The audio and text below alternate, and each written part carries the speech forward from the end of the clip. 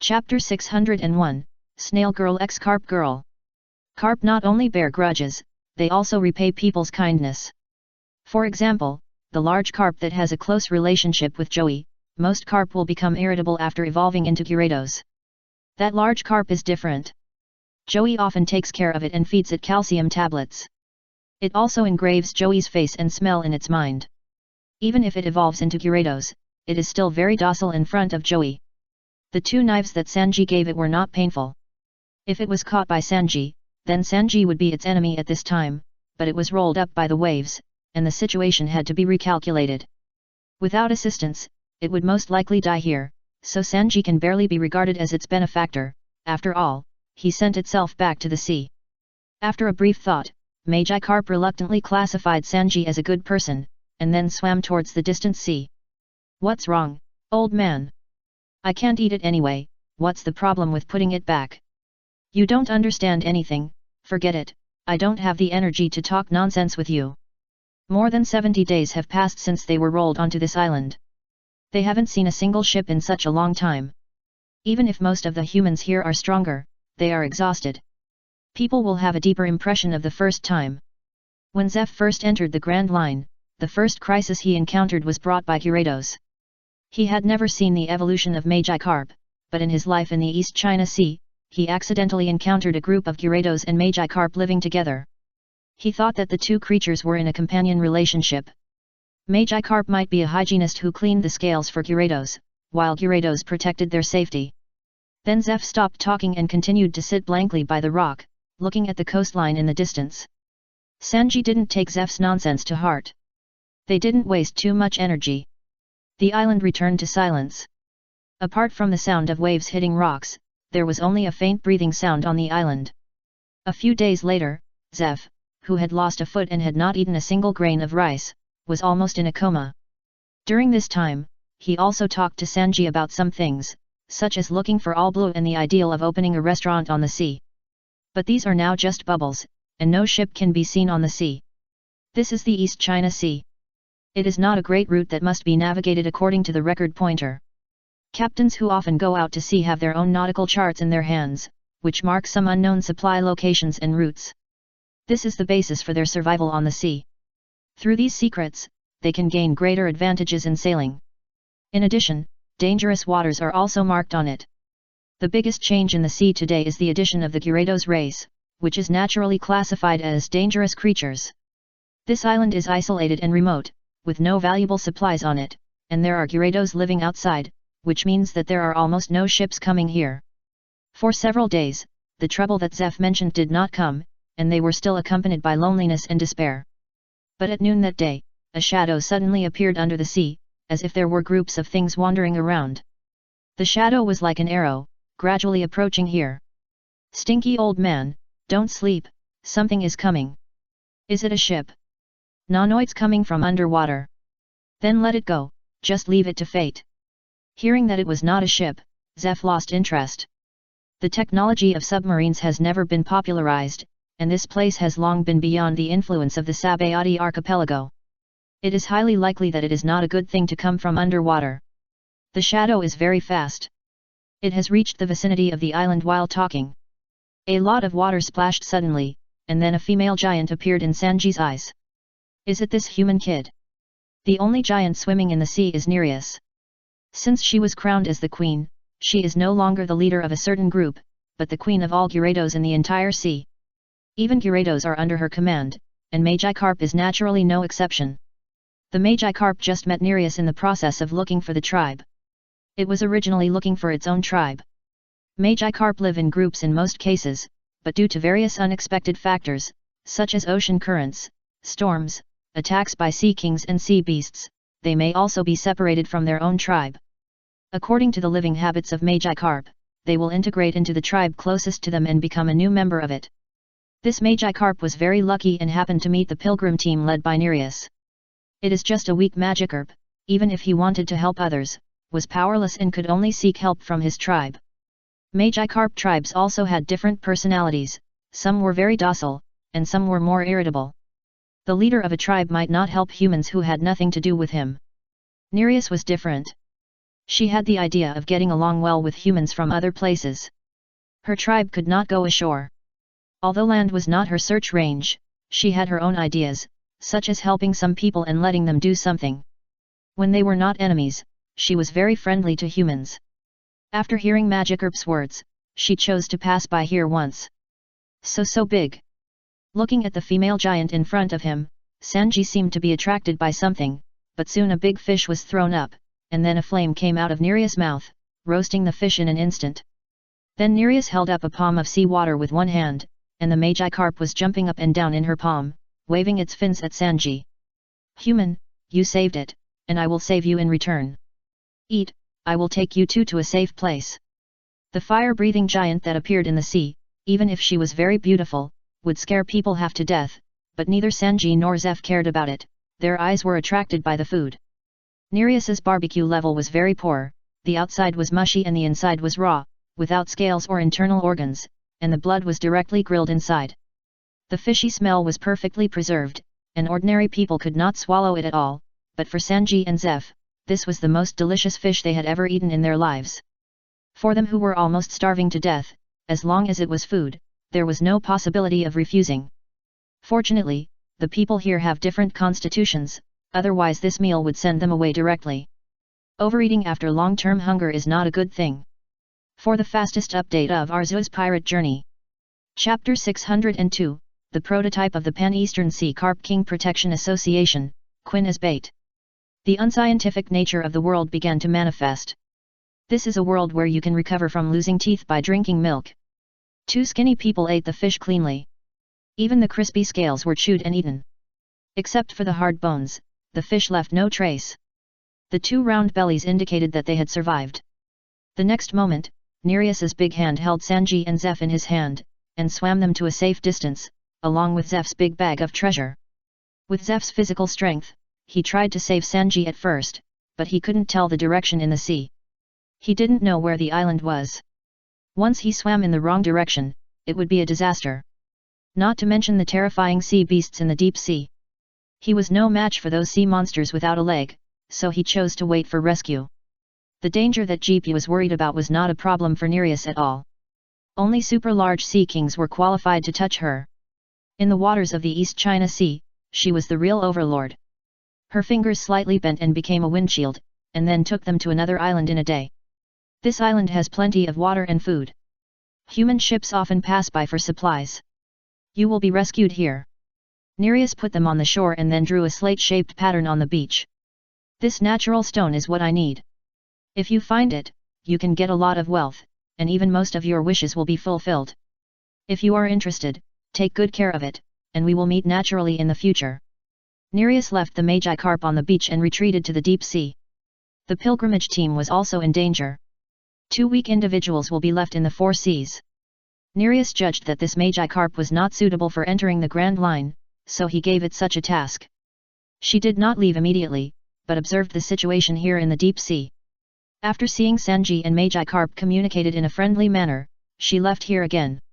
While Sanji interacted with Magikarp with his fingers, he said to Zeph behind him.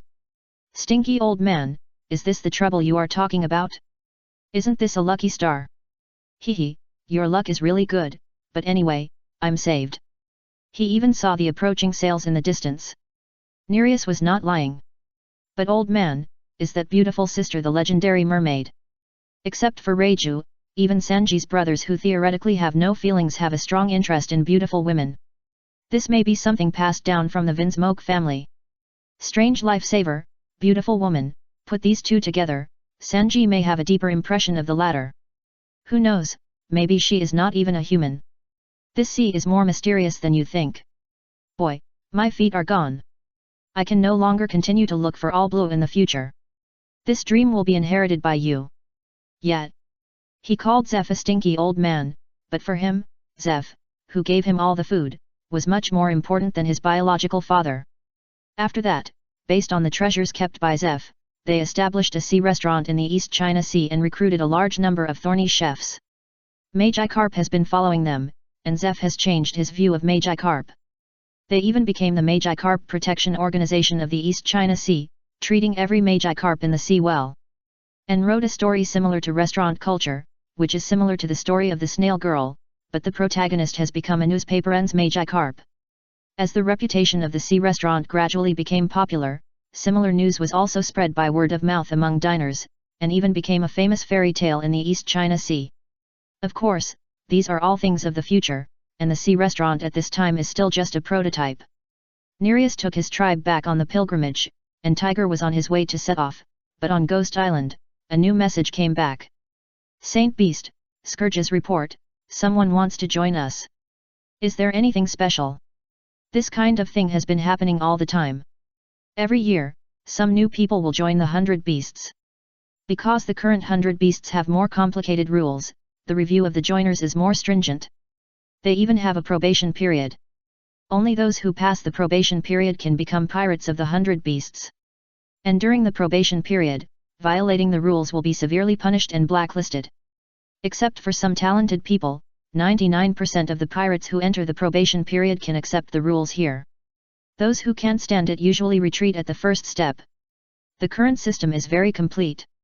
Unless you are a person with outstanding talents, there is no need to contact a Nagashima alone. The pirate this time is a former member of CP9, the captain of the Phos-4 pirates, nicknamed Phos-4. CP9.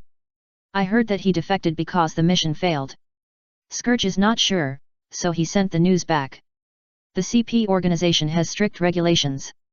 It has always been a rule that people can enter but not leave.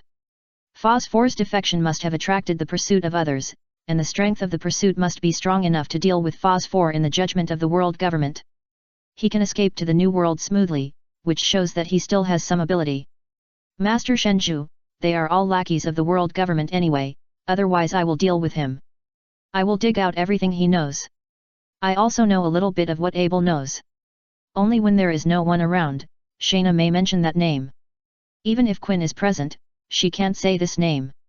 She still had no good feelings towards the people of the world government. Phos-F did defect, but he was still the executioner of the world government before, which made Shayna feel no psychological burden.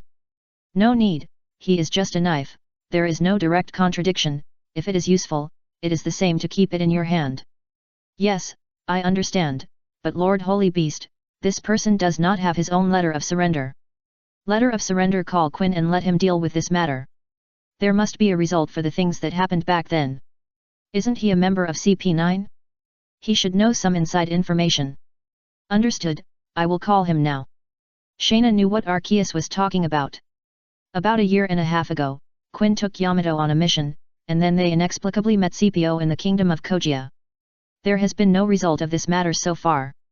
Taking this opportunity, just to test the other party, even if he doesn't know, it doesn't matter, because Quinn himself also it's a bait. For the fastest update of Arceus' pirate journey. Chapter 603, Impatient Bait. For so many years, Arceus heard for the first time that a defected CP9 escaped here alive, and wanted to join the beasts on their own initiative. Whether the other party has a conspiracy is an unknown. If you want to fish, you naturally have to release a suitable bait. The bait cannot be too strong, otherwise it will scare the fish away directly, so Kaido is not suitable for this position. The bait cannot be worthless, otherwise the fish will not bite the hook at all, and it cannot be too weak, otherwise it will be easily eaten by the fish. The strength that is spread out is not strong, but it has a very strong strength and a high value of the bait. The best candidate in the beasts is naturally Quinn. Apart from other things, the requirement that only alive can only be captured is enough. Quinn, you should have remembered that incident. It has been delayed for more than a year, and it is almost 2 years, but there is still no result. Lord Arceus, the world government arranged that incident very secretly, and never mentioned it afterwards. Ammonite didn't eavesdrop on similar news, and there is nothing I can do. If the world government really wants to hide something, it can still hide it. For example, rocks gradually disappeared from the eyes of the world under the operation of the world government. It is very difficult for outsiders to find out the secret actions of CPO. If it weren't for Ammonite, the previous news might not have been obtained. To be precise, Ammonite is no longer Ammonite at this time. It has evolved into Spiny Ammonite. The overall appearance is no different from the Ammonite period, except that there is a row of spikes neatly on the shell. The round pupils have become slender, so that they look a little scary. Its tentacles have become more slender, and cross-shaped fangs have grown from its mouth. With these fangs, it has also evolved a new ability, biting. The original water gun has no effect on Quinn, so it has changed to a means and switched to physical attacks. Recently, this spiny ammonite is still practicing spike cannons. In a sense, its evolution is also motivated by Quinn. So your chance is here. This time, this newcomer is handed over to you. Find out what's behind it. It's up to you to bring him back or what you want to do later. Don't worry, Lord Arceus, I will handle this matter. The person is with Scourge, hurry up, and don't take the boat, fly there by yourself. All the senior officers who can fly autonomously can fly much faster than ships, including Quinn. Although he is the slowest among the officers, he is still much faster than the bulky ships. This is the best choice when you are in a hurry. As for the physical consumption, for these animal-type ability users, this consumption is nothing. Kaido still has plenty of physical energy flying around the world every day. Although Kaido's flying method is much more labor-saving than Quinn, Quinn can fully bear the extra physical consumption. At Arceus' request, Quinn began his overtime field work. The island where Scourge is stationed is no different from usual, except that there is an additional pirate ship belonging to FANFIC in the port. There are also several people sitting in the cabin on the island. The leader has long pink hair covering his eyes, and two horns like bullhorns are exposed on both sides. He has earrings in his ears, wears a flamboyant red suit, has a slender figure, and holds a cigarette in his mouth. This is FANFIC who is waiting for the result. After thinking about it, he still chooses to join the beasts. He has no other ideas, just wanting to protect himself. He has offended the world government. Neither the Navy nor the world government can stay. His strength is not enough, and he needs a suitable backer. Ordinary pirate groups are meaningless. As a former CP9, he knows the background of the world government better than ordinary people. There are only 3 pirate groups on the sea today that can prevent them from acting rashly: Whitebeard, Big Mom, and Beasts. The Red Hair pirates are a rising star, and they are now in the limelight, but they have a blood feud with him and Red Hair. In FANFIC's opinion, if it weren't for Red Hair, he would never have gone to that step. The first one to be excluded from the remaining pirate groups was Big Mom. She was the most unstable one among the 3 pirate groups now, and that was a pure family-style pirate group. Unless she was her child or son-in-law or daughter-in-law, she could not reach the top. Although Whitebeard was powerful, the draw in the battle with Kaido changed the outside world's view. This is the situation that is easy to occur when a newcomer challenges an old predecessor. If the newcomer loses, everyone thinks it is natural. If the newcomer draws, everyone thinks he is really amazing. If the newcomer wins, it is even more amazing. On the other hand, for the old generation of strong men, winning is what they should do. Whether it is a draw or a loss, the result will affect his reputation. Moreover, the Beasts is the one who climbs to a high position the fastest among these pirate groups. As long as you have the strength, you can join smoothly, without being a son or marrying into the family, and the position of the cotters is also entirely based on strength. For FANFIC, being a pirate was completely forced. He prefers this kind of life under order, and the order of the Beasts is the most to his liking. It's been several days since he came here, and Scourge hasn't given him an answer, just asking him to wait. Boss, do we really want to join the Beasts? H.U. A sturdy man tightened his cotton coat. He didn't like the cold winter island. This was the umpteenth time he asked FANFIC whether he had really made up his mind. In addition to him, there was a pair of girls who looked like twins, dressed like Catwoman. They were the subordinates of FANFIC, and the cotters of the FANFIC pirates. That's right, it's been several days, and they haven't responded at all. Wait, whether it's the dangerous new world or those guys, we need a backer. At this moment, the door of the hut was opened, and Scourge walked in against the cold wind and snow. Come with me, Master Quinn wants to see you, only you. Pointing at FANFIC, Scourge turned around and left here, and FANFIC got up and followed him. Quinn was regarded as the third in command of the Beast Pirates in the intelligence investigation. Hearing that the visitor was Quinn, Scourge felt that he was valued. Just as he saw the other party, he felt a very impatient look. Quinn was not as friendly as he imagined. You want to join us, right? Then I ask you, where is your letter of allegiance? Quinn's tone was not friendly. Facing this guy who made him work overtime and fly for several days, he was restrained by not scolding him. Letter of allegiance. Why, Don't you even know this rule? Pirates don't join empty-handed. To see the fastest update of Arceus's pirate journey. Chapter 604, Pirate Tiger. What Quinn said is indeed a rule, but it is not a rule for all pirates. Ordinary pirates who form an alliance or pirates who have some friendship choose to join each other naturally do not need a letter of allegiance, but for someone like FANFIC who actively joins a large pirate group, it is unreasonable not to have a suitable letter of allegiance. If he was just a newcomer with good strength, the result would naturally not be so troublesome, but his previous identity was a formal member of CP9, and such a person must prove whether he really cut off his relationship with the world government. Although he is wanted, whether to want a person is a matter of a word from the world government. This can be completely faked and has no persuasiveness at all. Is my strength not enough? Strength? Ha ha ha ha, you think too highly of yourself. Your strength is not enough for us to break the rules. But I won't make it difficult for you. Since you are a former CP9, you should have a certain understanding of CP0. Fuzfu is not weak, but in today's beasts, it is not enough to rely on this alone. The value of the intelligence he can bring far exceeds his military value. CP9 and CP0 are very important in the world government's institutions. Special, formal CP9 members can be regarded as CP0 reserve personnel.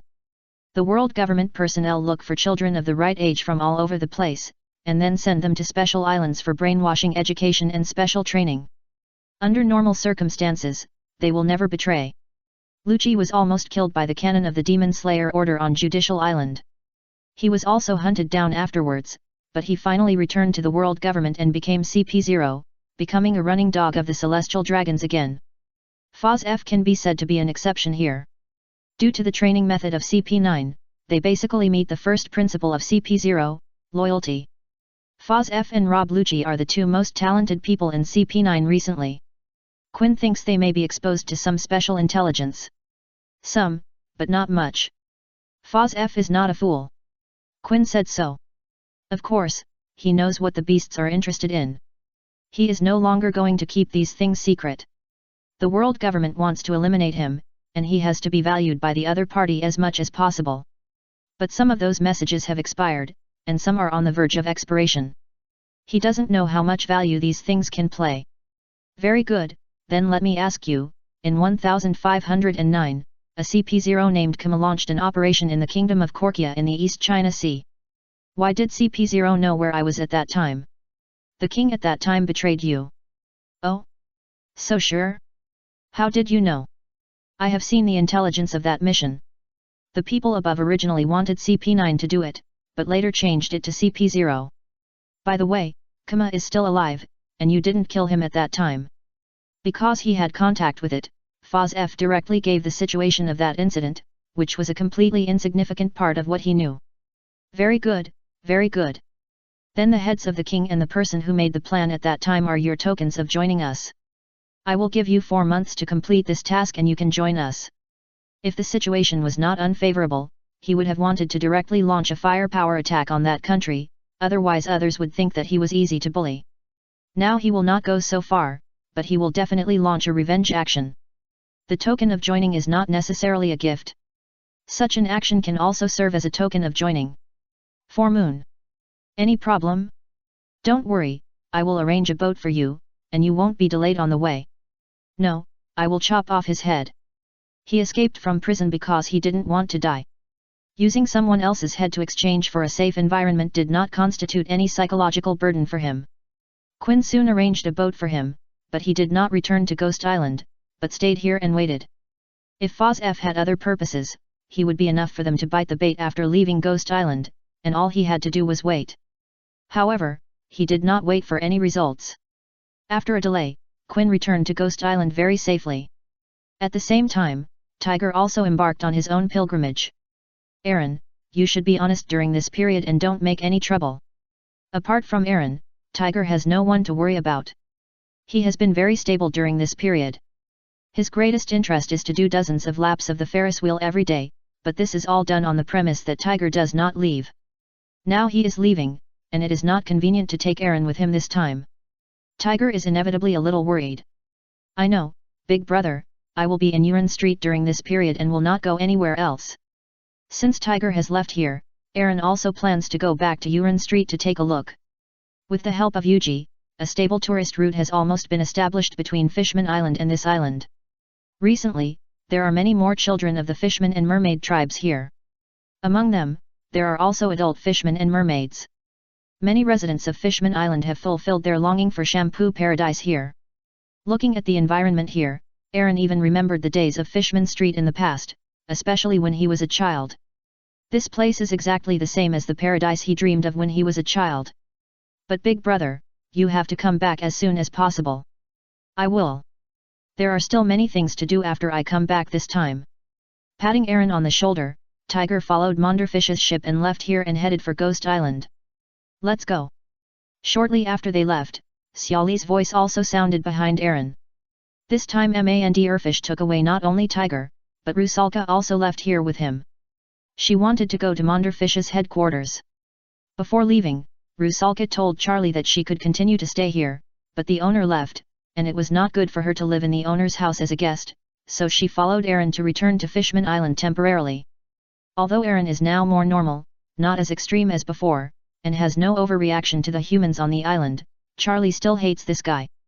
Because he has been inexplicably concerned about everything else recently, such as his own lifelong event. In Aaron's opinion, Charlie and Manderfish seem to have some relationship. He is a bit stubborn, and Charlie is too lazy to talk to him, so all misunderstandings are deepened unknowingly. Tiger didn't talk much along the way, and spent most of his time flipping through the teachings of the Arceus god cult that Manderfish found for him. This teaching was a handwritten version given to Tiger by Misu. During the communication, the two fanatics reached a consensus and gradually felt that the other was their confidant. When the ship arrived at the Ghost Island later, Manderfish came to call Tiger out, but for some reason, he seemed to see light on him. For the fastest update of Arceus' pirate journey. Chapter 605, Dreamy Utopia. Fesh, what's wrong? Looking at Manderfish rubbing his eyes on the deck, Rusalka was a little worried about his physical condition. It's okay, I might be a little dazzled. Look at Tiger, why do I feel he is glowing? No, it's still the same. Boss Tiger is exactly the same as before. Rusalka looked at Tiger for a long time, but couldn't see where he was glowing. He was a snapper fishman and didn't have a light organ. She didn't understand why Manderfish had this feeling. Something is wrong. Maybe I should really go for a physical examination. Forget it. I'll take Tiger to the monastery first, and then I'll take you around here. He has his own cotter room on Ghost Island, but there's nothing to see there.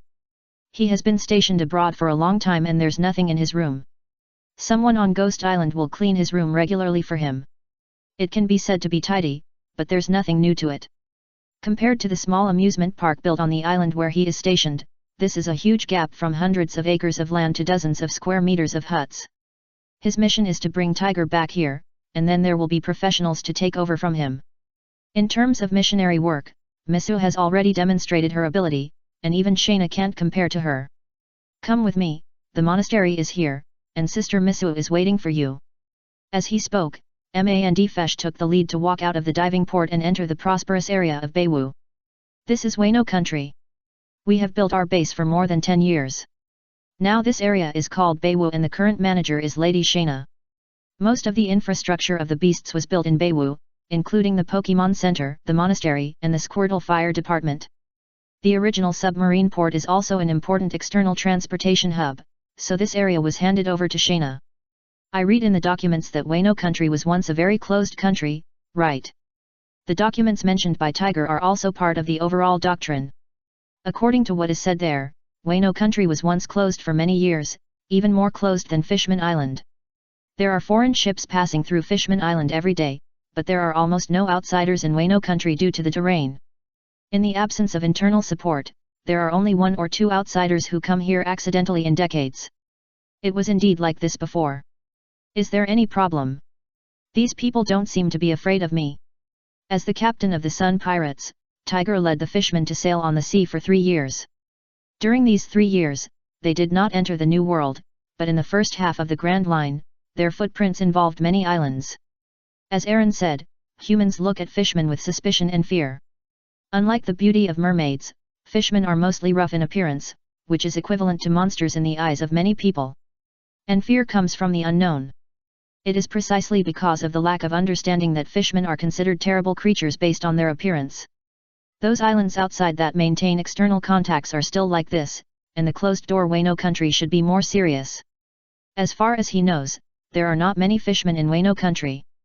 As for Jack, his appearance is very close to humans. If you don't say it, no one can tell that he is actually a fishman. He does not have the iconic features of fishmen. Rather than being a fishman, he is more like a giant.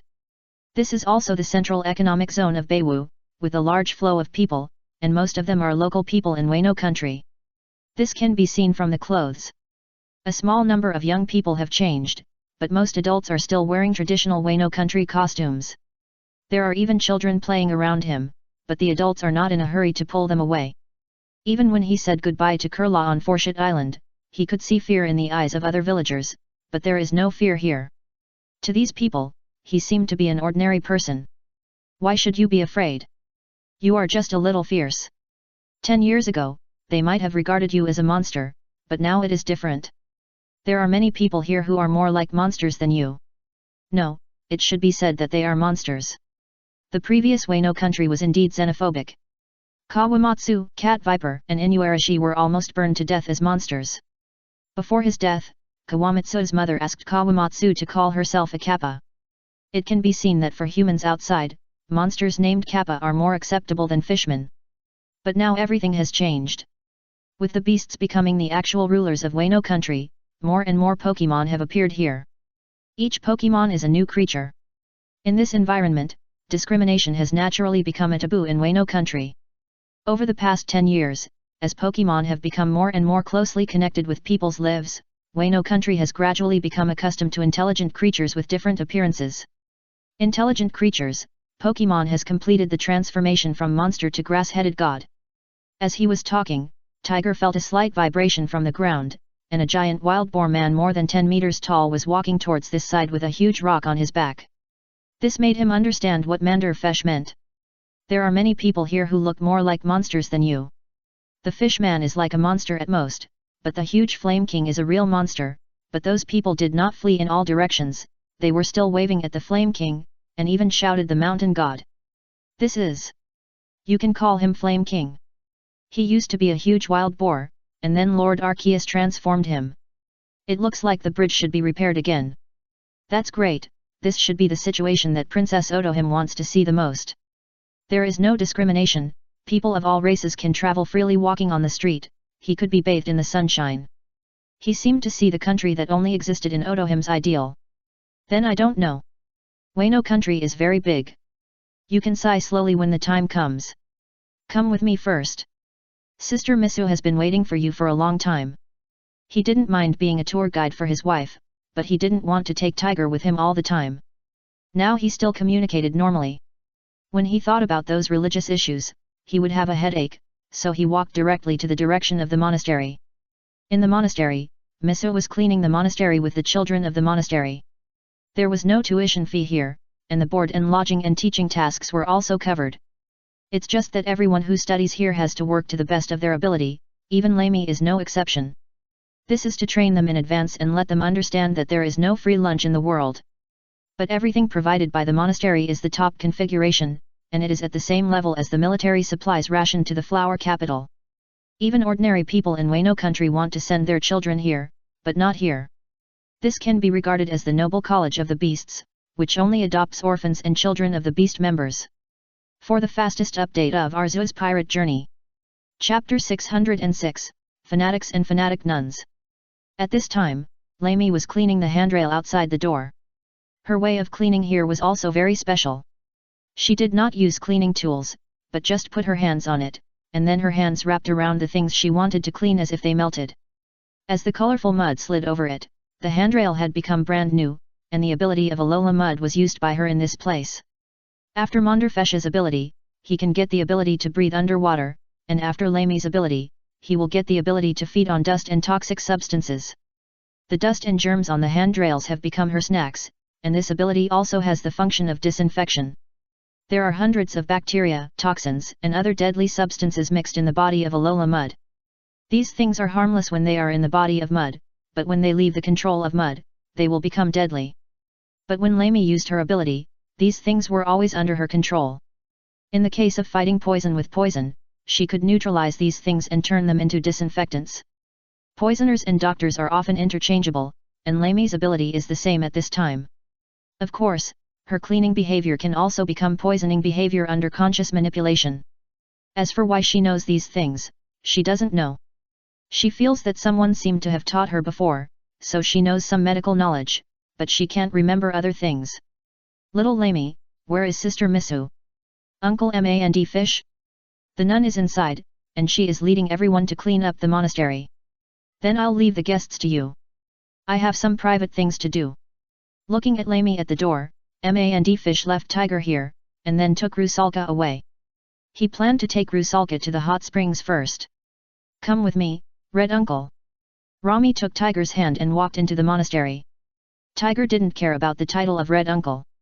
Even though he had seen the difference in Wano country, Rami was the first human child who dared to take his hand.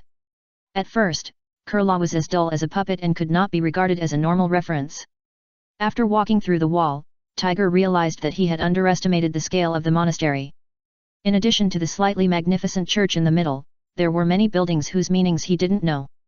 Over there is the dormitory, where everyone sleeps at night, over there is the school, over here is the small canteen, in front is the place of worship, and the nuns are there. Come with me. Rami introduced the surrounding environment to Tiger while calling Misu. Sister Misu.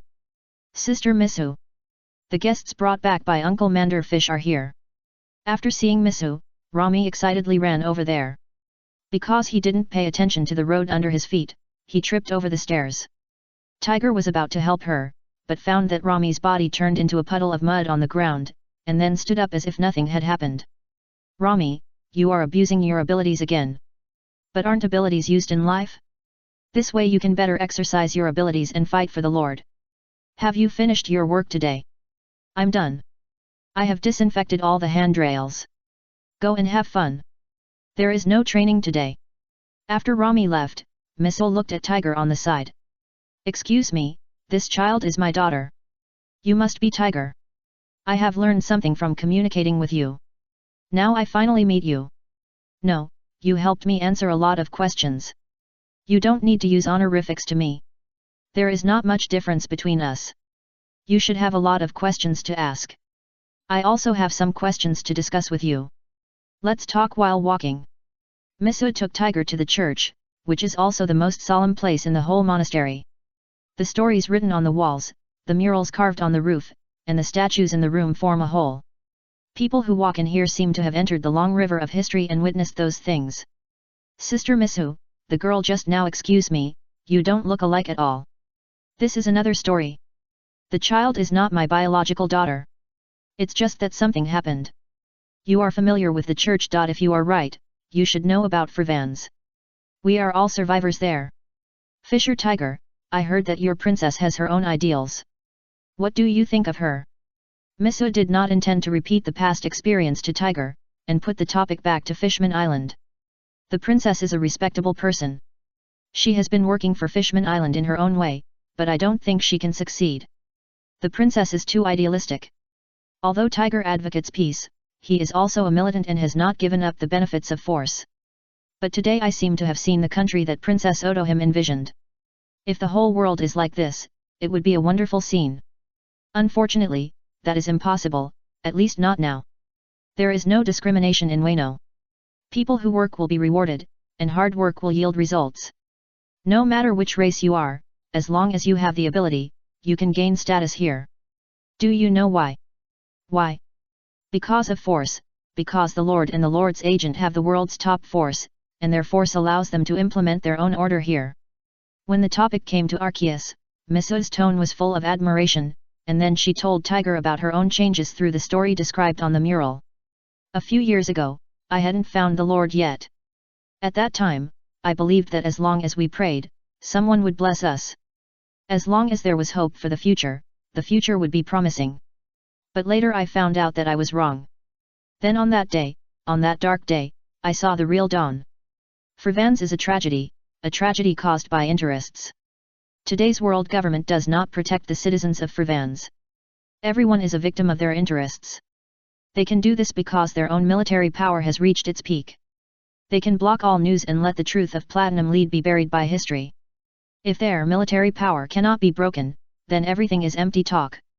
I haven't experienced what you've experienced, but I can understand your feelings. That's a dark hell. Everyone has a past that they don't want to talk about. There's no need to open up their scars. You mentioned force. The tip of the iceberg revealed by the world government is enough to make most people not think of resisting. We don't have this ability, but we can contribute our strength in other places and contribute our own efforts to the restoration of the Lord's power.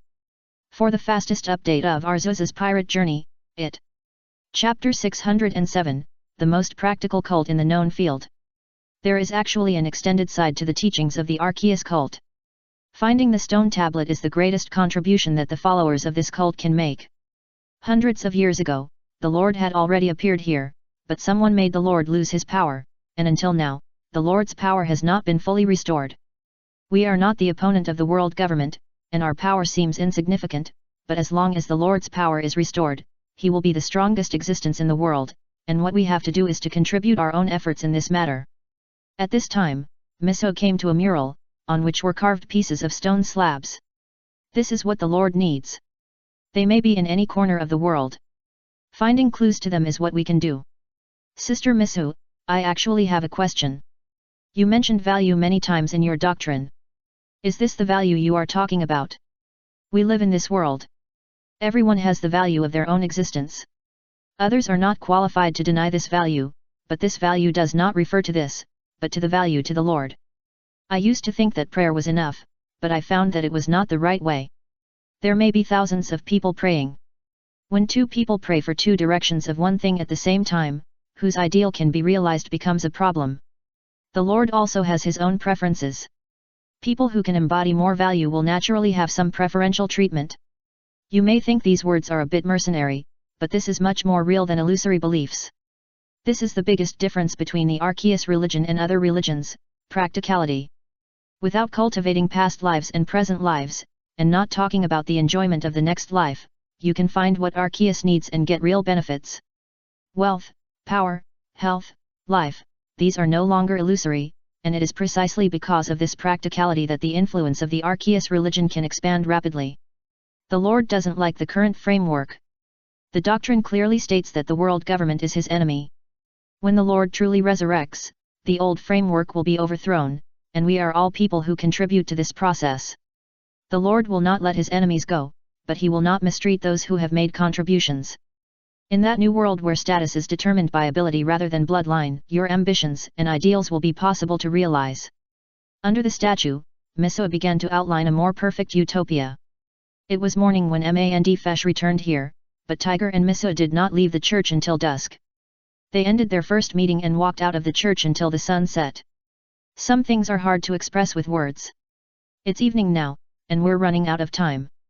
Tomorrow, I'll take you around Wano country so you can learn more. You can rest in the monastery today. Sorry to bother you.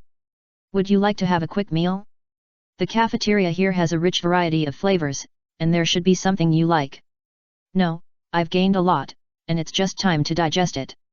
The notebook of Tiger didn't change on the surface, but in fact, the content inside was almost doubled. A day of free talk made Tiger gain a lot.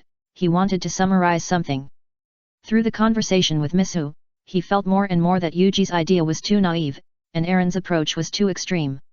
He had to find a suitable middle point. Under Miso's arrangement, Tiger temporarily lived in the monastery. FANFIC had similar ideas to Miso. The area of Wano country was not small, and one day was not enough to travel around the country. While Miso and Tiger were studying religious issues in the monastery, he just took Rusalka to visit the Baimei area and experience the special hot springs of Wano country. Even his territory did not have natural hot springs, and Wano country had several natural hot springs due to its terrain, which had a completely different experience from artificial hot springs. Then he took Rusalka back to Onigashima. Although both of them had excellent water skills, they still chose to take a boat to cross the inland sea of Wano country. It was not a good experience to get their clothes wet. Erfish had just gotten off the boat when he saw Peggy 1 fishing by Onigashima. Peggy 1? Why are you here alone? Sister Yamato and the others were having a girls' party, and my sister was dragged away by them. Captain Kaido was giving special training to Brother Jack, and I had nothing to do, so I came here to fish. Fishing is one of Peggy 1's hobbies. His fishing skills are average, but he enjoys the process of fishing, especially without ulti. The atmosphere always becomes noisy when ulti is around him, so this piece is very precious to him. Then Peggy 1 felt a shake on the fishing rod, and as he reeled in the line and lifted the rod, a good or bad star was caught by him holding the hook. I don't have any snacks for you anymore. Don't grab my hook again. Looking at the good and bad star that was caught, Peggy 1 skillfully put it back into the sea. This was not the first time today. Then he skillfully put the good and bad star back. Looking at the empty bucket and the setting sun, he simply put away the fishing rod and ended today's fishing activities. Following Mandirfish, they went to the cafeteria, where they also met Jack, who had finished the special training. Brother Mandirfish, have you finally brought sister-in-law back here? Jack would also pass by Mandirfish's island when he was on a mission. He was not unfamiliar with Rusalka. He knew about Rusalka when he was on Fishman Island, but this was the first time he saw Rusalka on Ghost Island. Yes, bring her back to see. By the way, Jack, we may have a wedding in Fishman Island this year. If you are free, remember to come and participate. I will definitely go. Then Jack took Peggy 1 away from here, leaving them more private space, and Shayna was also asking some questions in Arceus' office. Master Holy Beast, do you want to arrange something specially tomorrow? No need, just let it go. Let him see what it is like here, even the dark side. Yes, I understand. In the early morning, Misuo brought Tiger to the back door of the monastery. A special means of transportation was ready. It looked like an ordinary frame, but the creatures pulling the car were 2 wild boars, and there was a flag with the word Queen on it. Wano country is not small, and it would be much more convenient to have a means of transportation. This is something that belongs to Mr. Quinn, but he is not in Wano country now, so I borrowed it from him. Tiger's height is also over 5 meters. Although he has not reached the level of a little giant, the means of transportation used by people of normal stature like Misuo are not suitable for Tiger. Misuo especially borrowed such a thing last night. For the fastest update of Arceus's pirate journey, please enter m.spuin.com in the browser to view. Chapter 608, Misunderstanding between Unicorn and Tiger. Mr. Tiger, you should be able to drive, right? Pointing to the reins on the frame, Misuo asked Tiger tentatively. When Quinn travels, his younger brother is responsible for driving, but Misuo only borrowed the car, and let Quinn's younger brother leave after they returned the car. This is a private communication between the nun and the believer. It is ideal if no one else intervenes. This frame is built according to Quinn's body shape, which is 1 size larger than Tiger's. It is very difficult for Misuo to operate it. I have no problem. I have experience in traveling before. It should be similar to a carriage. This trip is a real trip. He was indeed captured as a slave by the celestial dragons, but he had free time before that. As an explorer, he actually has many skills. That's good, let's go. Sister, don't you come up. No, I have my own partner. Look, it's here. In terms of Tiger's physical fitness, if he wants to travel around Wano country, he needs a means of transportation. Misuo is no exception. As the only professional nun at present, her means of transportation is also very special. This a unicorn. In Tiger's eyes, a light yellow unicorn walked out of the monastery. Overall, it was an ordinary horse, but from the top of the head along the spine to the tail, there was a blazing mane of flames, and there was a very conspicuous horn on the top of the head. Unlike regional fairy tales like Rolando, there are legends about unicorns in the 4 seas and the Grand Line. Even Fishman Island has heard of this land creature. The traces of horses with unicorns can still be seen on some islands. The wonderful sea has bred all kinds of strange species, but the flames burning on the back of the horse have entered the flaming horse, a creature created by the power of the Lord, usually lives in the monastery, and the children like it very much. Misuo gently stroked the mane of the flaming horse, and the flaming horse also lay down in front of her, and stood up again after Misuo sat on its back. Is this fire fake? The mane behind the flaming horse was directly pressed down by Misuo, and it looked completely different from the invisible flame. Out of curiosity, Tiger's hand touched it directly, and then a burning sensation came from the palm of his hand.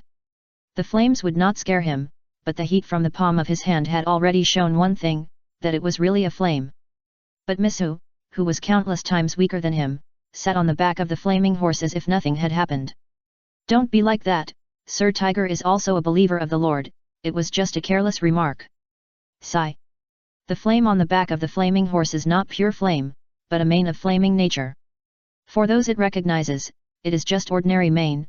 Not only does it not hurt, but it can also serve as a cushion when sitting on it.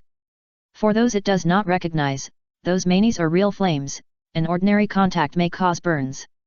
It does not like the word fake in Tiger's words, so it will teach Tiger a little lesson. "Okay Sir Tiger, you can touch it now, and it will not burn you this time." At Misua's signal, Tiger put his hand on it again. This time there was no stinging feeling of burning flames, but only warm mane. It's really a magical creature. The characteristics of the flaming horse made him sigh at the magic of the world. He might have been puzzled by it before, but Misua's communication made him admire that great power more and more. As long as it was related to that person, no matter what happened, it was acceptable to him. Then, one horse and one carriage set off on their journey. Starting from Beiwu, Misua took Tiger to travel all over the country of Wano in a counterclockwise manner. Squirtle in daily training in the fire brigade, Jigglypuff holding a syringe to give injections to patients, Almost Doll to inquire about people's physical conditions, and Flower Therapy Huan with a wreath to comfort people's hearts. The big coal cart walked on the snow behind Linghao to transport coal, the shuttlecock Cotton floated in the sky with the wind, and the wind fairy hid in the cuffs and played with people. The electric dragon walked through the grassland with the melly sheep. The hair of the passing herdsman changed into strange shapes due to the static electricity. There were also newcomers who were electrocuted by the wool of the melly sheep because of curiosity, and were sent to rest amid the laughter of the crowd. The tribe of Kentaro ran on the grass, and the big milk tank was leisurely basking in the sun on the grass. The huge Tanabata bluebird in the sky carried the crowd to the ground. After the people on it landed safely, it waved its cloud-like wings again and came to the sky. The strange-looking bees were collecting honey, and next to them were the residents of Wano country who were clearing weeds under the fruit trees. From Beiwu to Linghao, they finally arrived at July after passing through Ximei. Along the way, Tiger saw many supernatural powers and some strange scenes. For example, several children gathered around a small water park made of bamboo, where some strange mangosteens were playing. After a while, the mangosteens were taken away by a seemingly strange girl, and people took away the remaining water. The mangosteens were naturally sweet bamboos, and the strange girl was the evolved sweet and cold queen. This is the harmonious coexistence of Pokemon and humans, a country imagined by Oto him. That's great. This is the kingdom under the Lord's rule, and it is also our goal to spread the Lord's glory to every corner of the sea. It would be great if all places were like this. I didn't see any discrimination against other races along the way, I didn't see any poor people, and even pets had their own clothes to wear. Not everything is so beautiful, we're going to see pets. Yes, aren't those cute kittens and puppies? Misua felt that she heard some strange words. She looked around and didn't see the so-called pets at all until several other figures appeared in her sight. Mr. Tiger, that's not a pet, what you said is very offensive. A scum in the sea, shouldn't appear on land. I should bury myself in the mud on the seabed. It was obvious that she was too late to say that. At this time, Tiger looked decadent, looking at the soil under his feet with a lost look, and he had squatted down to dig a hole. Two negative ghosts floated behind him, making faces at Tiger. Really, you big guy, who are you calling a pet? Show some respect to other people's brothers and sisters. Perona floated in front of Tiger in spirit form, pointing at him. The cat and dog that Tiger mistook for pets, to be precise, the wolf and cat, were the two children of Setsuna and Ziraura. Perona was just playing with them. For the fastest update of Arceus pirate journey. Chapter 609, Fishman Priest, Yamato's ship. The difference between the fur tribe and humans is huge. After the full moon, the two children showed their lively and active side, and their physical strength was much more abundant than that of human cubs, which was also related to the blessing of Arceus. In addition, the growth period of the fur tribe is shorter than that of humans, and it is also the tradition of the fur tribe to let them roam free after the full moon. All fur tribes born in Zou have been playing in the forest of Zou since they were very young. During the play, their bodies will be exercised and gradually grow. This is why the fur tribe of Zou has always been a fighting race. In addition, in the view of the fur tribe, although children are precious, they don't need to be taken care of so carefully after the full moon. This is why Setsuna can rest assured to let Perona take care of the children.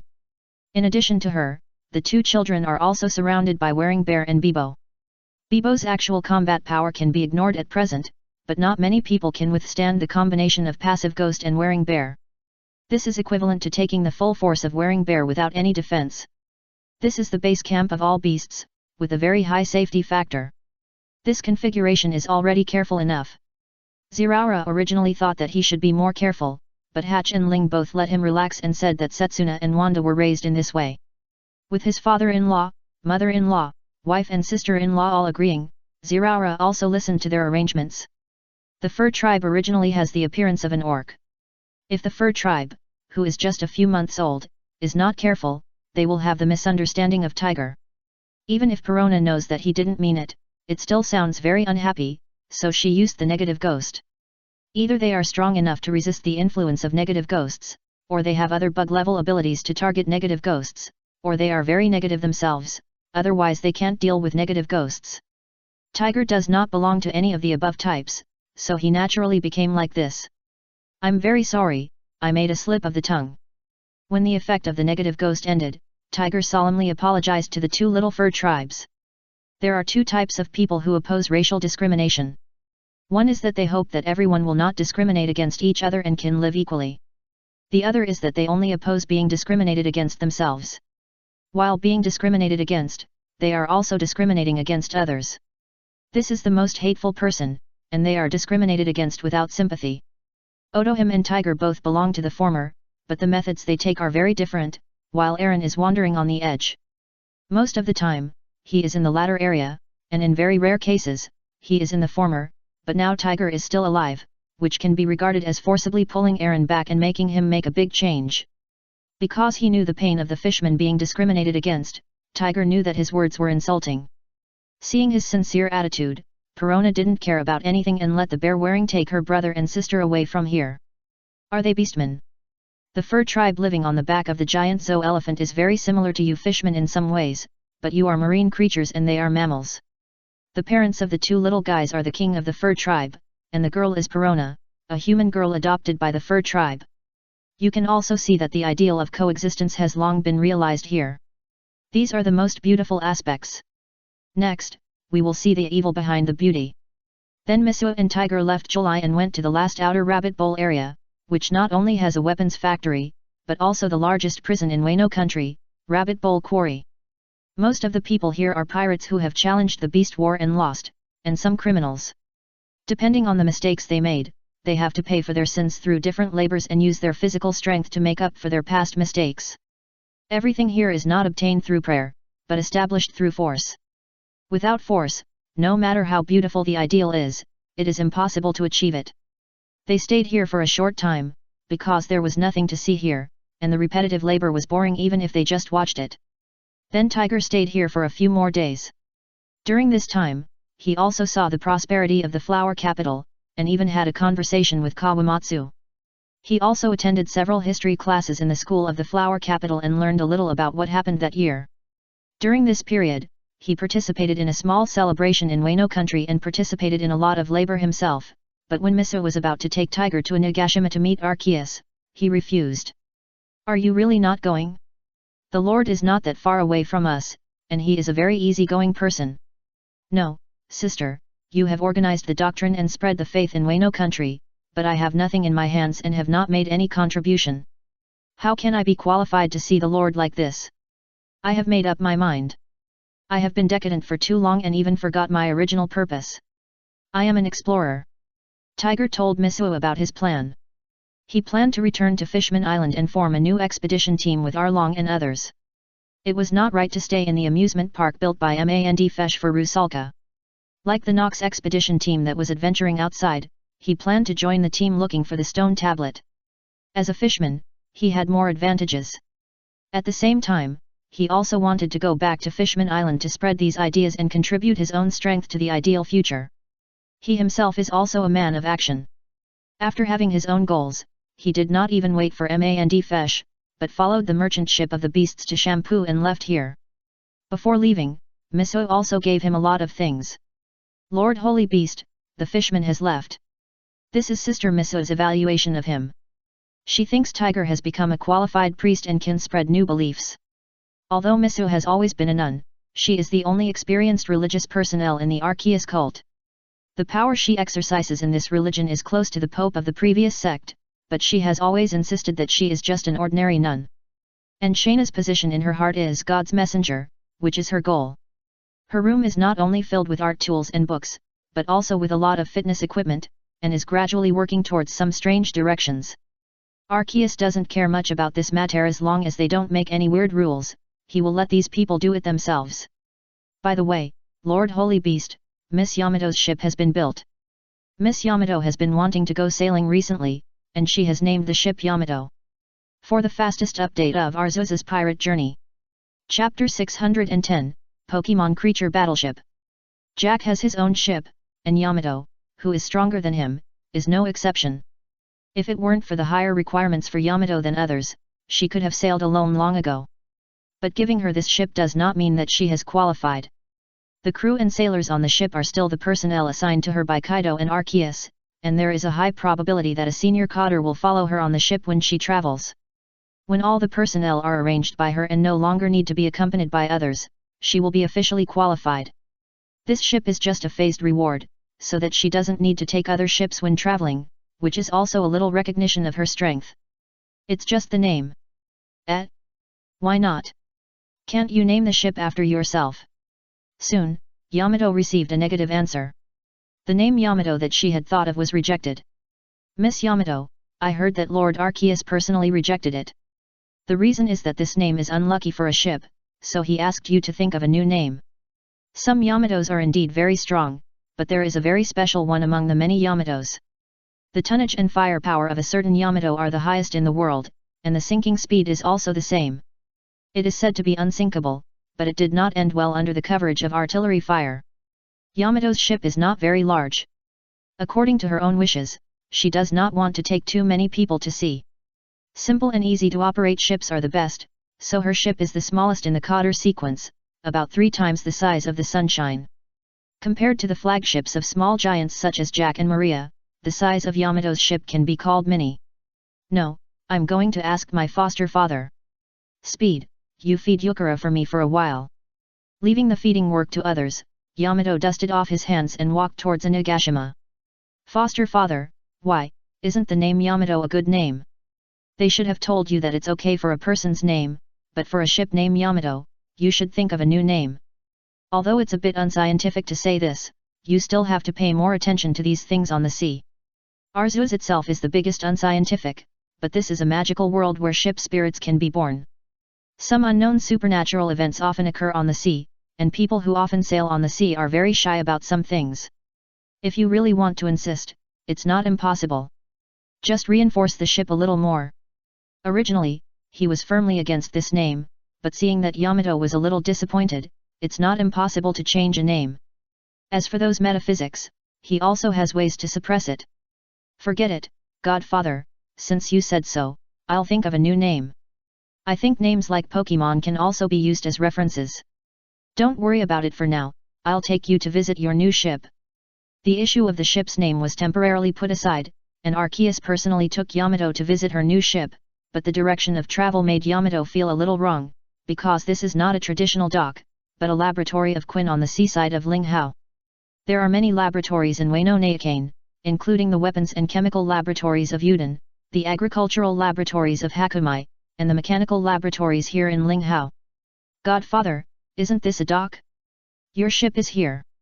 It's different from other ships. In fact, it's a test ship. Those scholars have helped a lot in this regard. Paleontologists also have a certain understanding of biology, and there are also talents who specialize in ship research among those archaeologists. There are a lot of information in the library of the new Tree of All Knowledge. Some of the documents are combined to make warships, but the power system and weapon system are very defective and cannot be reproduced at all. If you build it according to this, the ship you build is likely to be an empty shell. The existing power means will make it very cumbersome to operate such a ship.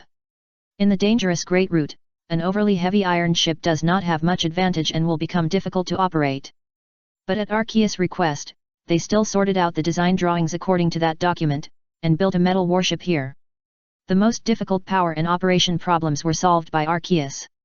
Under Arceus's control, this ship is not only an ironclad ship, but also a biological warship. Because the core power of this ship is provided by Pokémon, which is also the Pokémon newly created by Arceus Plorum. A multi-cylinder Pokémon with a composite attribute of steel and poison, it looks like a large engine. Plorum evolved from Plorum. Plorum was born after a special poison-type Pokémon drilled into an engine placed in an abandoned factory. After this change, the steel body is its main body, and its interior is a large cylinder. After evolving into Plorum, the number of cylinders has become 8, and they eat rocks to convert them into power. The people of the Star Team in the Padilla region made a special chariot by transforming Plorum, and Arceus used similar means to transform Plorum. It became the power core of the warship. Through the ability of Promran, it is easy to drive this ship. This ship can be regarded as an alternative steamship. However, it has stronger power, and any stone can be used as energy, metal, toxin, and alcohol can be used as backup energy in emergency situations, and it is much more stable than a steamship. There is no need for a complicated boiler class, just prepare minerals to feed it. Promran can also serve as the fire control system of the ship and attack the enemy by voice control. However, the linkage of the entire ship is not only based on Promran, but also on Rotom. There are many Rotom-style engines inside, including the captain's room. The same setting can be used to control the entire ship by voice command. The circuit in this aspect was obtained after Quinn's transformation, which is why the ship was built here. In addition to Quinn, no one in the beasts can replace him for some work. You don't want to bring too many people, so this ship is perfect for your needs. It only takes a few people to operate it. With your ability to communicate with Pokémon, you can even control the entire ship by yourself. Before Arceus finished speaking, Yamato had already jumped on the ship that belonged to her and looked it up and down. For her, it was like a big baby. Her eyes were shining as she shuttled between different cabins. This was simply a dream battleship. It would be even better if it could transform. For the fastest update of Arceus's pirate journey, it. Chapter 611, Miniature Pluto, The Changed Aaron. The function of transformation is impossible to appear in a short time. For a ship, such a function is a bit redundant, not to mention that this Prom is a type that specializes in power. Its body is much larger than that of ordinary Prom, almost occupying the entire power room. Godfather, is this ship mine from now on? Yes, it's yours from now on, but if you want to sail more freely, you have to become stronger. After having a new motivation, Yamato's enthusiasm was rekindled, and he took the initiative to challenge Kaido, which was rare. This challenge also made Kaido feel very gratified, and he took the initiative to return Yamato's enthusiasm with stronger power. While the father and daughter were conducting familiar training, Arceus was also discussing similar issues of warship expansion with Quinn, and the conclusion was that it was impossible. Although Yamato only recently obtained this ship, it had been in the construction sequence a long time ago. It took a long time from the design drawings to the processing and polishing of parts. At present, it is not possible to expand production. The original wooden sailing ships are still the mainstream of ships. The world government with resources all over the world has not made great improvements in ships. Although the beasts have made progress in some technologies, it still has a long way to go to reach the stage of mass production. But Lord Arceus, the documents of those scholars are seriously damaged. We only intercepted a part of them, but when those documents are connected as a whole, why do I feel that they are so similar to the legendary Pluto? Pluto, the legendary super battleship that can destroy an island with one shot, is called an ancient weapon and is also created by manpower. Some records in the documents make Quinn feel familiar. Maybe that's how Pluto was built, but there's no need to force that thing. Just take it out when you need it. In fact, those documents are the construction methods of ancient battleships. In a sense, Yamato's ship can also be regarded as a miniature Pluto, but it has lost the most critical firepower. As for the real Pluto, it is actually hidden under Wano Country. Wano Country's closure also has the purpose of making Pluto disappear from people's sight. There is no need now. When you want to use it, you can naturally dig it out. With the Elephant Master who can communicate normally, the special wall outside Wano Country is nothing. Then I will stop researching this aspect. This is not my specialty. It would be a waste of time to continue. Continue with your previous topic. There is no need to replace other warships immediately. The current situation is enough. Quinn's research topic returned to the previous direction again, and Yamato was competing with Kaido for a new round of voyages.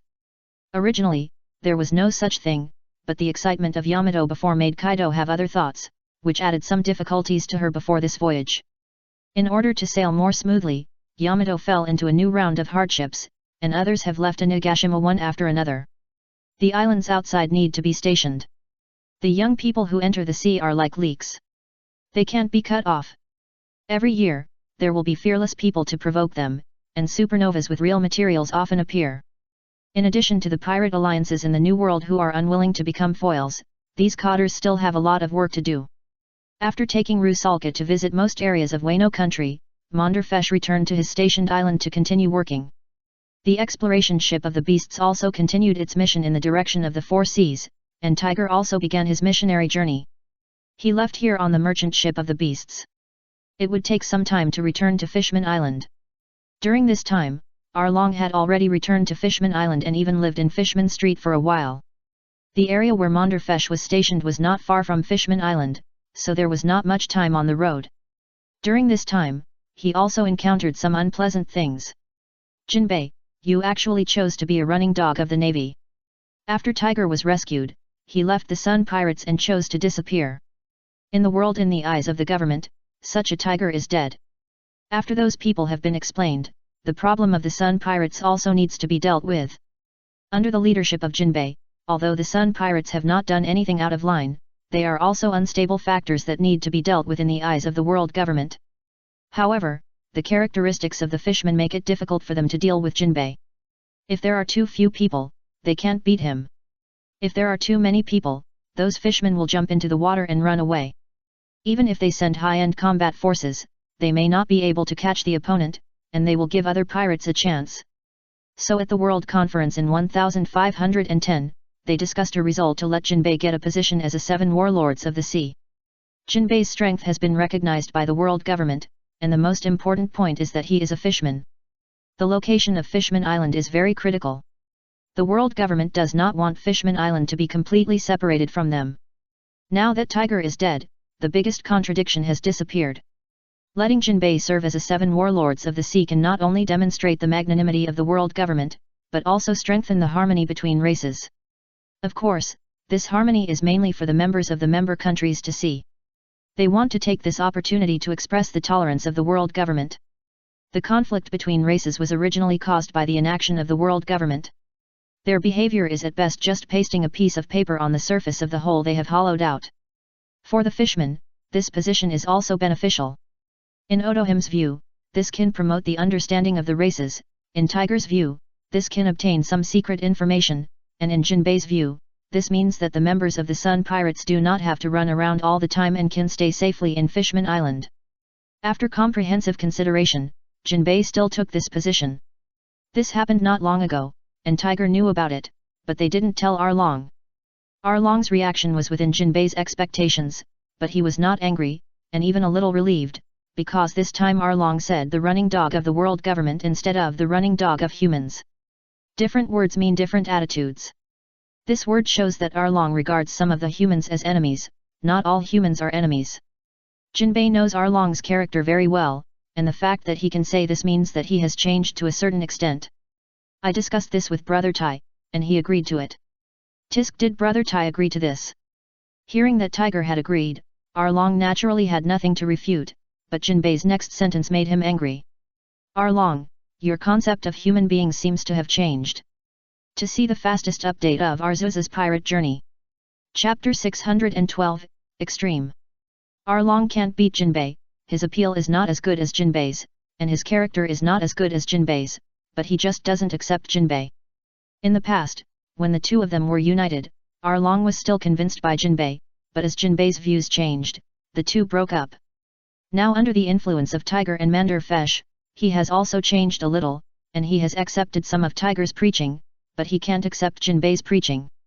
As for Jinbei's force, he can be said to be fearless. No matter how unhappy the quarrel is, Jinbei will just beat him up, and in most cases, Jinbei will not take action. Over time, he has become accustomed to this method.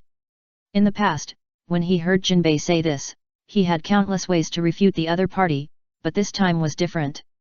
He couldn't say it when the words came to his lips. In the end, he said nothing and walked directly to Fishman Street. "Brother Jinbei, you are too tolerant of that guy Arlong. He has no respect for you at all." Some fishmen next to him couldn't stand it. It was Jinbei's position as a Shishibukai that gave them the freedom to go home. Without this identity, they were very worried about whether their identity as pirates would affect the future of Fishman Island. Even if they missed home, they chose to endure and kept drifting on the sea. With the identity of Shishibukai, it was different. As a legal pirate recognized by the world government, Jinbei reached a partial agreement with the world government.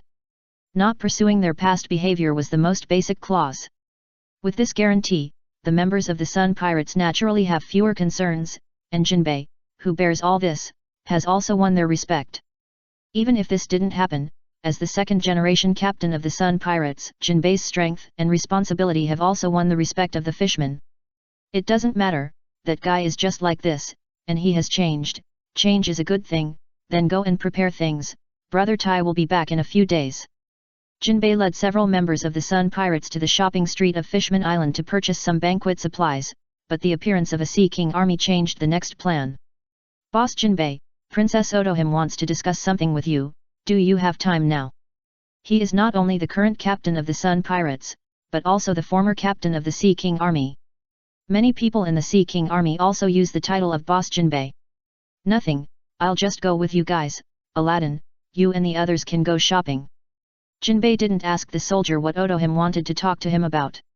Since the soldier didn't mention it, he probably didn't know much, and what Otohime discussed with him was beyond his expectation. "Hold a wedding." "Yes, a wedding between a mermaid and a human, isn't that a very meaningful thing?" The amusement park in Mandarfesh has made many people feel happy, and everyone's prejudice has also been reduced. I remember that it was his private territory, and people always went there and it was a lot of trouble. We couldn't help them much. I heard that they were planning to hold a wedding on Fishman Island this year, and I wanted to make it more grand. Fishman Island at the very least, it is a country with a population of 5 million, and it is also a big country on the Grand Line. The wedding that Otohime wants to personally organize will naturally be much more grand than an ordinary wedding.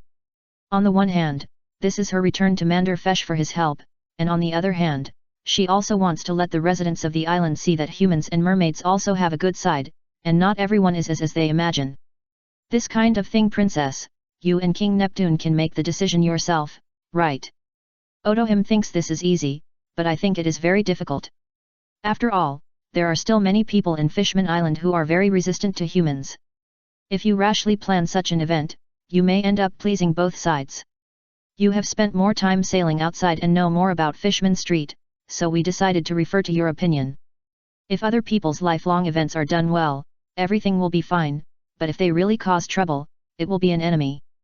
Neptune thinks that the current Fishman Island is not suitable for holding such an event, but he and Otohime have their own opinions, so they found outsiders. Indeed, hatred is not so easy to disappear. My suggestion is not to make it so large. Just invite some citizens who are willing to give blessings to participate. It is not appropriate to take too big a step now. Brother Tiger will be back in a few days, and there will be no trouble in Fishman Street. Jinbei's suggestion is more moderate, but he still leans towards Neptune, but what he said also makes sense. After comprehensive consideration, Otohime decided to refer to their opinions. But they didn't notice that a guard next to them had a bad expression. They were not discussing any confidential events, so there was no need to dismiss the people around them. It was normal to have guards on duty in the Sea King's palace, but the problem was that the guard's name was Hody Jones. He also came from Fishman Street. He was 19 years old this year and joined the Sea King's army to train himself, but he was a more extreme racist than Aaron. Aaron hated humans, but he would not hurt his compatriots. He was always close to the fishmen, but Hody was different. His thoughts were much crazier than Aaron. In addition to humans, mermaids and fishmen who were close to humans should be wiped out in his opinion. On Fishman Island, most people admire Otohime, but Hody is an exception. In his eyes, Otohime is the biggest sinner of Fishman Island, and all the ideas she advocates are wrong. As a member of the Sea King army, he occasionally appears beside Otohime, but Otohime's observation haki does not detect his inner thoughts. This is related to Otohime's personality. She does not like to pry into other people's hearts, and most of the time she will not use that ability. If she has enough ambition, the ability comparable to the god of the sky will definitely play a greater role. Mermaids and fishmen who are close to humans are existences that Hody should erase, not to mention Odohim who wants to contract the wedding for Mandfesh and Rusalka who married a human. He did not show it in front of these people, but today is his day off. When he returned to his residence in Fishman Street after get off work, his face was full of resentment. Until a figure appeared in his eyes, there was a hint of joy on his face, because he saw the person he admired most Along. Brother Along. You are Hody, what's up? Hody looked around and took Along to his base, then said with a little excitement, Brother Along, you are finally back, those guys are crazy. The same goes for Jinbei and Odohim. They are too close to humans. They even want to hold a wedding for humans and mermaids. Such guys should be wiped out.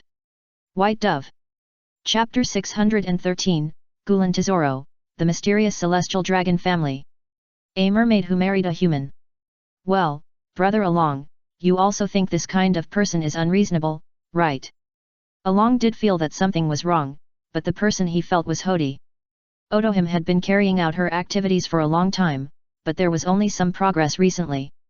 Not to mention a mermaid who married a human, the last mermaid who had a close relationship with humans had to be traced back to the era of the previous generation of the Sea King. The word marrying a human is equivalent to naming names in Fishman Island, and there is no second person except Rusalka. But Hody didn't notice the change in Aaron's expression, and was still talking to himself. Recently, those people are still going to those human amusement parks. What's so good about human things? The top leaders of Fishman Island have gone crazy. They have forgotten that fish people are the noblest species, and those humans should be humbly trampled underfoot. Only those trash will like human paradise. As soon as these words came out, Aaron's face also became gloomy, and Hody thought he was persuaded by himself. Brother Aaron, let's take action. You should lead the Fishman Street to make changes. Those guys should be cleared out. They insulted the bloodline of fish people. At this time, Aaron suddenly understood how Charlie looked at him before. Hody's words became very harsh in his ears, especially when he insulted people who liked amusement parks. Isn't this talking about him? Other fish people may have only been there once or twice, and he is the only one who has stayed there, and Hody's elimination plan seems wrong. According to the scope he has circled, he seems to be a target of elimination. Tiger is his eldest brother, and he always advocates not to hate humans blindly. Aaron himself is also a frequent visitor to the amusement park, and Charlie and Mandfesh seem to have an unclear relationship, so what does he mean by being Charlie's brother? But Hody is a fishman after all, and Aaron is not. He didn't do anything and calmly patted Hody on the shoulder when he was very excited. Hody, you are too radical. How could you do that to your compatriots? Brother Aaron. And it's just going to an amusement park. It's nothing. Who doesn't like to play? There are many bastards among humans, but there are also one or two good people among them. Your idea is still too immature. Then Aaron left the place directly, not taking Hody's words to heart at all. There were many people in Fishman Street who dared to say such things, but none of them took action. At most, they just talked about it. He had fought some human pirates near Fishman Island before, and then lived with the Sun Pirates under Tiger's leadership. Besides that, he was just a mouth-crazy monster, and he still knew that he was on the Grand Line. Horizontal. The target he talks the most about is Jinbei, because Jinbei will not do anything to him, and the safety factor is very high. Looking at Aaron leaving, Hody did not call him, but the look in Hody's eyes towards Aaron had changed, and there was no longer the admiration in his eyes. Brother Aaron, you have also been corrupted. I still have to save the fish people. He has been instilled in him the idea that humans are idiots since he was a child. There are many such people in Fishman Street, so Jinbei does not recommend that Odohim make too much noise at this stage. But none of those people were as affected as Hody. Hody himself had not been persecuted, but he was the craziest one, and the things he believed in would not change at all. Hody did not take action immediately and began to plan something. Tiger and Mandfesh were still on their way back, and on the Red Earth continent, Tetsalo got a seemingly luxurious piece of paper. With this, the follow-up plan can continue to be implemented. Haha, Tetsalo, you are really a guy. If you had such a relationship, you would have told me earlier, so I wouldn't have to work hard to help you deal with those things. I have nothing to do with them, maybe they just like it. How could that be? That's a Tianlong. Forget it, I'll give you a gift when you open the business. No gift, but come and play often. Definitely, definitely, I still have work to do, see you later. A man who looked like an official left in front of Tizalo, looking very respectful. Then Tizalo returned to his territory and placed the piece of paper on the table. Ziobai, don't touch that. That license took me a lot of effort. Meow. Anyway, it's very important. You go outside to bask in the sun first. After carrying the cat boss to the cat climbing frame on the balcony, Tetsalo looked at the special license again. Why did it go so well this time? Didn't you say before that someone was stumbling upon you? Stella brought Yuta back here. Except for Sindori, who had a separate residence because of her age, and Yuta lived with them in a semi-adopted state. She felt that Tetsalo was responsible for this. Been busy for a long time. Is it Baccarat's luck? Probably not. This time it was a celestial dragon family that suddenly relented. Of course, those people would not dare to interfere with the celestial dragons, but I have not had much contact with this family. Maybe they also value the benefits. This license is actually a ship certificate, or a certificate of independence, which is what Tetsalo prepared for the entertainment city. Most of the giant ship that took several years to build has been completed. The Gulan Tizero is ready to make its maiden voyage, and it is waiting for such an approval. There is no need for ordinary ships to do this kind of thing, but the Gulan Tizero is 10 kilometers long. It is a ship in name but actually a floating city on the sea. Such a ship cannot sail and operate on the sea without the acquiescence of the world government, and Tetsalo is busy with this matter. He hates the celestial dragons, but what he can best use is the power of the celestial dragons. His purpose is to replace taxes with a share of heavenly gold and make this place the economic center of the underground world. The previous official wanted to make more money from this process. He was almost successful, but there was a sudden change at the top, and the Flanders family suddenly stepped in to support Tetsalo's behavior. The intervention of the Flanders family also affected some things. Tetsalo had originally used money to establish connections with some Tianlong people. With the help of this relationship, he made a lot of money and brought huge profits to the Tianlong people. Because they were worried that Tizalo, the cash cow, would leave, they directly agreed to the matter. With the support of the two families, the world government naturally gave the green light, and Gulan Tizalo directly transformed from a ship into a special one. Independent country. White Dove Pigeon. Chapter 614, The Grey Center of the Future. The descendants of 19 of the 20 kings who formed the world government 800 years ago, claiming to be descendants of the Creator, became today's celestial dragons. The Tianlong people are not individuals, but these 19 families, and the Don Quixote family, which has many special cases, is one of them. Dad said, use magic to defeat magic, so use the celestial dragons to deal with the celestial dragons. The celestial dragons are the ultimate in privileges in this world. In order to develop now, Tizero has to endure his temper and treat those celestial dragons with humiliation and feed those vicious dogs so that he can act more conveniently. But the celestial dragons are not so easy to contact. They look down on everything except the celestial dragons. Tizero has only had contact with one family for so many years.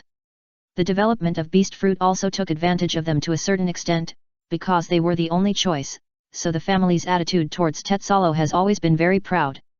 But the Tianlong people are not just trash, they also have elites. These elites are the helmsmen of the family and maintain the family. The future of the family is tied to the appearance of the Flanders family, which makes them feel something is wrong, which means that Tizero has more choices. Tizero has brought them huge benefits. In order to prevent the other family from snatching Tizero away, they changed some methods, but the family did not know why the Flanders family suddenly intervened. With the tacit consent of two celestial dragon families, Gulan Tizero has not only become an independent country recognized by the government, but also a demilitarized zone, an absolute sanctuary that the world government cannot casually attack. With this place will surely become the economic center of the gray area. Without Tizero's consent, even the navy carrying weapons to enter is illegal.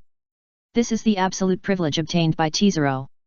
Some non-member countries have tried their best to establish contact with the world government, but they can't do it at all, and Tizero has completed their unreachable goals in just a few days. Flandra Tizelo, is there any conspiracy here? Who cares? Even if it's a bait, it's worth eating. If someone really fishes, he will understand that fish will eat people. By the way, Yuta, how is your song prepared? It's okay, what's wrong? Your debut is coming, facing the world's first show. Shanks can also see your performance, prepare well. Really? Then can I let Shanks come to see it?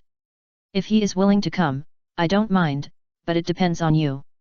The debut will take some time. I have to go back to Wano country to discuss some things with Lord Arceus.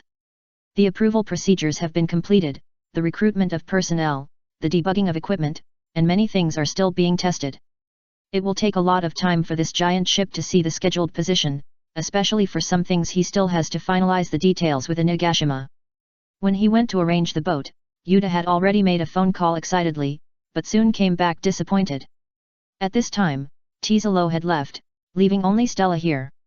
Xiao Yuta, what's wrong? Shanks said no, he said it's not the right time yet. Don't worry, believe in yourself, and you have an agreement, it takes time to become the world's #1 singer. On the red verse, Beckman lit his cigarette and looked at Shanks in front of him. Are you really not going? It's okay to see each other occasionally, right? No, she'll be sad if she sees me like this.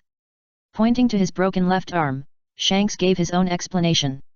After Elijah, Shanks didn't make any big moves. Although he was called the person closest to the Emperor of the Sea at that time, he disappeared after that. There was no news about him in the newspapers. At least the news of his broken arm had not spread, and only a few acquaintances knew about it. All these people were shocked that he lost an arm in the East China Sea, whether they were enemies or friends. By the way, what did you do a few days ago? You were so secretive. Nothing, just a little thing. After the rubber fruit was robbed, Shanks began to enter the upper class's vision. After the Elijah incident, Shanks attracted more attention, including the world government. He just did a little thing. In the underground world of the New World, the news of the completion of the Grand Tesoro almost caused a major earthquake. The demilitarized zone recognized by the government is simply a paradise for transactions. It can be seen that the future underground economic center will inevitably move here. The beast fruit is the king of the underground world. With this ship, their position as the head of the underground kings is unshakable. There is still some time before the ship is officially launched, but the reporters sent by Morgans have entered the Grand Tesoro in advance and have released news about this entertainment city. The news that everything except the casino is free on the first day of business also attracted the attention of many people. Tesoro, who returned to Inagashima, is not only formulating relevant details, but also asking Inagashima if anyone wants to participate in the opening ceremony.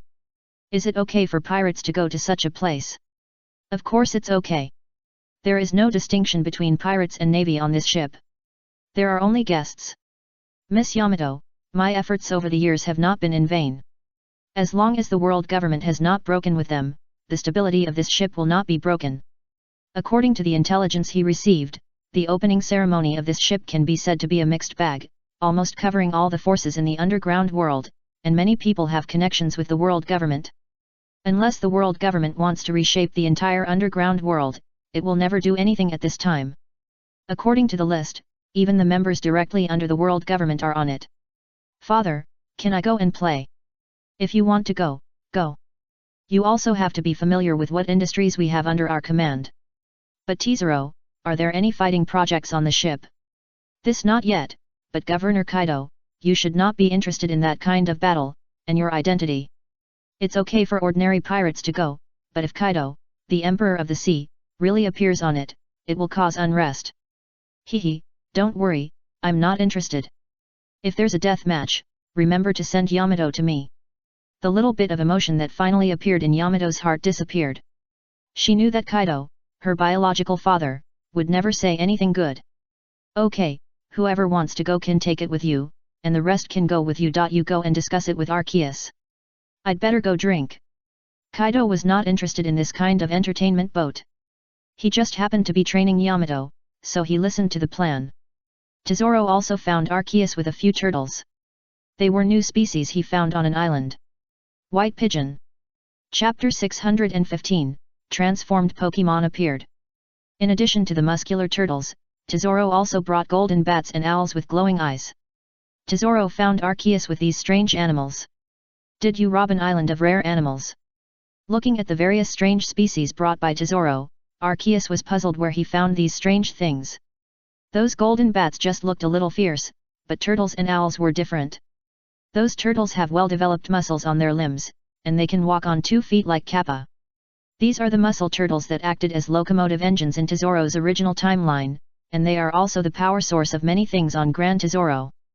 Before, he used slavery to command the turtles, using electric shocks to force them to work, and completely controlled them through the golden gold fruit.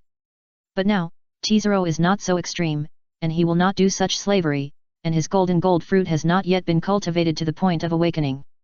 Now Tesoro lacks absolute control over Grand Tesoro, which is why he came here. He wants to get some help from Arceus. Someone accidentally discovered a rare animal island in the doldrums while sailing. There were all these strange species on it, and there was also this owl. Lord Arceus, you see, their eyes can emit red light and have the function of infrared scanning. They will sound an alarm when they find the enemy, but they can only detect living things. He also demonstrated the abilities of these owls. When living creatures appeared in their sight, these owls started to call one after another, and the calls that came one after another seemed to be conveying secret signals. In addition, I also encountered 2 giant turtles. They can tow ships like the water snakes of the 9 snakes. Owls and bats are okay. I plan to put those bats in some drainage pipes of the ship to deal with some thieves. Owls can also be placed in some key places to act as alarms. Their number is not particularly large. These muscle turtles are the main species on that island. They can even serve as a power source for small racing cars. I plan to make this a project of Gulen Tesolo, but how to communicate with these turtles is a problem. How did you bring them here? I don't think they have any intention of resisting. The intelligence of those bats and owls is not high, but Arceus feels that these muscle turtles are quite intelligent, and they all voluntarily followed Tesolo here without any intention of being coerced. Because the island is in the doldrums, the supplies are very tight. The food for these turtles seems to be a little insufficient. I have reached some deals with them with food. Wait a minute. Tesolo's ability to control a large amount of economy is inseparable from this ship. In addition to the fruit of the beasts, this ship can also bring huge benefits to the beasts. Guests from all over the world also mean a more complex intelligence network, so Arceus doesn't mind dealing with some troubles for Tesolo, such as negotiating with these muscle turtles. There are many magical species in the pirate world, and the snails of Den Den Mushi are one of them. They like to be fed by humans and voluntarily transformed into Den Den Mushi. These muscle turtles don't have that kind of fetish. They are more like a group of workers. In the end, Arceus reached some agreements with them. The muscle turtles are divided into 3 shifts. Each shift will work 8 hours a day in the future, but 3 meals and snacks must be provided in a day. They have to drink milk in the morning and have an hour of rest time in each shift. They also want wages, bonuses twice a year, and special annual leave. The wages must increase proportionally. Gulen Tesoro must have a special turtle shop and guarantee their basic turtle rights.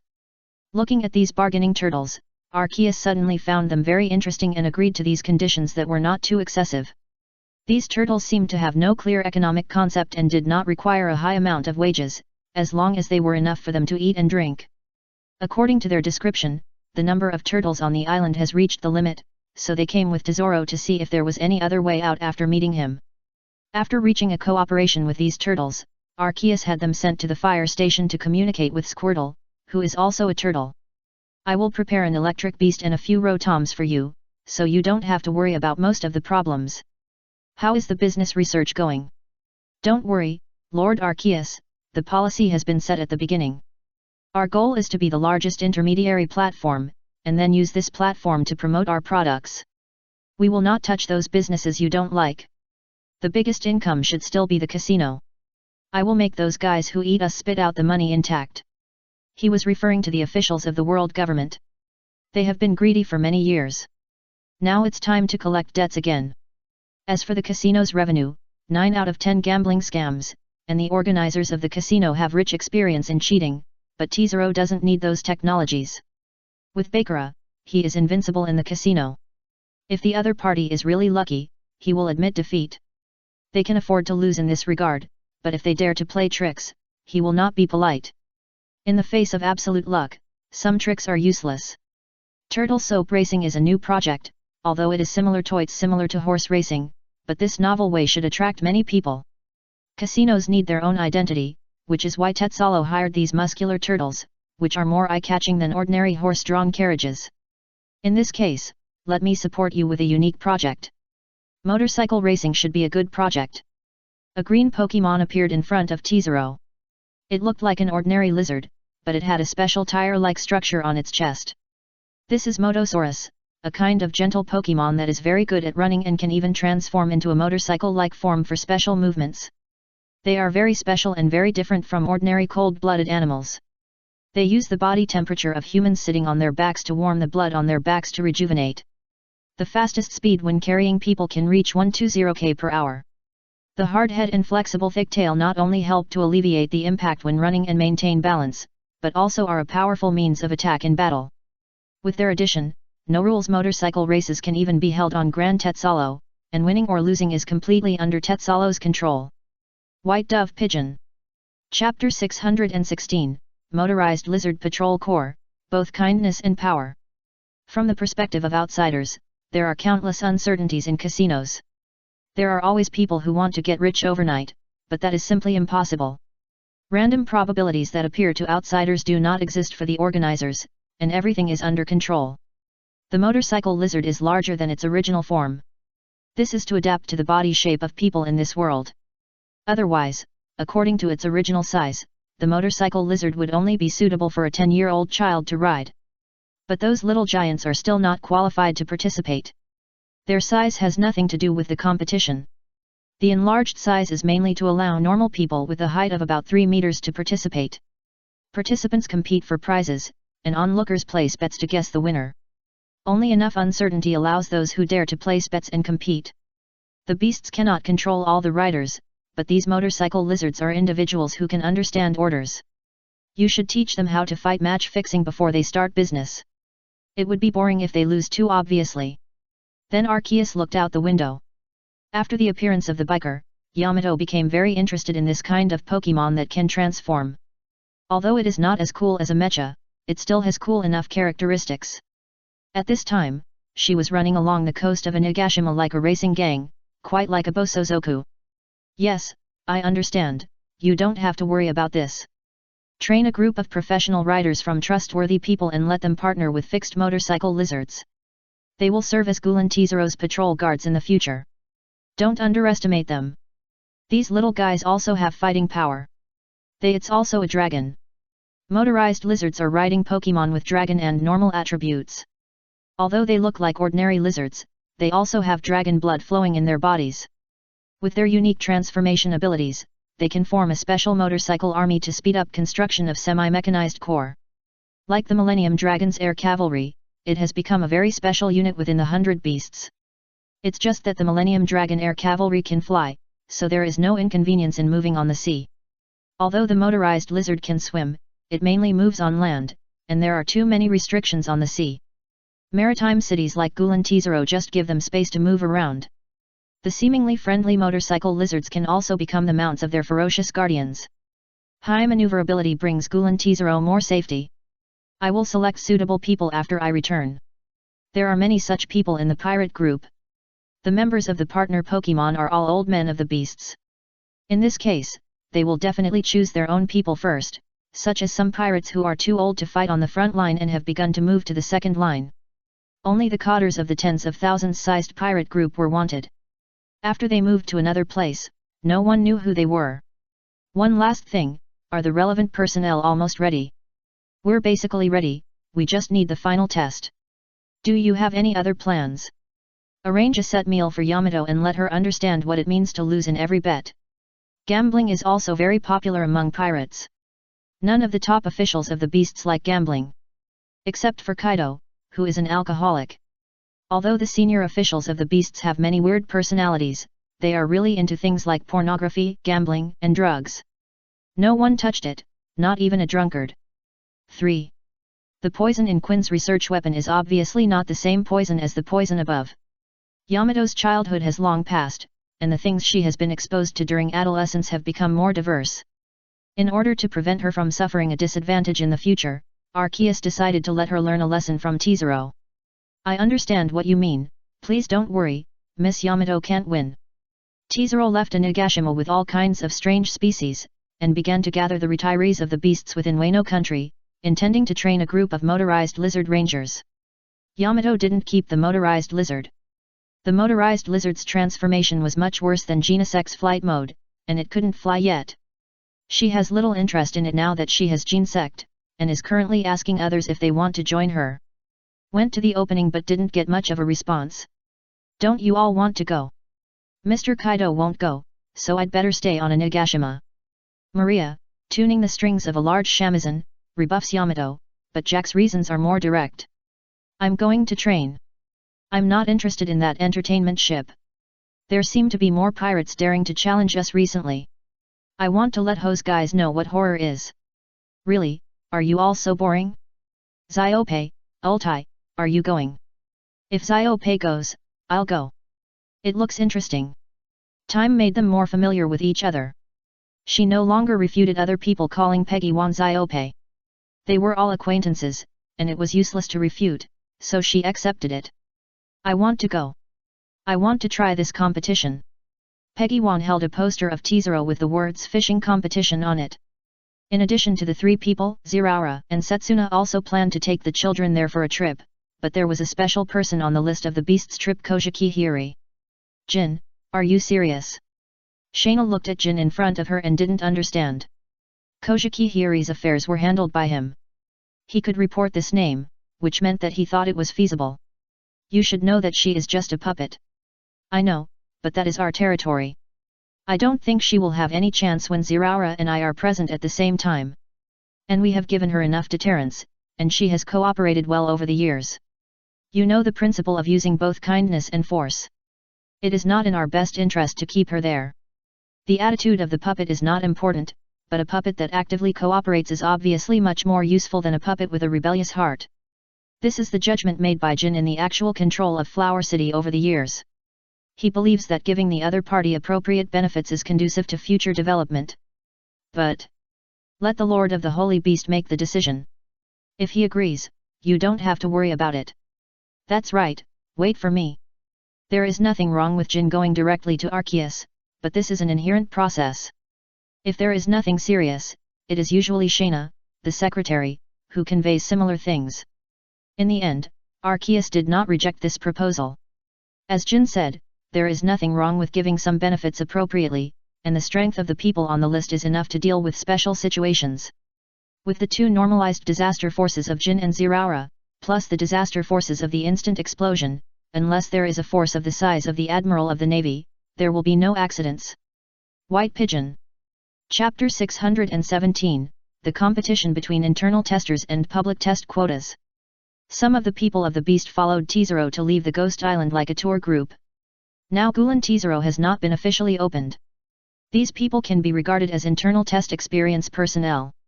By the way, everyone, you can play freely at this stage, but when the official day comes, please be patient for a while. You may see some annoying guys. Annoying guys? Well, the Celestial Dragons, those people will also participate in the activities on the first day. They are really annoying, but they are still useful to us now. I will send them away as soon as possible, probably in about 10 minutes. The Celestial Dragons are also very contradictory creatures. On the one hand, they like to join in the fun, and on the other hand, they disdain to be in the same air with ordinary people, so Teezero created a space for the Celestial Dragons at a high place, and the glass cover isolates them from the outside world. This way, out of sight, out of mind. You don't have to worry about these guys being annoying, you can avoid risks, and you can also collect an IQ tax from them. This space claims that even the air is compressed air imported from Marijoa, which perfectly meets the needs of the Celestial Dragons. Such a configuration naturally charges a high fee. In order to save trouble, just deduct it directly from the heavenly gold. This is how Teezero makes money back. Teezero doesn't know what the difference is between the air in Marijoa and the air in other places. He only knows that this face-saving project can make money from the Celestial Dragons, and those guys believe it. For this reason, he even specially prepared several employees, whose task is to collect air in Marijoa with machines that no one knows what they do. There are quite a few people accompanying him, in addition to the various rare species brought by Teezero, the partners of Motor Lizard, and the families of cotters, such as Ziraura's two children, Popo and Perona, who help take care of the children, and the bear-wearing Perona. Kojiki Hiri's retainers were treated well in the palace of the Flower City, but the life of confinement for too long would drive people crazy, and no matter how prosperous the prison was, it could not change the nature of the prison. Kojiki Hiri was very excited to be able to go out and leave the Flower City. Even if his retainers were a little worried, they had no way to interfere with the decision of their lord. When the internal test players began to go to Gulan Tizero, others began to make reservations for the public test. Some nobles, wealthy businessmen from all over the country, and ordinary residents on the Red Earth continent, all those who wanted to open shops and do business in Gulan Tizero took action. However, the underground world had the largest flow of people. President Morgans, do you really want to lead the team in person for such a small matter? And is it necessary to take so many people? A reporter looked at the dozens of people behind Morgans, who were almost all the main forces of the World Economic News Agency, and were Morgans' capable men in various departments. What nonsense are you talking about? There will be many big names gathered here. There will always be people who are interested in this kind of thing. Besides, you may never have the chance to go to such a place for free in your life. I am seeking benefits from you.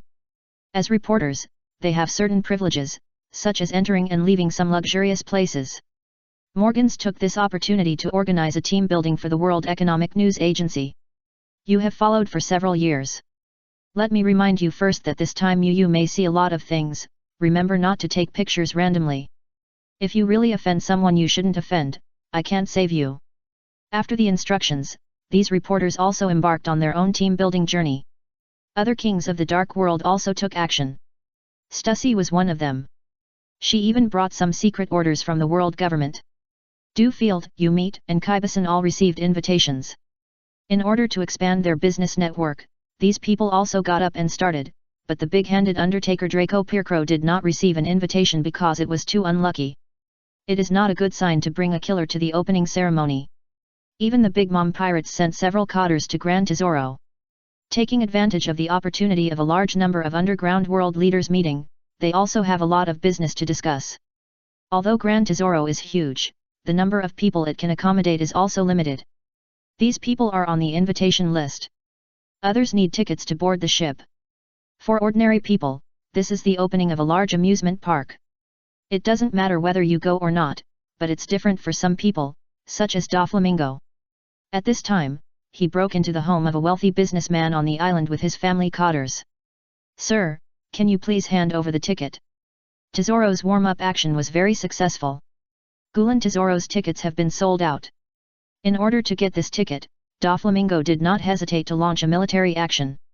Before, he successfully became a distributor in a region of the beast, but this kind of distributor is just a matter of words for the beast.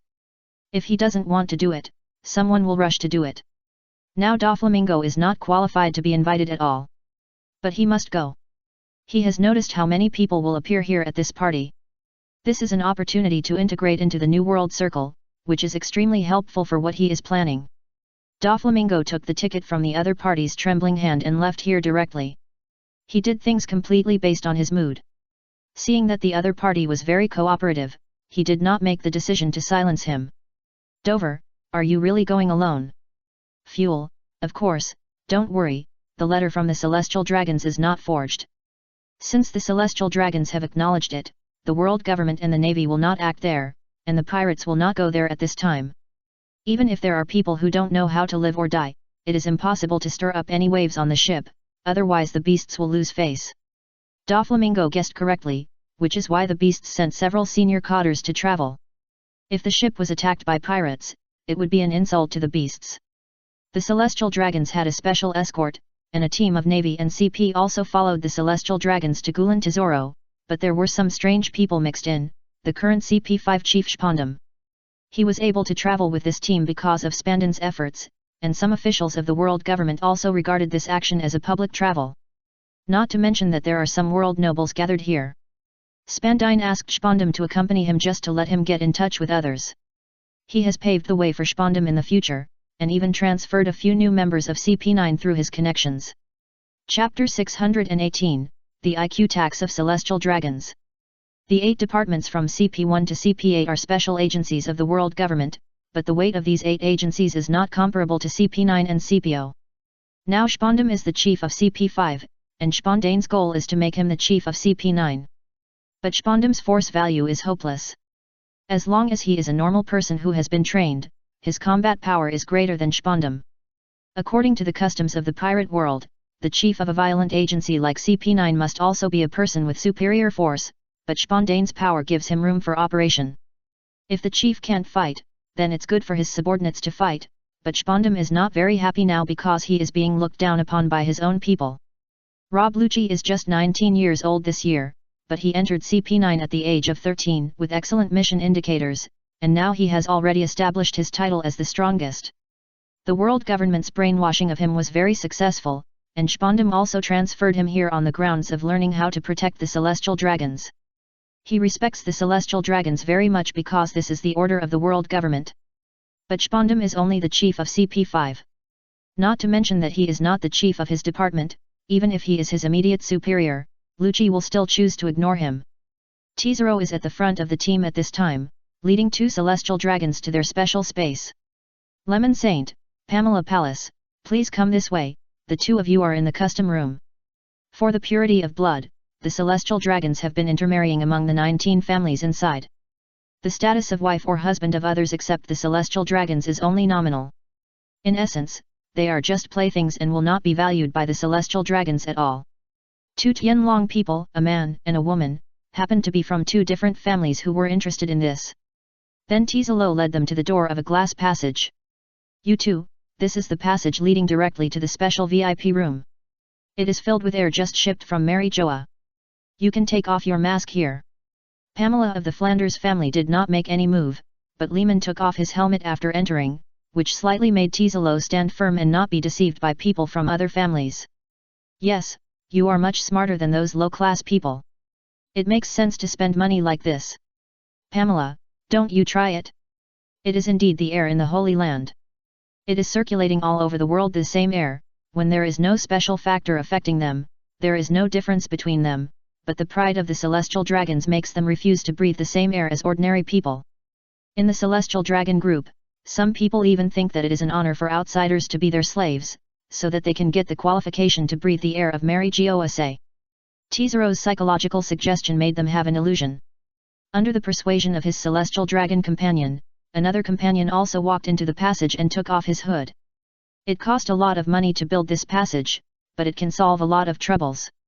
This passage leads directly to the celestial dragon area, and they will not have contact with ordinary people if they take this road. This is not to protect the celestial dragons, but to protect ordinary people. The celestial dragons have always been arrogant and want to take away whatever they like. Most of the humans they target have no good end. Tezzero can't bear to watch others being taken away by the celestial dragons and become slaves. Now he can't change all this. Turning them into ashes directly will affect the development of the company, so he came up with such a way. As long as they walked through this connection, the celestial dragons were isolated, but many things would not go so smoothly.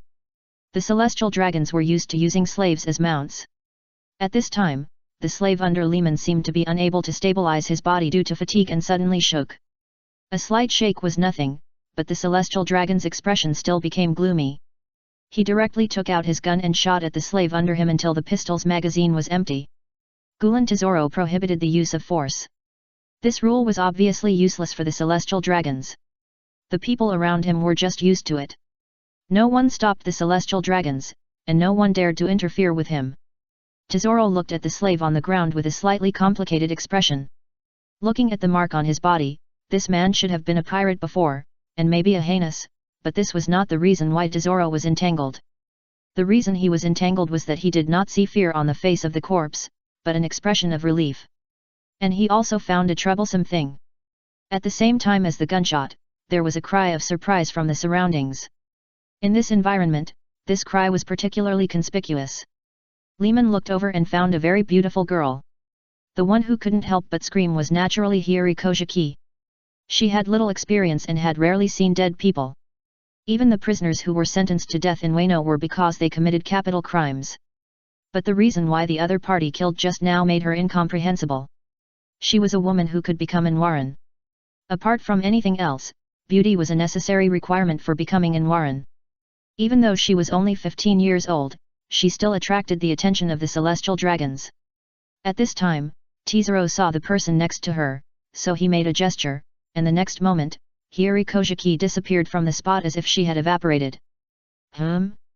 Was there a woman there just now? I wanted her to be my 32nd wife. Saint Lemon, I think you are dazzled by this slave. Why don't you go to the VIP room first? There are many rare items prepared there.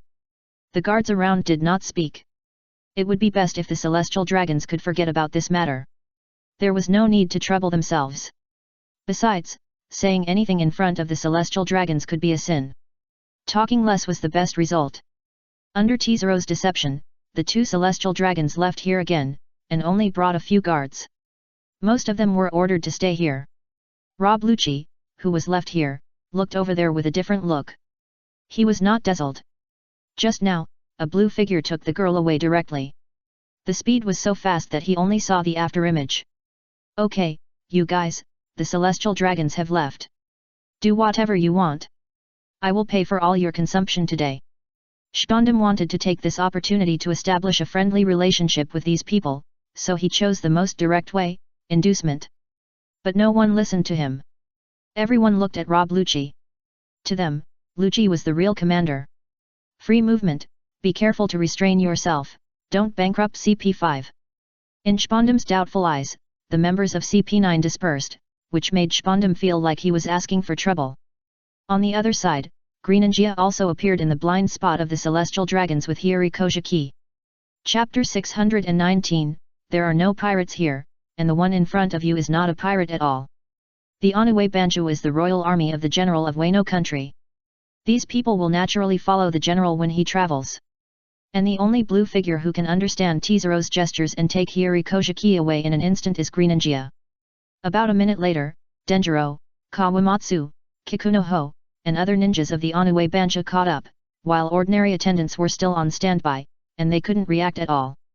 Love what you do. Although Greninja's mission is to monitor, he will be responsible for protecting Hiyori Kojiki's safety before other orders. General Hiyori, this is not Wano country. You have to be careful about some things. Why did that person inexplicably want to kill another person? Because he is a celestial dragon.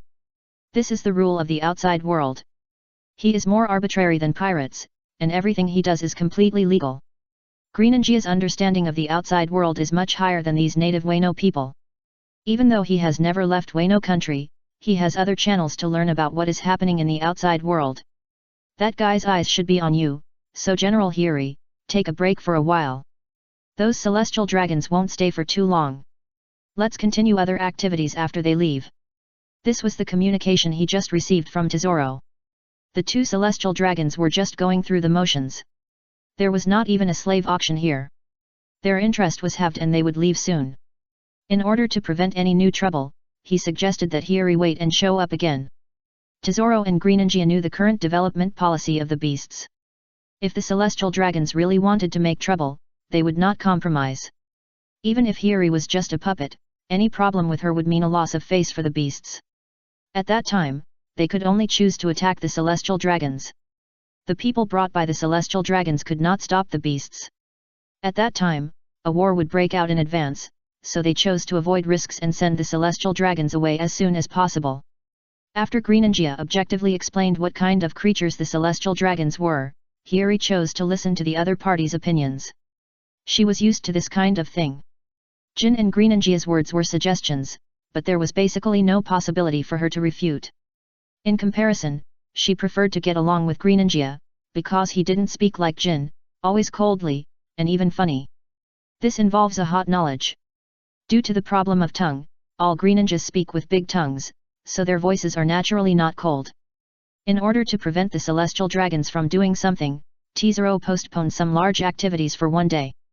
Although some tourists had opinions, they chose to accept it under the temptation of one day of free food and accommodation. However, some minor conflicts occurred between the Navy and CP9 during this period.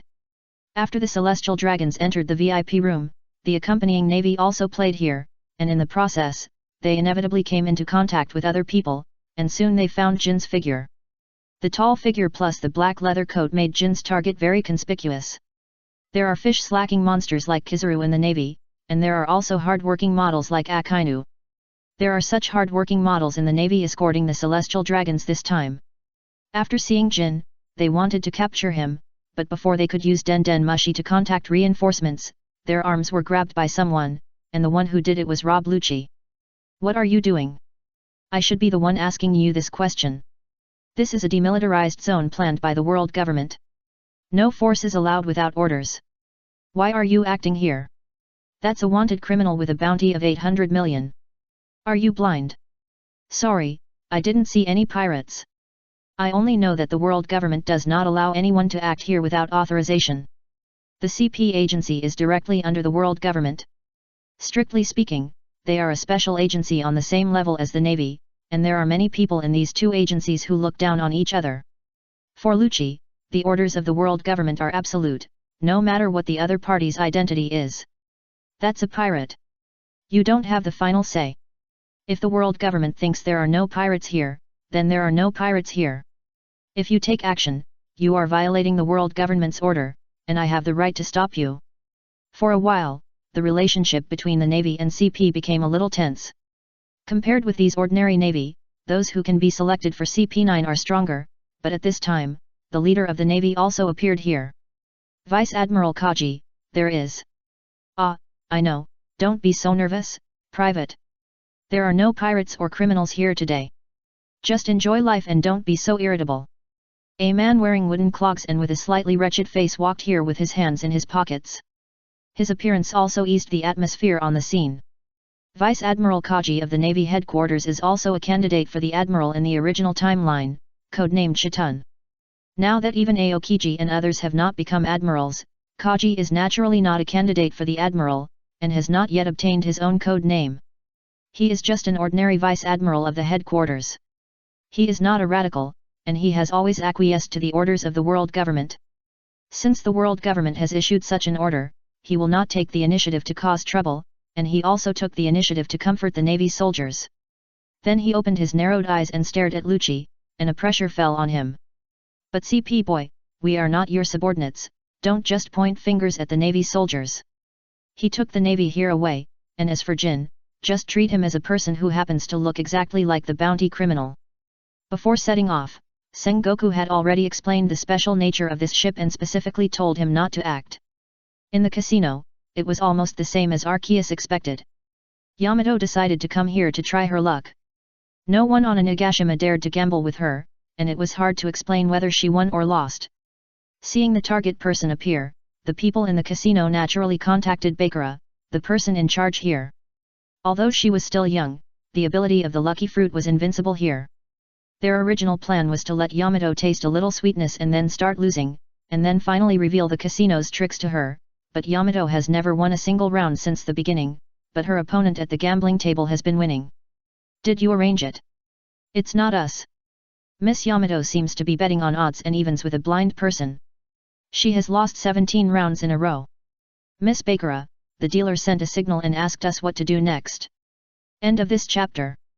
Chapter 620, A Blind Smile. The lid on the dice was opened again, and the points on the 3 dice were revealed. Yamato's expression became very complicated.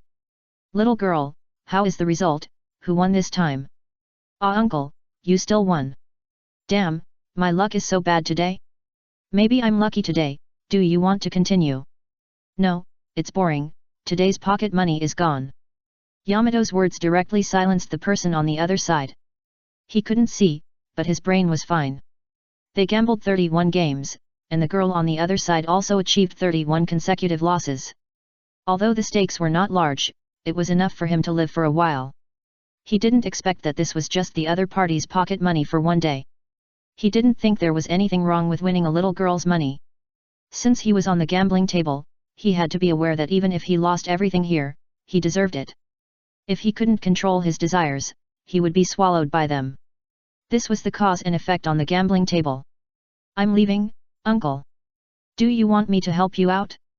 You've won almost enough, right? Be careful not to be cheated. Not everyone is like me. A blind man gambling in a casino is bound to be cheated under normal circumstances. Yamato also thinks so, because the other party can't even see the face of the dice, and even asks her the result.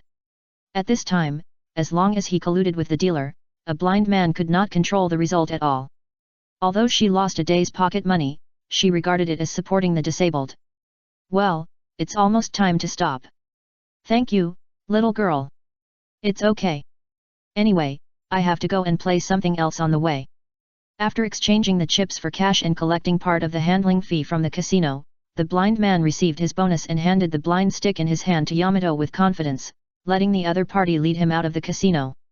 I say, uncle, have you always been so naive? You just won my money, and you just handed me the tool for exploring the way. Aren't you afraid that I will push you down from somewhere? I don't think you will, and if you want to default on your debt, couldn't you just take the money and leave? You are a meaningless uncle. Shouldn't you be afraid at this time? Forget it, I'll take you to the hotel where you are staying. Let me see your ticket. Tizero promised a day of free food and accommodation, but you must have a ticket to enjoy this service. The other party did not doubt and quickly handed the ticket over from his arms. His movements were so agile that Yamato could not tell that the other party was blind. Special prize uncle, you are really lucky. Gulen Tizero has 3 kinds of tickets for the public this time: invitations from leaders of various industries, tickets purchased by ordinary tourists, and VIP tickets randomly distributed through lottery. Yamato remembered that there were very few such tickets, and being able to draw them was already a sign of luck.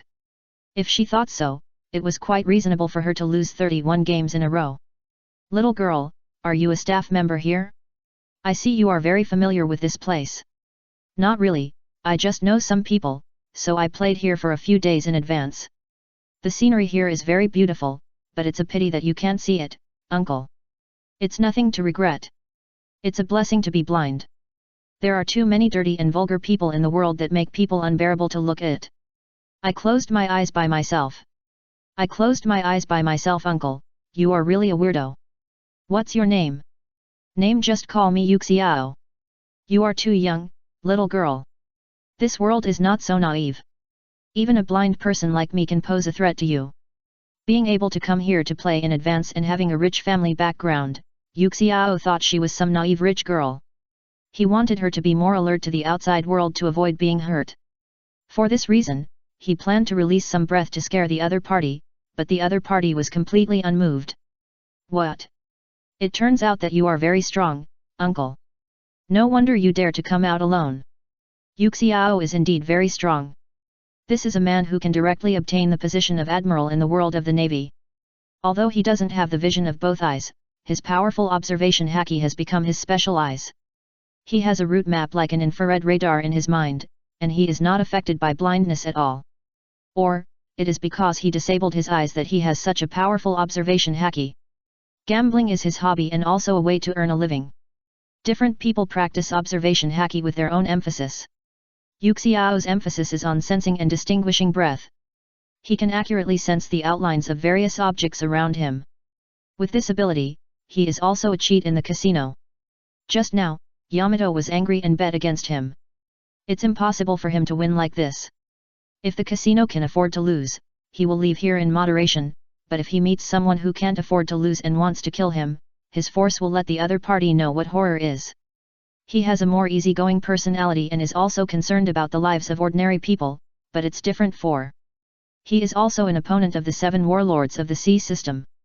In his opinion, the 7 warlords of the sea system has no meaning except to boost the arrogance of pirates. Aren't you the same? Interesting little girl, if it was in the early years, I could see what such an interesting person looks like. He just wanted to scare the other party, but people who have no reaction to that kind of breath are no longer ordinary people. He also has another purpose for choosing to board the ship after winning the prize, to see what this place looks like. See if this is an ordinary entertainment venue or a place where filth and dirt are hidden, but according to the current performance, this place is no different from ordinary entertainment venues, but he thinks this is just an appearance. There are many extraordinary people on this ship, and he has detected more than one powerful breath along the way. Yamato has confirmed that this blind uncle is different from an ordinary blind man, but still sent him to a resting place. In her opinion, a blind man will have inconveniences no matter how strong he is. If you have anything, press the button on the wall, and I will ask the front desk to take care of you. Thank you. By the way, what's your name, little girl? My name is Yamato. Goodbye, interesting uncle. By the way, there will be a great concert here tomorrow. Although you can't see it, it's still okay to hear it.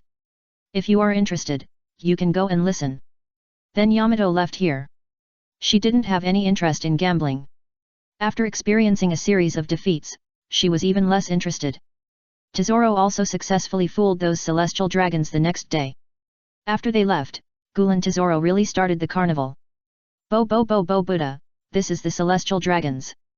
People don't even dare to have fun in the place where they are. Doflamingo, who witnessed the departure of the celestial dragons, smiled to himself, but a fierce light appeared in his eyes under the sunglasses. For the fastest update of Arceus Pirate Journey. Chapter 621, Buggy Phantom Fruit.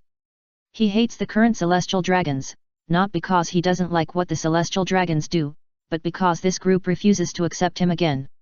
His father made him fall from the altar. In his opinion, without his father's actions, he would still be a celestial dragon. But what has happened cannot be reversed. He can never become a celestial dragon again. Since he can't go back, let's all come down together. This is Doflamingo's idea. As a celestial dragon, he knows many secrets of the celestial dragons, and he knows that it is not a goal that can be achieved by words. In order to complete his revenge, he is making plans and developing himself bit by bit.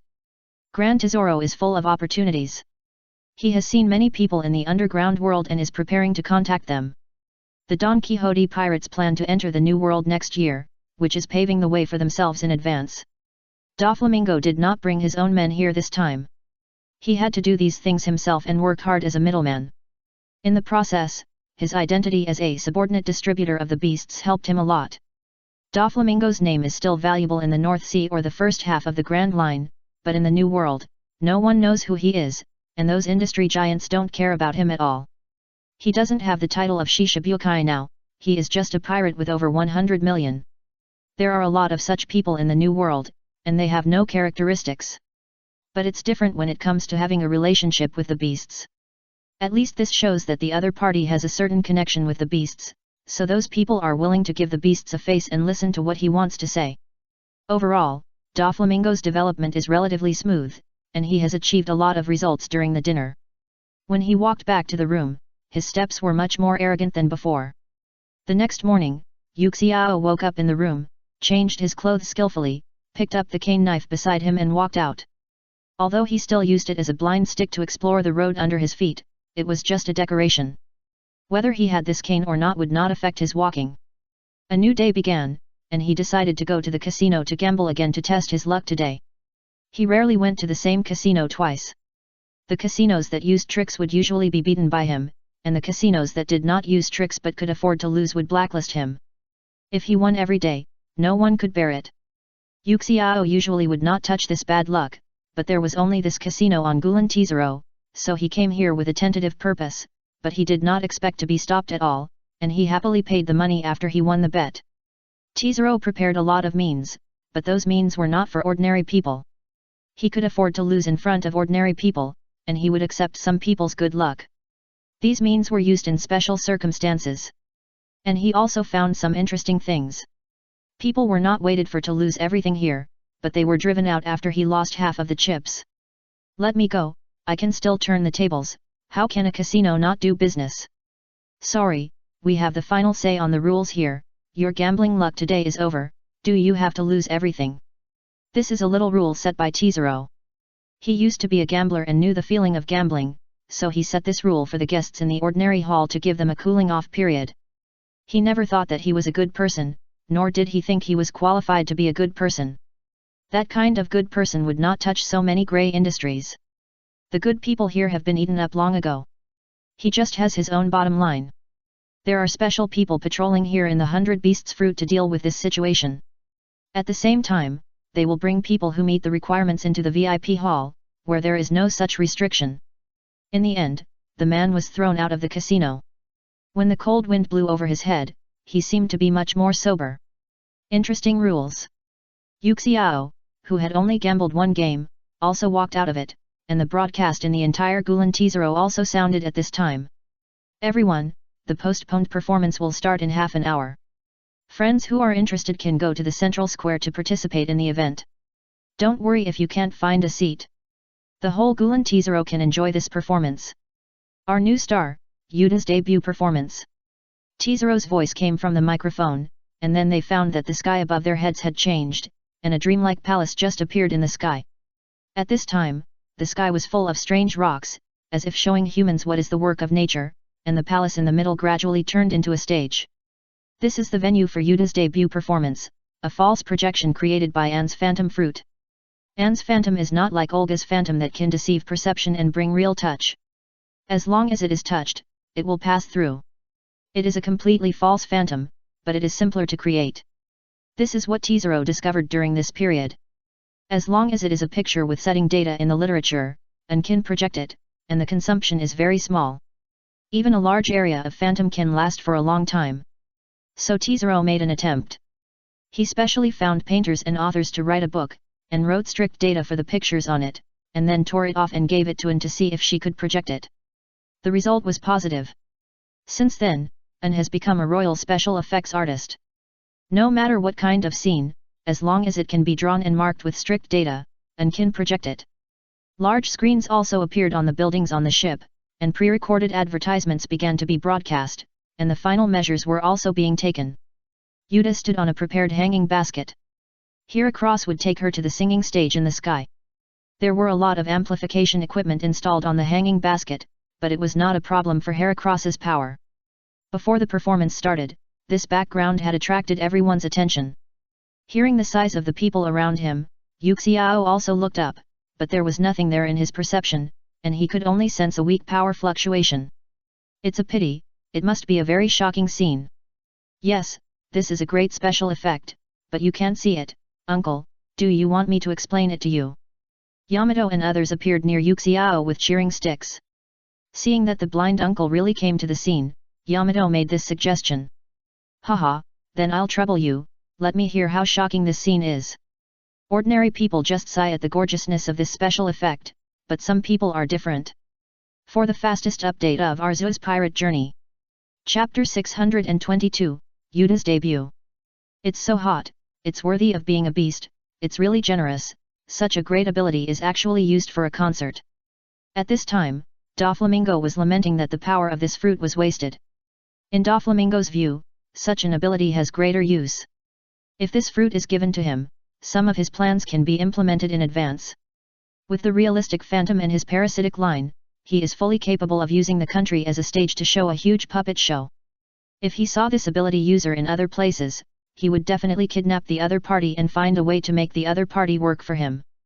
As for why he knew this was a person with ability, he was also in the main venue at this time, and saw with his own eyes that Anne tore off the picture on the book and turned it into a phantom in the sky. But this is a beast, he is too late to hug his thighs now, let alone backstab the other party. But on the other hand, he seemed to be unqualified to evaluate the strength of the fruit ability. As an excellent devil fruit supplier, too many powerful fruits came from his hands. His own people also had many powerful fruits, but there were also many outrageous fruits. For example, the swimming fruit, maybe this thing can develop very strange abilities, but compared to the fruit that can gain powerful strength after eating, the ability to swim in the soil seems very humble. But that mark, if I remember correctly, it is the family emblem of the Flanders family. Those guys who are not very interested in the affairs of the outside world actually intervened here. The beasts are really unexpected. The family emblems of different families of the celestial dragons are completely different. Minga, as a former celestial dragon, can recognize the difference between these patterns. With the virtues of the celestial dragons, their attendance at the opening ceremony means that this place has a certain connection with them. At this time, Doflamingo feels that he has underestimated the other party. The power of the beasts is greater than he thought. But this is a good thing for him. The stronger the beasts, the greater the benefit to him. Yuta, are you ready? I'm ready. I'm already familiar with this song. Don't be nervous. Even if something unexpected happens, Teazero and I can save you. Just go ahead and sing. Hee hee. This is her first time on a world-class stage. The biggest stage she's ever been on was the National Concert of Elegia, but considering the population of Elegia, that wasn't a big event. A debut is crucial for an artist. In order to prevent Yuta from not being able to show her true strength due to stage fright, Stella is cheering her on. Hercules is also showing off his muscles, saying that he can bring Yuta steadily into the air. She just needs to perform with confidence. In terms of the gravity of Hercules, a hanging basket plus Yuta and amplification equipment is nothing. It can last even longer than and can maintain the phantom stage. But Yuta is not only concerned about this matter. Is there a live broadcast this time? There will be some, but it will mainly be in the newspapers after the event. There are live broadcast channels, but you are still a newcomer after all. Den Mushi that can broadcast live images are also relatively rare. Usually only large movie theaters have equipment that can receive the signals of this Den Mushi. Tesoro can handle some channels, but it is not possible for her to broadcast live to the whole world now. Can Shanks see it? Yes, you have told him, he will definitely find a way to watch the live broadcast. The time is coming, so make good use of it. Here Across took Yuta to the sky, and also tore off a few pieces of paper with Yuta's name on them, and the musical notes formed the name of Yuta, who had become a singer, also appeared in everyone's vision. Yuta finally chose Where the Wind Goes as her debut song. It was a song she wrote herself. It can be said that it was the beginning of her singing career and the first song she sang on the red verse. The songs sung by Yuta were all written by herself, from composing music to writing lyrics. This seems to be her innate talent. The notes are the most reliable partners in her hands. On the other side of the horizon, wave goodbye to the shadow. I just hope that I can convey this song to you at any time. Yuta's melodious singing sounded in the sky, and then spread to every corner of Gulan Tizero through the loudspeaker equipment. At the same time, An kept tearing the album in his hand and making her exclusive MV for Yuta. There is no doubt that this is an audio-visual feast. In this world where the entertainment industry is relatively poor, the appearance of the entertainment city Gulan Tizero is a surprise. The special programs above have attracted their attention, but Yuta's debut is even more shocking. Even those nobles have not seen such a scene. This is the most realistic image created by the Fruit Ability user. Among the many listeners, Yuxiao is the most special one. Others are still enjoying the surrounding MVS while listening to the music, but Yuxiao's eyes have long been blind. Even if Yamato helps him to explain, it still cannot change his blind nature. But he can listen to Yuta's music more conveniently, listening to the music that hits the soul directly. There is a certain commonality between the five senses.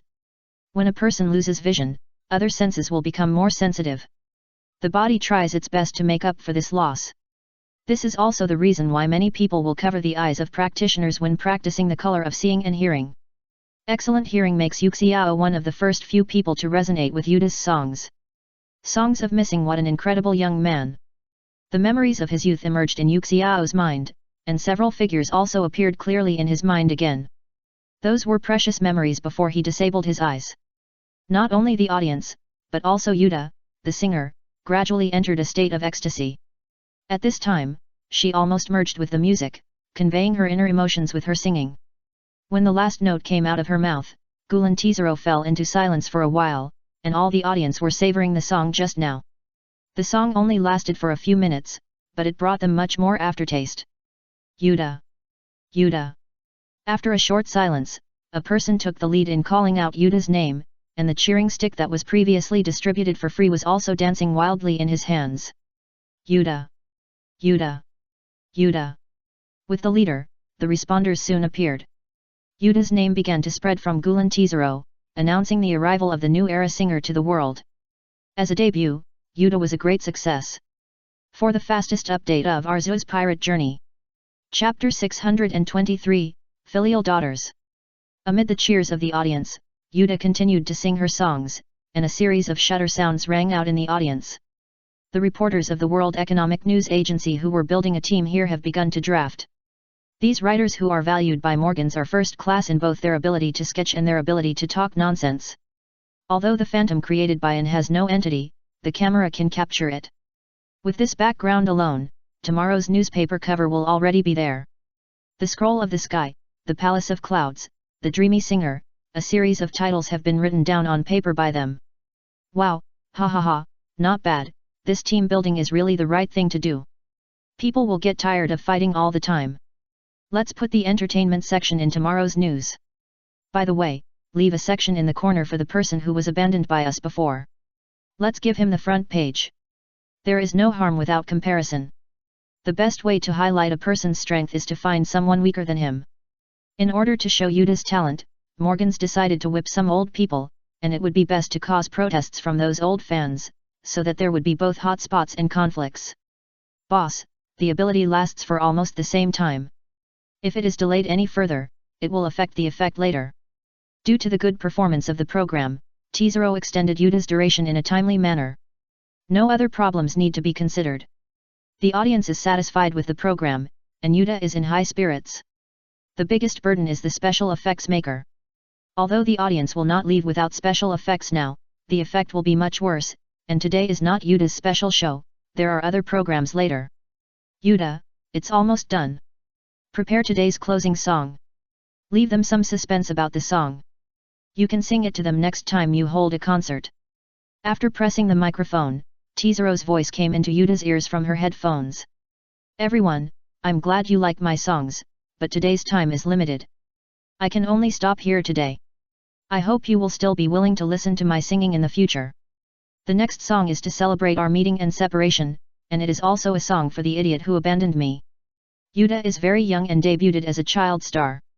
People will not be surprised when she says such things.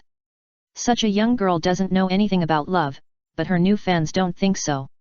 After that, Yuda's fan club even tried to find the idiot in Yuda's mouth. They wanted to teach that person a lesson. The one who left Yuda behind.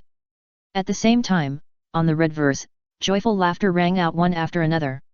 As T0 said, Shanks got the live broadcast equipment and was observing Yuda's situation through the screen. Specially made performance clothes, brilliant performance background, looking at all that T0 prepared, Shanks showed a knowing smile at the corner of his mouth. He thought that in this environment, Yuda's life would be much better than running around with them.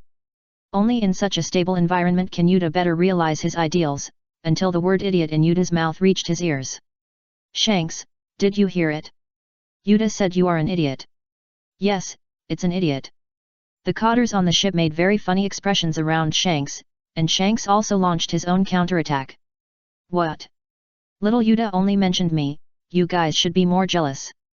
Several new members of the Red Hair Pirates looked at each other at the crazy Shanks, and couldn't help but look at the old people next to them. Big Boss and Officer Sir, they always like this.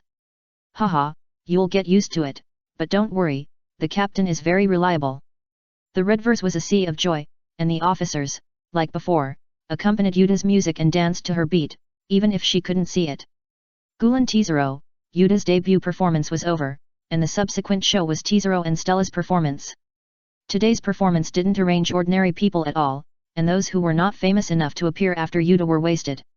It was halftime, and Yuda's fans were still reminiscing about what happened before. Uncle, am I right? This is a great performance. Indeed, it's like a baptism of the soul. Then uncle, how about you stay and work? I can even cure your eyes by then. Yamato tried to recruit a smile, because the other party was very strong, and recruiting strong people has always been the purpose of the beasts. She also wanted to do something and offered some conditions. No, although this place is good, it is not suitable for me. This kind of place is not suitable for staying forever. I will meet the little girl again by chance. After listening to such a song, I probably can't listen to the rest. Yuxiao rejected Yamato's recruitment without thinking, got up and left here directly. The center of the grey industry is not the place where he wants to work. What? A blind man is so disrespectful. Ultai on the side was speaking up for Yamato. She had always been verbally dissatisfied with Yamato, but he was her own man, and she was still very unhappy with the attitude of outsiders. That uncle is very strong. It's a pity. It's obvious that my father recruited people with just one word. Why can't I do it here? Your father only said one word. If he didn't agree, he would just use a stick, okay? Listening to the object of Yamato's analogy, Ultai was full of black lines. Kaido never gave others a chance to refuse. Why don't you learn from your father? Forget it, that method doesn't suit me. My godfather said that a squeezed melon is not sweet, and it may not quench thirst, and it may even be poisonous. They may not be real fans, but a certain fur tribe has already fallen into a frenzy. Duke, please, can you get her autograph for me? You can, right? Popo's body seemed to be twisting due to shyness and excitement, and even twisted out the afterimage of the Michelin tire man. If you want to go, just go by yourself. She should be backstage now. Why do you want me to ask for you? Perona, hand me the milk bottle. These two little guys are hungry again. Compared to asking for autographs, Setsuna is more interested in breastfeeding. The fur tribe's breastfeeding period is relatively short, and they usually enter the stage of liquid food after 2 months. Usually, various things are crushed into paste, but that is because the fur tribe itself is short of resources. Now with the support of the big milk tank, there is naturally a great improvement in feeding. But... Okay, I'll go with you, okay? You're a bear fur, when will you stop being so shy? Seeing what Popo was worried about, Perona's soul left her body and flew to the backstage first. As for her original body, she naturally gave it to the bear with confidence. For the fastest update of Arceus' pirate journey. Chapter 624, The Heracross Fever brought by Yuta. Amid Popo's apology, they walked through the crowd and came directly to the backstage. This is also the reason why Perona chose to leave her body, so that she would not encounter some annoying things. Signature. Yuta was telling Xin Duolai about her feelings on the stage. She wanted to tell and more, but after Tizero went on stage, and was not only a special effects artist but also a host, so he didn't have time to chat with Yuta for the time being. It was at this time that the first person who ran to the backstage to ask her for an autograph also came. Yeah, can you sign an autograph for me? Your singing is amazing. But I didn't bring a pen. Sorry to bother you. Before Yuta finished her words, Popo in front of her suddenly became negative, and Yuta was a little overwhelmed. It's been so long, why are you still so negative? She didn't reject you, just be normal. Perona tried to punch Popo, but she couldn't touch the entity in her spirit state. This was related to the development state of her fruit. Now she was an extremely special spirit. Don't worry about Yuta, this guy is like this, if you say a few words to him, he will start to apologize. Sorry. I'm not asking you to prove it. Pfft, you have a good relationship, let me go to the back to find him, there should be a signature pen there. Xin Duolai laughed out loud at the young people playing around. This was much more interesting than life in the West Sea. In the noise, Yuta got the first fan who asked for an autograph, and Popo also got the first autographed photo of Yuta's acting career. A photo with milestone significance. The show is still going on, but most of the people who appreciate the show are ordinary people. The industry giants are signing new agreements or busy with their work. The next day, the first batch of guests left the venue, and new guests came in. At this time, Yamato and Ultai both signed up for the unregulated motorcycle race. The rules of the game are very rough. Any non-lethal means can be used to interfere with the opponent. The first to reach the finish line wins. Motorcycle lizards have high intelligence. As long as the means of attack are not lethal, they can catch people again even if they slip off their backs. Yamato is not participating in gambling, but simply wants to participate in the game. During her competition, the newspaper written by Morgans and the tapes distributed with the newspapers also spread all over the world. The copyright of the tapes is of course in the hands of the beast fruit, although the copyright protection law in this world is basically a decoration. However, legal enterprises still cannot make them secretly.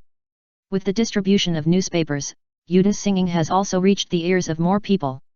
She is still far away from her goal of being the world's #1, but she has already stood at a height that many people cannot reach in their lifetime. As Yuta's reputation expands, a special situation has also appeared among his fans. In the photos taken by Morgans, Yuta flew in the sky with the help of the hanging basket carried by Heracross, and the picture of the large rhinoceros beetle was also taken clearly. The star effect is a very magical thing. There are always people who want the same style as stars. Flying is still the dream of many people. Who can refuse a rhinoceros beetle that can carry people around? In terms of the load-bearing capacity of Heracross, most people can carry it except those who are born with overdevelopment. Previously, Arceus released a large number of Heracrosses into various islands. Under the indirect influence of Yuta, a wave of Heracross fever appeared in Yuta's fan group and gained a certain status in the pet market. But they are Pokemon, not ordinary beasts. Pure violence cannot subdue Pokemon. Only those who really want to contact them may be recognized by Heracross. Although they live in groups and have a gentle personality, they are not something that ordinary people can stand when they are really angry. When a group of Heracrosses flying in the sky releases missile needles, their power is no less than that of a small bomber. Most people who want to make profits by relying on Heracross are unlucky. Even if some lucky people succeed in catching Heracross, they are easily attacked by sea monsters when transporting them on the sea. Moreover, Heracrosses are distributed over a wide range. Except for deserts and severe cold climates, they exist on most islands. Gradually, no one does this business. Only those true fans of Yuta are still imitating Yuta and want to find such a rhinoceros beetle. Some people even wrote to her to ask how to capture or raise this rhinoceros beetle, but only a handful of people succeeded. In the East China Sea, Windmill Village, Luffy had long since returned to his usual optimism, especially after he saw Yuta singing in the newspaper, because Shanks really didn't lie to him. But now he is not thinking about this, but running for his life. Hee, run, Grandpa is catching up. Ace has been caught. A lot of things happened in the days after Yuta left: Shanks' broken arm, the three brothers' sworn brotherhood, Sabo's death, and his goal of becoming the Pirate King. Garp, who occasionally returns, has become a nightmare in Luffy's heart, and the iron fist of love is something he cannot avoid as a rubber man. Every time they hear them say that they want to become pirates, they can't avoid a beating, but they still don't change their goals. But Luffy has a new way to escape, letting Heracross take him away. As long as he can fly away, he should be able to escape. Since Heracross's cry is Hika, he also chose to call himself Heracross that way. When he took off, Garp also appeared behind him, holding Ace, who was covered in a bag. Goodbye, Grandpa. You can't catch up with me. This kid. Looking at Luffy, who was shivering in the sky, Garp dropped Ace and clenched his fist. The next moment he appeared directly beside Luffy. Grandpa. Luffy, this is like dodging the iron fist of love. It's too early. Looking at Luffy, who was hit back to the ground by Garp's punch, Heracross raised his hands high, and then fell back silently. Intuition told him that this old man was a monster. It hurts, why can you fly, Grandpa? Ha ha ha, this is the ability of the Navy. As long as you join the Navy, I will teach you how to fly. How about it, isn't it a good deal? Seeing that Luffy was interested in this, Garp began to persuade him to join the Navy, but Luffy's brain gave a reply within a few tenths of a second. I don't want it. I want to be the man who becomes the Pirate King. Crack, crack, Garp's fist made a series of sounds, followed by a very familiar scene and screams. For the fastest update of Arceus' pirate journey. Chapter 625, Belmere, Girls, we are rich. You can see that Luffy is a fool. Why don't you come with me? I can also give you delicious food. Looking at Luffy, who was beaten unilaterally, Ace handed an apple to Heracross, and tried to abduct the other party. Heracross's approach was also very direct. He took the apple and ate it, and then rejected Ace. Most Pokémon will not abandon their masters. Even if they are abandoned, they will stubbornly wait for their masters to come back in one place until they die. Except for some cases, Pokémon will not choose a new master while the master is still alive. A certain Pidgeot has been waiting in the forest for many years. But not everyone can get this bond. Those who wantonly exchange Pokémon and only use Pokémon as tools do not deserve this bond. Ace just said so. He already knew the friendship between Heracross and his brother. Hee hee. You guys, you are really a perfect match, both of you are foodies. The farce ended with another farce. Garp carried Luffy and showed his love education, but while beating, the one who beat and the one who was beaten fell asleep at the same time, and Ace fell asleep while eating. Only one Hercules was left, trying to clean up all the remaining food in order not to waste it. But not everyone likes Hercules. Some people get a headache when they see Hercules now. For example, in the village of Kokoyasi, Belmer almost pulled out his gun when he saw Hercules in the orange orchard. Go away. Then you rhinoceros beetles, stay away from my orange tree. Because Tiger survived smoothly, Aaron's hatred did not worsen further, and with the existence of Mandfesh, his views gradually changed. The most important point is that Tiger has always brought Aaron with him, so he has no chance to come to Kokoyasi to harm the people here. Although there is a rat colonel who finds reasons to collect taxes, he is still a navy after all, and he is a little restrained in doing things. Most of the lower class people's demands are not excessive. They just need to eat enough, wear warm clothes, and survive. Except for the ambitious, most people have no interest in rebellion, so the people of Kokoyasi live a pretty good life. But Heracross are not friendly creatures to Belmere, because they suck sap. There is not much sap in orange trees, but for some reason, those Heracross particularly like the sap of her orange trees. Heracross spend most of their time in the mountains sucking sap from giant trees. Orange trees are like chewing sugar cane to them. Heracross are not without benefits. They can help Belmare remove pests from the orange orchard. If they only suck 1 or 2 sap, she won't care at all, but these Heracross will forget everything once they get addicted. She doesn't want these big rhinoceros beetles to destroy her orange orchard, so she can only choose to drive them away when she finds Heracross approaching. Just now when she was cleaning the room, Belmare happened to see 2 Heracross flying in, so she came out to drive them away. Since Arceus had ordered not to hurt humans at will, they usually ran away when driven away, but this time was different. Belmire's empty shots into the sky did not scare them away like before, and the 2 Heracrosses threw a stone at her. Looking at the stone rolling by her feet, Belmire felt a nameless anger burning in her heart. These rhinoceros beetles were getting more and more excessive. Assholes! Do you really think I'm easy to bully? I used to be a navy. She was very happy that someone liked her oranges, but she couldn't accept this way of liking. As he said that, he started to load the bullets, but a voice stopped him. Wait! A man with a windmill on his head came over. He was Aegeon, a real-life version of Aegeon. The windmill on his head was a prop he used to tease Nami before, so that Nami would not cry when she saw him. He was the sheriff of Cocoa West Village. Also because Along and his gang did not appear here, his body did not become covered with bruises. He had heard Belmire's gunshots before, so he came here to check the situation. What? These rhinoceros beetles have destroyed many of my saplings. Can you support our family without them? Not impossible, ahem. I mean, look at this stone. He handed the stone that had just rolled over back to Belmire, and after wiping off the dirt on it, a golden object was revealed underneath. Gold. He scratched it with his fingernails, and looked at the marks left on it, with an incredible look. It might be a dog head gold, but this is the first time I've seen such a big one. When I was a child, I heard my grandfather tell the story of the gold diggers. You use this to exchange for orange trees. Hee. Hercules stopped his actions, nodded to Belmire, and then pointed to the orange trees next to him. Here, all for you, you can eat whatever you want from these trees. Oranges are not as profitable as gold. These rhinoceros beetles can actually do such a thing. At this moment, they are no longer pests in Belmire's eyes, but high-quality customers. Oranges are grown to be sold, so she would definitely not mind if the tree was bought at a high price. I said Belmire. No money. Nami and Nakago have grown up, and they need money. This is not enough. If you don't mind, I can pay with my body. I didn't tell you this. Such a big piece of nugget, there may be a gold mine nearby. The two looked at Heracross again. At this time, it was no longer a customer, but a god of wealth. That day, Belmire came home very late, and her body was covered with mud, but Nami and Nakago were on her face. I saw a smile that could not be concealed on my face. Today's dinner was also unusually rich.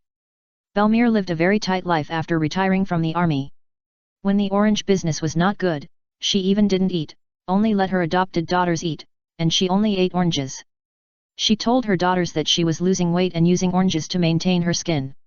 Although Belmire didn't let them go short of food and drink, it was the first time that it was so rich, and even made Nami and Nakako feel a sense of fear. Belmire, don't you want us? No, I don't want to leave Belmire. What nonsense are you talking about? How could I not want you? It's just that we have money now, and we will never be short of money again. Tomorrow we will go to buy nautical charts for Nami. Nakako? Do you want anything? Belmire didn't explain why, but just told them not to worry about such things anymore. For the fastest update of Arceus pirate journey. Chapter 626, Wedding on Fishman Island, Disruptive Gunshots. Heracross is easy to communicate with. After they were full and satisfied, Belmire and Aegeon asked them about the source of the stone, and Heracross took them to the place where the stone was found. Arceus did not allow them to actively interfere with and harm human life, but they wanted to eat those orange trees. Referring to the behavior of humans, they decided to exchange. It happened that they found this golden stone in a stream in the distant mountains. In their memory, many humans liked this golden thing, so they ran to the orange orchard with the stone. Seeing that those humans liked it very much and proposed to exchange these useless stones with more delicious food, they certainly would not refuse, and took 2 people to cross the mountains and ridges to find the stream. After Aegeon and Belmire successfully panned out the gold here, the two were completely excited. Judging from the current situation, the reserves here are definitely not small. Not only them, but the whole village may become rich by this opportunity. But Belmir asked Aegean not to make it public for now. It was not that she wanted to monopolize this place. She alone could not find all the gold mines here. But she knew what kind of people the navy here were.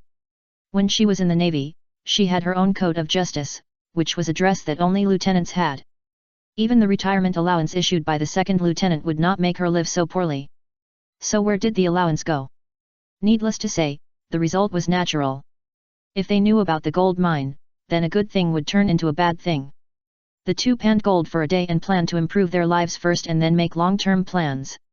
The children did not understand so much. After Belmir took the lead in eating, they also joined the queue. The two Heracrosses outside the door shook their heads, not understanding why those humans liked those useless stones so much. To them, gold is far less important than oranges. Now they find that not only the juice of orange trees tastes good, but their fruits taste good too. And these Heracrosses have another idea. Arceus wants to find stones, and humans like to dig stones. If the stones they dig contain the stones Arceus needs, they will make a lot of money. Kokoyasi village began its own industrial transformation, and the fish people who caused disaster to Kokoyasi in the original timeline now appeared at the wedding. Otohime followed the advice of Neptune and Jinbi and did not hold anything specially. She just brought her son and daughter to attend the wedding of Rusalka and Mandfesh as a royal family. The wedding venue was at Geelong Court Square, which is the most commonly used venue in Fishman Island, and most public events are held here.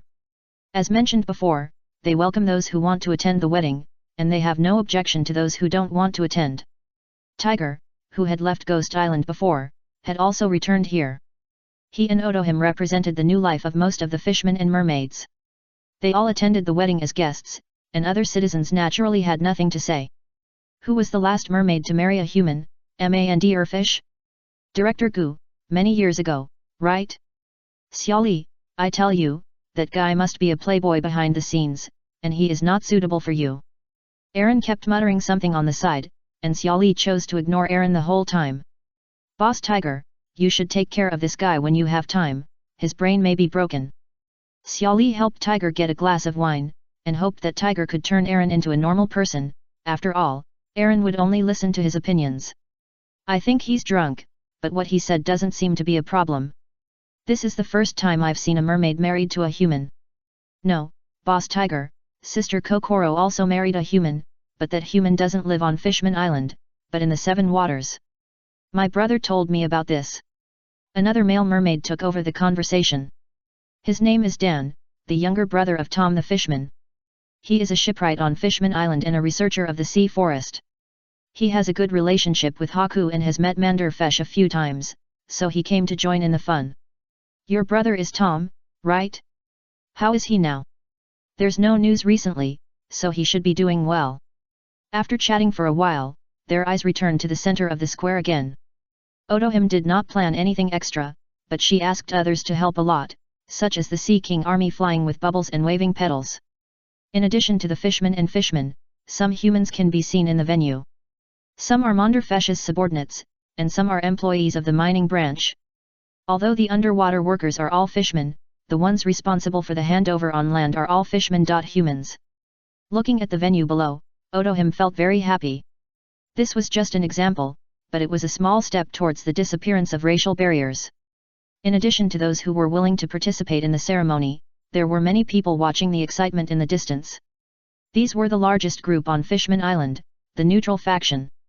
They had a complex feeling about humans. They were not so hostile, but they were not willing to contact each other easily. Otohime, it's almost time. It's time to read the oath. Well, I'll go now. Neptune is the king of the kingdom of Ryugu, but his reputation may not be comparable to Otohime. At least among the people, Otohime's reputation is much greater than his, so Otohime served as the witness of this wedding and found a pair of priceless rings from the treasure house of the kingdom of Ryugu. Everything is developing in a good direction, but some people have begun to grit their teeth at the scene at this time. As a royal family of Fishman Island, doing such a stupid thing is extremely stupid in Hodi's opinion. He hated humans, and also hated Otohime who was close to humans. This wedding was an opportunity for him. With so many participants and onlookers, he could achieve his goal by killing Otohime in public and then blaming the murderer on the humans here. Otohime, who was close to humans, would die because of this, and her death would also arouse the anger of Fishman Island. As long as this was done, Fishman Island would not accept humans, and he could further promote the concept of hatred. If possible, it would be best to stir up chaos so that he could kill more people. He had stolen some things while the Ryugu kingdom was preparing gifts, which was the basis for his actions. At this time, Otohime had already begun to read the MC's lines, and the surrounding salutes were ready. While everyone's attention was on the stage, Hody in the distance took out a gun and aimed at Otohime. He wanted to shoot at the moment the salute sounded. Bang! The sound of salute and gunfire rang out at the same time, but what he expected did not happen. Fish held a smoking bullet in front of Otohime with one hand. For the fastest update of Arceus's pirate journey. Chapter 627, The Boss's Speech is an Art. What's wrong? What happened? Seeing Fish suddenly raise one hand to the side, Rusalka showed a puzzled look. This action seemed very strange at this time. Ah! Sorry, my back was a little itchy just now. Fish began to exert force on his palm, and the bullet he had just held in his hand was directly crushed into powder, and then his palm shook, and the powder was quietly scattered on the ground. This was his wedding. Although he had already held one on his own territory, he didn't want anything to go wrong with the wedding on Fishman Island.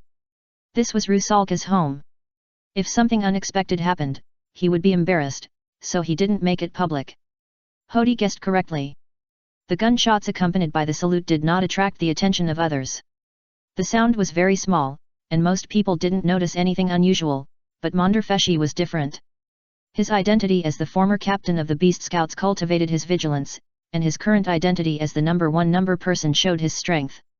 He didn't have the hobby of using his observation haki for nothing, but he was extremely sensitive to crises. Even with the cover of the salute, his intuition felt something was wrong. Then he grabbed the bullet out of thin air with his muscle reaction. It was not difficult. It was just a little domineering and a little strange power. There are many people who can do this in the Grand Line. Anyone who has some fame has a way to deal with bullets. Unless the bullets are fired by those who have cultivated their domineering to a very strong level, the guns in the hands of ordinary people can't cause any harm at all. It should be the side and rear is the target. Otohime? Damn it, it just happened at this time. Monderfesh suddenly pulled Rusalka over and stood behind her, then adjusted the angle and blocked Otohime in the blind spot of the shooting range. If you want to hit Otohime at this angle, you must first pass through his body. The other party took advantage of the salute to shoot, and it seemed that they wanted to assassinate her and would not carry out large-scale operations, so he wanted to end the ceremony first, and then slowly deal with the other party. But it is not realistic to keep such a hidden danger. If they really make a big move, it will be bad. Pearl Man. I suddenly remembered that I forgot something. It's a small gift for Princess Otohime. You and Jinbei go and get it for me. There is a purple circular pattern on the box. It's over there. Monderfesh pointed in the general direction. He was not alone, and it was not easy for him to leave, so he could let others do it. Pearl Man had been his deputy for 10 years, and the tacit understanding between the two was beyond doubt. The purple circular symbol inside the beast meant that there was an enemy ambush. Hearing Monderfesh say this, he knew something was wrong. A deputy who doesn't understand his boss's hints will usually be sent out. The requirements of the deputy for the senior cadres are not only strength, but also brains. Monderfesh told him that there was an enemy in ambush, and asked them to bring the things over, meaning to capture them alive, and specifically said that it was a gift for Otohime, indicating that their target was Otohime. But Pierman didn't understand why Monderfesh asked him to take Jinbei with him, but at this time, it was enough to just follow the orders from above. Got it, big brother, I'll be back soon. Brother Jinbei, come with me, it should be quick. Okay. Wait, Aaron, take a few people with Jinbei, there should be a lot of these things, help them carry them back. The purple circular symbol is on the 100. The beast inside meant that there was an enemy in ambush. Hearing Monderfesh say this, he knew something was wrong. A deputy who couldn't understand the boss's hint would usually be sent out. The requirements of the deputy for the senior cadres were not only strength, but also brains. Monderfesh told him that there was an enemy in ambush, and asked them to bring the things over, meaning to capture them alive, and specifically said that it was a gift for Otohime, indicating that their target was Otohime. But Pierman didn't understand why Monderfesh asked him to take Jinbei with him, but at this time, it was enough to just follow the orders from above. I know, big brother, I'll be back soon. Brother Jinbei, come with me, it should be quick. Okay. Wait, Aaron, take a few people with Jinbei, there should be a lot of these things, help them move them back. Originally, Pierman only called Jinbei, but Tiger suddenly stopped them and asked Aaron to bring more people. I know, big brother, but this guy is really unreliable. Can he forget things after getting married? Aaron would not refute Tiger's order, and followed with a few people. Jinbei did not respond. He just noticed that a little abnormality. He is now one of the 7 warlords of the sea. The reason why the world government selects the 7 warlords of the sea is only one strength. Only those who meet the standard of strength will be specially recruited as 7 warlords of the sea. Aaron could not notice it, but he could. Even the shame of the 7 warlords of the sea could not be dealt with by ordinary bullets, let alone Jinbei whose strength is still rising. The same is true for Tiger. He did not follow him because he was afraid that there would be accidents at the venue after he left.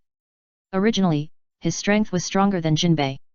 When he conquered Fishman Street, both Aaron and Jinbei were defeated by him. Although Jinbei began to grow rapidly and gradually narrowed the gap, Tiger also had his own growth. Haki is the power of the heart.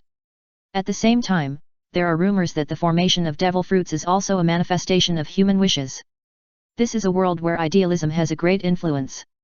Without a strong heart, you can never become a top strong man. Originally, Tiger's heart was dead, but after preaching, he suddenly found a new direction, especially after seeing the ideal utopia during the pilgrimage. His state of mind was sublimated, which made his strength have a certain progress. Mandar Fesh saw Jinbei and Pierman's departure from the corner of his eye, which made him basically relieved. In his mind, this matter was probably done by the fishmen, because humans would not target Odo him. Whether they want to be equal to the fishmen and the mermaid tribe, or want to continue to enslave them, the living Odo him is more in line with the interests of humans, and human pirates usually want living mermaids, not dead mermaids. He knew that there were extremists among the fishmen, and Arlong was originally one of them. With Tiger restraining him, coupled with the influence of multiple factors, he changed a little. If Pillman goes by himself, he will have a conflict with the fishmen, and many things will be unclear. It is most appropriate to let the fishmen solve the fishmen's affairs. If it was not at the wedding scene, he would definitely solve the matter by himself. As long as there are witnesses, there is no problem for him to take action. He is also the son-in-law of the mermaids. As for whether the shot may have missed, he thinks it is impossible. If a killer can choose the wrong target at this time, he should find a rope to hang himself as soon as possible. It will be different with Jinbei following. Jinbei and Tiger are both fishmen with high reputation in the fishmen. Their words can convince the fishmen, so even if there is a problem, it is easy to clarify the suspicion. After they left, the wedding did not stop, and continued under Mandar Fesh's urging. Princess Odo him, aren't we going to proceed to the next step? Ah, of course. This is the ring that Neptune and I picked for you. It is one of the treasures passed down by the kingdom of Ryugu. I wish you 100 years of friendship. Mandar Fesh took the ring that Odo him handed over. The ceremony was just one step away, but many things didn't go as smoothly as he thought. This time he miscalculated one thing. The other party was not acting alone, but a gang. For the fastest update of Arceus pirate journey. Chapter 628, Taking drugs will cause hallucinations. The flintlock rifles in the pirate world are very strange. They do not meet the characteristics of flintlock rifles in terms of loading mode and continuous shooting. The accuracy is much higher than that of normal flintlock rifles, but the range of most flintlock rifles is not very far. The gun in Hodi's hand is the same. Because they live underwater and fight at sea most of the time, the most standard equipment of the Sea King army is not muskets, but tridents. Although they were also equipped with muskets, the guards who followed Odohim and Neptune did not carry such weapons. Due to the range problem, Hodi was not very far from the venue. Hodi, who had never left Fishman Island, was a frog in the well and did not believe in borrowing bullets with bare hands. Seeing that there was no reaction there, he thought he had missed the target. He did not even notice the people approaching in this direction, and still aimed at the venue, waiting for the next opportunity. Arlong was drunk, but when he saw the slightly serious expression on Jinbei's face, he also noticed something strange. Hey, Jinbei, is there something wrong? I seem to smell blood. In addition to the power that is 10 times that of ordinary people, the fishmen also inherited some characteristics of fish, such as the biological lamp on the head of the anglerfish fishman that can be used as a flash bomb, the poison of the blue-ringed octopus fishman, etc. Arlong himself is very sensitive to the smell of blood. There is no need for Jinbei to answer. Arlong has seen the target this time. Hody is aiming his gun in the direction of the wedding venue, and there is a human next to him. Corpse, that was the source of the bloody smell that Aaron smelled. The corpse was a pirate that Hody killed casually. Even if they arrived at Fishman Island, not all pirates were strong. There were countless small fish in it. It was not difficult for an adult male fishman to kill such a human. This was the scapegoat prepared by Hody. Once he was discovered, he planned to let this person serve as a scapegoat. But he was too focused and didn't notice that he had been discovered. Aaron didn't care about the death of humans, even now, but he thought of what Hody had said to him before. Those words combined with the current scene made it self-evident what Hody was doing. "Hey, Hody, what are you doing? Just now this human wanted to attack Princess Otohim, and I found him in time and killed him." The voice from behind scared Hody, but he still kept his eyes open and told the lie he had made up, and stuffed something into his mouth. If Hody hadn't said a lot of strange things to him before, Aaron would have believed this reason. He was always not wary of his compatriots. But Jinbei is different. He is not so easy to believe the other person's words when he appears in an inappropriate place at an inappropriate time. "Then can you explain to me why you pointed your gun at the direction of the venue?" In the face of Jinbei's question, Hody can actually find a reason to fool him. After all, they have no direct evidence, and Jinbei will still abide by the laws of Fishman Island. But Hody saw Aaron and Pierman next to Jinbei. "Brother Aaron, have you really betrayed the fishman, forgotten the hatred of the fishman, and stood with humans?" Before, he still had a little fantasy about Aaron, but the current situation is like seeing the verdict of his idol. "Don't talk nonsense to me, tell me why you are here." "Of course I want to kill Otohim and stir up the anger of the fishman again." "Ha ha ha ha, brother Aaron, no, Aaron, it seems that the shot missed. In this case, let's start with you. What if the shot missed the target?" He had prepared before. His gang was lying in ambush nearby. Killing Otohim was one of the goals. It would be best to arouse the hatred of the humans and fishmen present, and take the opportunity to kill all the royal families. By then, taking advantage of the anger of the fishmen, he can become the new leader to lead the fishmen. Originally, he didn't need to confront Jinbei directly, but he was so angry that he even got a little bit drunk. This was the effect of what he had eaten before, the murderous drug hidden in the jade box. Hody found an opportunity when Otohim and Nip were choosing wedding gifts and stole this thing.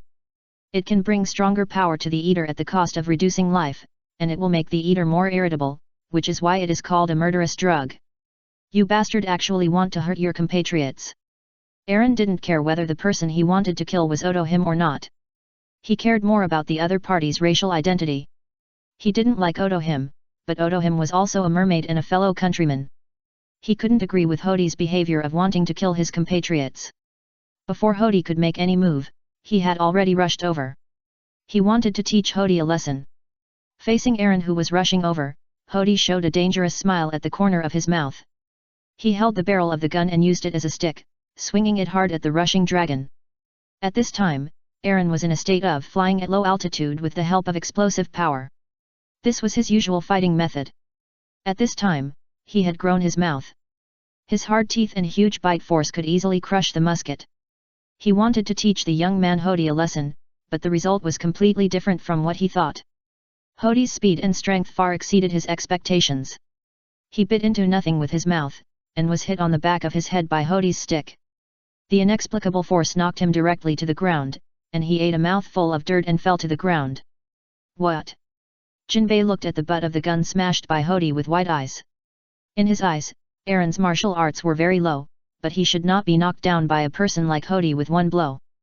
"Ha ha ha, did you see that? This is my power. I am the hatred of the fishmen. I will lead the fishmen to let humans know our fear. Jinbei, you guys are all heretics who will be executed. Crazy brother Jinbei, if you don't do it, I will do it. Brother Manfesh's wedding wine hasn't been finished yet. No, let me do the fishman's business." Jinbei stopped Pillman and walked towards the slightly crazy Hody step by step. Seeing that Jinbei not only did not run away but walked towards him, Hody's expression became more cruel. Knocked Aaron down with one blow and made him feel that he was invincible. "Jinbei, Prepare to die. I'll crush your head right now. Fishman karate samwa. Hodee's big hand reached out to pinch Jinbei, and Jinbei didn't dodge or avoid it, letting him pinch his head. Although I don't know where you get your confidence and strength from, you don't have the qualifications to be so arrogant. Fishman karate samwa punch.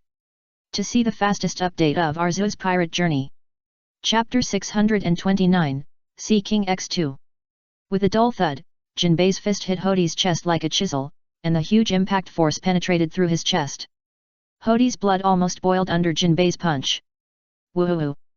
A lot of blood liquid spit out from Hodee's mouth, and the hand holding Jinbei's head gradually lost its strength. Fishman karate is the power summarized by our ancestors. It is the power that can only be learned through long-term practice. The enhancement obtained by drugs is nothing. Hodee slowly collapsed on the ground. If it was his usual self, Jinbei's punch would be enough to make him lose consciousness, but the effect of the murderous drug was still there. This alternative stimulant made Hodee's consciousness still clear. The pupils rolled back, the whites of the eyes became red and bloodshot, and the influence of the murderous drug on Hodee became deeper and deeper. Not enough, not enough. Hodee grabbed a handful of murderous drugs from his body and threw them into his mouth. The murderous drugs can double a person's strength, and this effect can be superimposed. Without considering the body's tolerance, the murderous drugs can double a person's strength infinitely. If 2 times is not enough, then 4 times, and if 4 times is not enough, then 8 times. Hodee doesn't believe that he will lose to this ordinary blue fat man in front of him. Why is this fishman who believes in humans so strong? Fishman karate, 4000 tiles kick. When Hodee tried to continue taking drugs, Jinbei had already kicked him on the head. Fishman karate uses tiles as the counting unit. The more numbers, the more tiles can be broken or kicked at one time. 4000 tiles means that the force of this kick can break 4000 stacked tiles at a time. This kick hit Hodee's head firmly. Hodee rolled out like a rolling gourd, crashed through several corals in a row, and finally embedded in the rock wall. The murderous drugs he carried were scattered all over the ground. Pierman picked up a few pills curiously and put them in his pocket. He thought Quinn might be interested in this drug.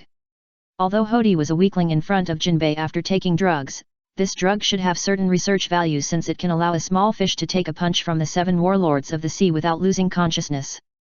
Pierman didn't know what side effects this drug had. Judging from its current performance, it was still okay. Ignoring your own strength and indulging in external things, how could I be defeated by such a you? Jinbei rushed towards the landing point of Hodee, but his raised fist did not fall, because Hodee embedded in the stone had completely lost consciousness. Then Jinbei pulled it out of the rock wall. As the strength increased, the physique also became stronger, otherwise it would not be able to bear such power. This is also the reason why the murderous drug will bring great pain to the body when it reaches its limit, and it may explode and die. The physique enhanced by the drug prevented him from turning into a fish cake, but still a complete fishman. Then Jinbei walked to Arlong and kicked his shoulder with his foot. Arlong, are you okay? Ah, I'm fine. Where's that bastard Hodee? It's been dealt with, let's go back. This guy should at least be sentenced to life imprisonment. Life imprisonment? This guy wants to kill Princess Otohime, and he is a dangerous person who wants to kill his compatriots. Is this just imprisonment? Arlong, the kingdom of Ryugu is a kingdom, it has its own laws. Boom. Roar. When Jinbei was about to teach Arlong the law, a thunder and lightning suddenly came from the original venue, and some terrifying roars came from the distant sea. Several people quickened their pace to return, and Hodee was also carried on Jinbei's shoulders. At the wedding venue, Mander Fesh once again turned into a dragon man. The thunder that Jinbei and the others heard was made by Mander Fesh. According to what a certain Murphy said, the more you worry about something, the more likely it will happen. Hodee has his own friends in Fishman Street, and under Hodee's influence, all of them have become extremists of Fishman Island, which is plan number 2 planned by Hodee. If they know that the wedding is over and Hodee has not succeeded, it means that there is something wrong with him, and they will launch another action. There are not even just a few of them in the action. Under their instigation, some fishmen in Fishman Street really participated in it and launched this coup in Fishman Island. Even Tiger couldn't stop them. Those radical elements who took the murderous drug were like madmen, launching indiscriminate attacks. Tiger's fighting style has always been close combat. Faced with this situation, his force is very limited. Although he can punch one by one, there are too many of them. As a last resort, Manderfesh launched his own large-scale attack. Gyarados' attack surface is very wide. After a burst of lightning and thunder, the scene also quieted down. "I'm sorry, Rusalka, it seems that I'm still messed up." "It's okay, I should be sorry, there are still so many radical people on Fishman Island, but what's going on?" "I don't know either, let's treat the injured first, we should find out after a while." With two extremely powerful people, Tiger and Manderfesh, and the Sea King army led by Neptune, their rebellion was ended very quickly. Tiger dealt with the leader, Manderfesh quickly cleared the miscellaneous soldiers, and the Sea King army was responsible for cleaning the ground. Few ordinary residents were injured, and the most seriously injured was Odohim. Due to the existence of bubble corals, mermaids and fish people have more directions to move, and there is no trampling. Odohim was not attacked either, and Manderfesh was near her, so he would not let anyone hurt her. However, her physique was too fragile. When the turmoil occurred before, she stood on the high platform and called on the people not to be afraid, but she accidentally fell in the chaos. She, who was almost glass, broke her calf. Now the doctor is treating her. Odohim was comforting Shirahoshi. Her children were brought to the wedding scene, but it was the first time Shirahoshi saw such a chaotic situation. Odohim also broke her leg, which made Shirahoshi worried. He burst into tears in fear. Ordinary people just cry, it's not a big deal, but Shirahoshi's is the Neptune of this generation. The crying caused by fear arouses the power in the blood, and the giant Neptune species sleeping in the deep sea wakes up because of this. This is Jinbe the roar they heard. Several huge shadows have covered Fishman Island, and monster-like heads are now outside the bubble wrap of Fishman Island, and these giant sea kings have fallen into confusion at this time, because except for the king breath, and another strange breath. Although he is not their king, he has a very similar feeling. The creature that can do this is none other than Monafe, who has been staying on Fishman Island. At this time, he is floating above the bubble wrap, trying to prevent them from getting closer to the bubble wrap. To see the fastest update of the pirate journey of Arceus, it. Chapter 630, The Hero Who Has More Face Than Red Hair. Manafi was actually present at the wedding. He was even a representative of Arceus. There was no need for him to take action against those ordinary murlocs. Manderfesh and Tiger were added to the Organic Navy Army, and Neptune himself also had certain abilities. Strength. He is known as the Great Knight of the Ocean on Fishman Island. Even if he only relies on his size, he is much stronger than these ordinary fishmen. If there weren't too many people, which made Manderfesh look annoyed, there would be no need for him to intervene in the rebellion here. But the strange movements in the ocean caught Manafi's attention. The created phantom beasts all have unique meanings. Zeraora was born because of the Fur tribe, Darkrai was born to find the underworld, Genesect was born as a war machine group, and Diancie was born for the economy of the beast fruit and to give Yamato a new playmate. When Manafi was born, Arceus had the purpose of letting him appease the Sea Kings. He has also done this in recent years, telling the Sea Kings or sea beasts near the deep-sea mineral deposits to leave and not harm the working murlocs. Although Monafe is not like the Neptune here, who can directly command Neptunes after awakening his power, he has a friendly aura. All sea creatures' favorability towards him is friendly and caring by default, and they almost always obey his suggestions. Monafe is active among marine life not as a king, but as a friend. In other words, he himself is a favorite of marine life. Although he cannot directly command the Neptune type, he has a wider range. Both Neptune types and sea beasts are relatively friendly to him. Sea beasts and sea kings are two different groups. Mammal sea monsters are sea beasts, such as sea lions, seals and other creatures. The remaining sea monsters, whether they are amphibians or birds, all belong to the category of Neptune. Over the years, Manafi has also discovered the characteristics of the Neptunes. Those Neptunes and sea beasts have high IQs, and the bigger they are, the higher their IQs are, but most people can't understand their words. Although the merfolk and a small number of fishmen have the ability to communicate with fish, they are only limited to ordinary fish. Because the fish people eat fish, they do not have the ability to communicate with fish, or because they cannot understand fish, so they also include fish in their diet. Fishmen who can communicate with fish are extremely rare, and they are all kind-hearted people. As for the Neptunes, only the awakened Neptunes have the ability to communicate with them. Special creatures like Monafe, who can communicate with them, but cannot distinguish them not only by their size, but also by whether they are Neptunes, have also attracted the attention of some Neptunes, but this has not been done at all in their long careers. It's nothing. Stop. Stop. Don't come any closer. Little one, get out of the way, our king is crying, we have to protect him. A sea king with a crow head made a slightly hoarse voice. This time they did not want to follow Manafi's suggestion.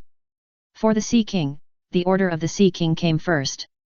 That's right, we didn't want to destroy this place, we just heard the king's cry. Do you want to scare your king? Besides, things on the island have calmed down. Your approaching will only cause a new round of panic. Manafi still didn't know who the awakened Sea King was, but when he came up, the rebellion below had been suppressed. These giant Neptune species have perfect thinking abilities, and they are not incapable of listening. Since they are worried about Neptune, use Neptune to persuade them.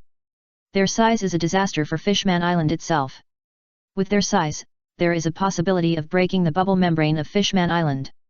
Although fish and mermaids cannot be drowned, the influx of seawater will destroy them. A lot of things. For those humans who stayed on Fishman Island, it was even more devastating. What he said makes sense. The king hasn't really awakened yet, so we shouldn't disturb her. Look at the king's situation. A larger Neptune appeared behind him, with a head shaped like a giant turtle. Manafi even saw the seaweed growing on his body. This guy might have been sitting on the bottom of the sea for decades without moving. He said a strange name, and even Manafi didn't understand what it was, but after that, one of the peregrine-headed Neptunes swam upward to a position with a wider view. Neptunes not only have a huge size, but also have other biological characteristics. Raptor-type Neptunes generally have better eyesight. The king is fine. What the little guy said is true. We will stay nearby for a while. When the king stops crying, we will leave naturally. Several Neptune species retreated into the surrounding dark sea. With Neptune safe, they chose to give this group a little face. In the Neptune species group, Manafi's face is greater than Shank's. Don't worry, don't worry. If anyone hurts your king, I will teach him a lesson. But who is your king specifically? Shirahoshi was not the only one who was scared and cried. The residents of Fishman Island have not seen such a chaotic situation for many years. The older pink-haired girl. Oh, it's Shirahoshi. I know. You can just watch from the side with peace of mind. The king's name is Shirahoshi. After Manafi returned to Fishman Island on the current, the Sea Kings who retreated into the darkness also engraved the word Shirahoshi in their memories. The Sea Kings retreated temporarily, but Manafi encountered a new situation when he returned to Fishman Island. He did not stay in the deep sea all the time. When the Sea Kings living nearby were persuaded to leave by him, he would return to Fishman Island to enjoy life. Even though he did not have the buff of group pet for mermaids and fishmen, he had some sister fans and mother fans with his cute appearance. In Manafi's opinion, he just had a friendly exchange with those big guys, but ordinary mermaids didn't know what happened. Most people didn't know the legend that the mermaid princess was the Sea King, and only a few people knew it. In the eyes of the residents of Fishman Island, giant Sea Kings appeared inexplicably around Fishman Island. They heard about the legend of Manafi from their family members who worked in mining companies, and this time they saw it with their own eyes. Manafi successfully resolved the crisis, and this is what they knew. So Manafi suddenly became a hero in the eyes of the residents of Fishman Island. Before he could figure out what happened, he was thrown into the air by a bunch of people and cheers. But in addition, some people were not so relaxed. Otohim and Neptune were full of worry in their eyes, and there was a slightly excited look in the shadows, as if he had discovered something incredible. For the fastest update of Arceus' pirate journey. Chapter 631, The Guide of the Sea King. There were no clear invited guests at the wedding. The open wedding welcomed all invited guests, which led to the appearance of many people who came to join in the fun, such as Vanderdecken 9. Ordinary fishmen don't know these secrets, but Vanderdecken 9 is different. His family has passed down this secret for generations. The specific identity of the first generation of Vanderdecken is unknown, and it is not even certain whether he is a fishman. A sentence passed down by the Vanderdecken family is that the legendary mermaid princess has the mysterious power to make the Sea Kings surrender. Pursuing this legend, the first generation of Vanderdecken pointed his target to the bottom of the sea. According to the time calculation, the first generation of Vanderdecken lived just in the blank history 800 years ago. Living in that era, he may have seen the true ability of the Sea King. And his identity may be a human. After setting his sights on the sea, the first generation of Vanderdecken began to intermarry with the mermaids and fishmen, gradually changing his bloodline. By the time of the 9th generation, he was no different from a fishman. The Sea King is the goal of this family. When he saw those giant sea kings, Vanderdecken the 9th generation knew that his goal had appeared. But he fell into deep thought. "Captain, what's wrong? What are you thinking about?" "I'm thinking, what's the matter with that little blue thing?" Vanderdecken is also the captain of a pirate group, and he also has a group of fishmen under him. They are part of the Fishman Street that does not obey Tiger's orders and is independent. Although they are not radicals like Hody, they are also different from other fishmen. The Sea King should be the mermaid princess, so Princess Shirahoshi is the Sea King, but that blue thing. Originally there was only one goal, but now the goal suddenly became two. Vanderdecken didn't know what to do. After a brief thought, he made a decision, that is, to do it in two ways. Shirahoshi was a royal family, so there was nothing he could do for a while, but he came up with a plan based on Manafi's range of activities. "Let's go, little ones, we have to do something big." Vanderdecken left here with his subordinates, but Otohim came to Manderfesh. "Mr. Manderfesh, although it's very disturbing, but can you please come to Ryugu Castle? We have some important things to discuss with you, very important things." Although Manderfesh and Rusalka's wedding on Fishman Island was just a make-up, she also knew the importance of this wedding. She didn't want to disturb him, but it was about Shirahoshi, and it was about the Sea King. This is a top priority for the future of Fishman Island. Manafi and Manderfesh are creatures of the same camp. Manafi, who can communicate with those Sea Kings, should know some secrets. So she made this slightly unreasonable request. "Is it about Shirahoshi?" "You." Manderfish mentioned Shirahoshi's name directly, which was something Otohim had not expected. Manafi had just communicated with those giant Sea Kings, but during this period of time, Manafi was still enjoying the glory of being a hero and should not have communicated with Manderfish. "Don't be surprised, Princess, I know more than you think." Manderfish is also one of the top leaders of the Beasts Pirates and knows a lot of internal information. Translating historical texts has always been one of the activities of the Beasts Pirates, and the historical texts that record the location of the Sea Kings are on Sky Island. Sky Island was included in the rule of the Beasts a long time ago, and the rubbings of the historical texts also fell into the hands of the Beasts. Manderfish was stationed near this place. I have read the relevant information recently. Although the records are not so detailed, he can feel the focus of the eyes of those Sea Kings, and he can make his own guesses after some association. With the current expression of Otohim, he can completely confirm this matter.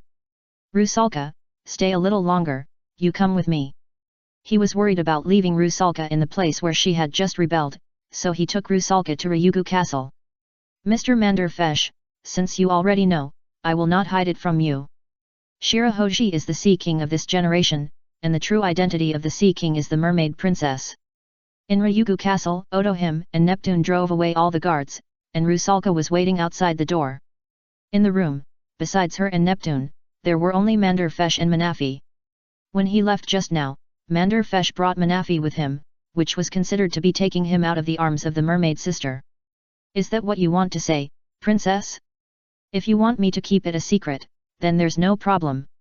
No one else will know about this. The Beasts know about the Sea King, but they have no intention of taking action, because the current Sea King is useless to them. Not to mention the distant past, Manafi can do something similar to the Sea King. As long as no one else plots against the Sea King, they can temporarily put the Sea King aside. The location of the stone tablet and the historical text are the two major goals of the Beasts now. One is related to Arceus, and the other is related to the location of the Pirate King.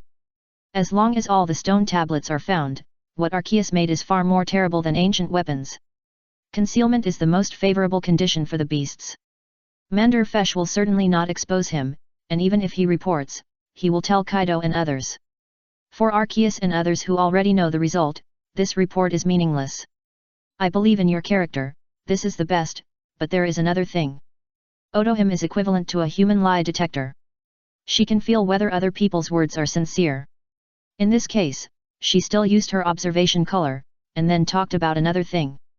The Sea King will randomly awaken in the Mermaid Princess, but in addition, a guide will appear at the same time as the Sea King awakens. He will guide the Sea King to grow correctly to prevent the Sea King from going down the wrong path. The impact of ancient weapons is destructive. If the Sea King goes berserk, except for the Red Earth continent, the small islands in the sea cannot withstand the power of these sea monsters. Guide. Yes, but we don't know who the guide is. I think Mr. Manaphi may be the guide. Mana. No, princess sister, why do you think I am the guide? Manaphi forgot how to speak human language for a while. He couldn't figure out why Otohime came to this conclusion. You appeared here at about the same time as Shirahoji was born, and you can also communicate with Sea Kings. According to royal records, that is the privilege of Sea Kings. I don't know why you can do it, but I think there must be some connection between them. I can sense the innocence in your heart, Manaphi. Are you willing to be Shirahoji's friend? To see the fastest update of Arceus' pirate journey. Chapter 632, Shark Fishman's Inherited Hard Mouth. Be friends with her. Well, teach her to use her power correctly and not become the source of disaster. These are the two things that Otohime wants to do. She hopes that Manderfesh can keep certain secrets, and at the same time, she hopes that Manaphi can become the guide. Although the guide should be a human, Manaphi is not a mermaid or a fishman. The power in his body makes Otohime unable to understand, and makes all marine creatures feel close to him. Like the son of the sea, Manaphi, who can communicate with Sea Kings, is a natural guide for Sea Kings in Otohime's eyes. The strongest ability of the Sea King is to command the Sea Kings, and Manaphi can communicate with the Sea Kings. In Otohime's opinion, this kind of communication is better than commanding, and only such creatures can correctly guide the future Sea Kings. The most important thing is that she can feel the purity of Manaphi's heart, without the slightest misunderstanding, and she can no longer find a more suitable object in her cognition. The Sea King has clear instructions, and the mermaid princess who can command the Sea Kings is the Sea King, but her guide does not. Manaphi's ability is too suitable, and she is simply a natural teacher for the Sea King. Moreover, Mafana is different from other fantasy beasts. Among all the fantasy beasts created so far, Manaphi's mind is relatively the lowest, and her behavior and speech are more like a half-grown child. The guide is not simply teaching the Sea King, but a special partner who lives and grows up with him, so Otohime is talking about friends. Birds of a feather flock together, and people are divided into groups. People will be influenced by the surrounding environment and relatives and friends. Manaphi's innocent character should allow Shirahoji to take the right path. Okay, I like making friends. I have many friends in the sea. I can take her to meet those friends. Otohime and Manaphi quickly reached a consensus, but Mandfesh looked a little strange. Manaphi will not teach people to be bad, but will instinctively carry out missionary activities. The most outstanding example is Setsuna. No one deliberately preaches to her, and she is not a fanatic, but her battle line with Arceus is firmly bound. At that time, Setsuna was about the same age as Shirahoji now. Mandfesh has already predicted what it will be like in 10 years. King Neptune, excuse me, Boss Tiger and Boss Jinbei have been waiting with the leaders of the rebels for a long time. Do you want to let them in? Ah, let them in quickly, this matter also needs to be dealt with. Otohime had she rubbed her head in pain. This was the last thing she wanted to face. Jinbei and Tiger had a high reputation in Fishman Island. They were honored guests even in Ryugu Castle. If it wasn't about the Sea King, they wouldn't have let them wait that long. Otohime, go and rest first. I can do the rest. After all, your leg is seriously injured. Until now, Otohime has been using bubble coral to move. This is one of the few advantages of Fishman Island. The bubbles made by bubble coral can serve as a natural wheelchair. Even if you break your leg, you can still float with this thing. Due to the existence of this item, even if you injured your leg before, Otohime can still move freely after bandaging. I can still hold on. Otohime, you should go and rest. Shirahoji is also scared. You can take Manaphi down to get familiar with her. Okay, then you can handle this. Seeing that Neptune kept persuading her like this, she took Manaphi to the room where Shirahoji lived. Neptune sent Otohime away for a reason, because Otohime was too kind and merciful. Even if the actions of Hodi and others caused serious consequences, in Otohime's opinion, the other party could still be forgiven if they knew to repent. Otohime's kindness was close to weakness, but she was not double-standard. No matter who the target was, she maintained her usual style. Even if Hodi wanted to kill her, she could still forgive him. But what Hodi and others started was a rebellion. For the royal family, this kind of rebellion was unforgivable. Even if the participants could be forgiven, the leader must be dealt with. In Fishman Island 2 years after the original timeline, Hody and others were all imprisoned and awaiting trial after their failure, but before the trial began, those guys became old men in their twilight years due to the side effects of the murderous drug, and they only had a few days left. This time was different. Hody's drug-taking behavior was interrupted by Jinbei. He did not take such a large amount of murderous drugs, and what he did this time had a greater impact in Neptune's view. Murdering the queen, attempting to overthrow the regime of Fishman Island, interfering with Monderfesh's wedding, and provoking conflicts between fishmen and humans are all serious crimes, and it is impossible not to deal with them. Especially since he was still making trouble at Monderfesh's wedding. If he really succeeded, the beasts would definitely retaliate, and now Fishman Island is still Whitebeard's territory, and a full-scale war between the two pirate groups will break out. Based on the previous results, Whitebeard may not be able to gain an advantage. Even if Fishman Island is not destroyed in the battle between the two, Fishman Island, which has lost its shelter, will definitely return to its previous state.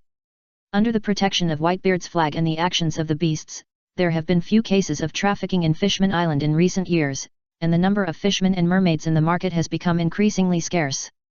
Once it returns to that situation, it will make Fishman Island worse and bring a disaster like the extinction of the race. Even he will not forgive Hody for this matter.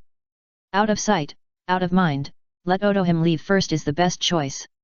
Escorted by Jinbei and Tiger, Hody and the others were quickly brought here. With them watching, Hody could not stir up any trouble at all. Hody Jones, do you plead guilty? Plead guilty? Neptune, what crime have I committed? Murder, rebellion, endangering the future of Fishman Island, what do you think you are doing? Looking at Hody with a look of disdain, Neptune's face also showed anger. Haha, the future? Neptune, Jinbei, Tiger, you guys are destroying the future of Fishman Island. You guys who are close to humans are all sinners. Do you think a mere chain can bind me?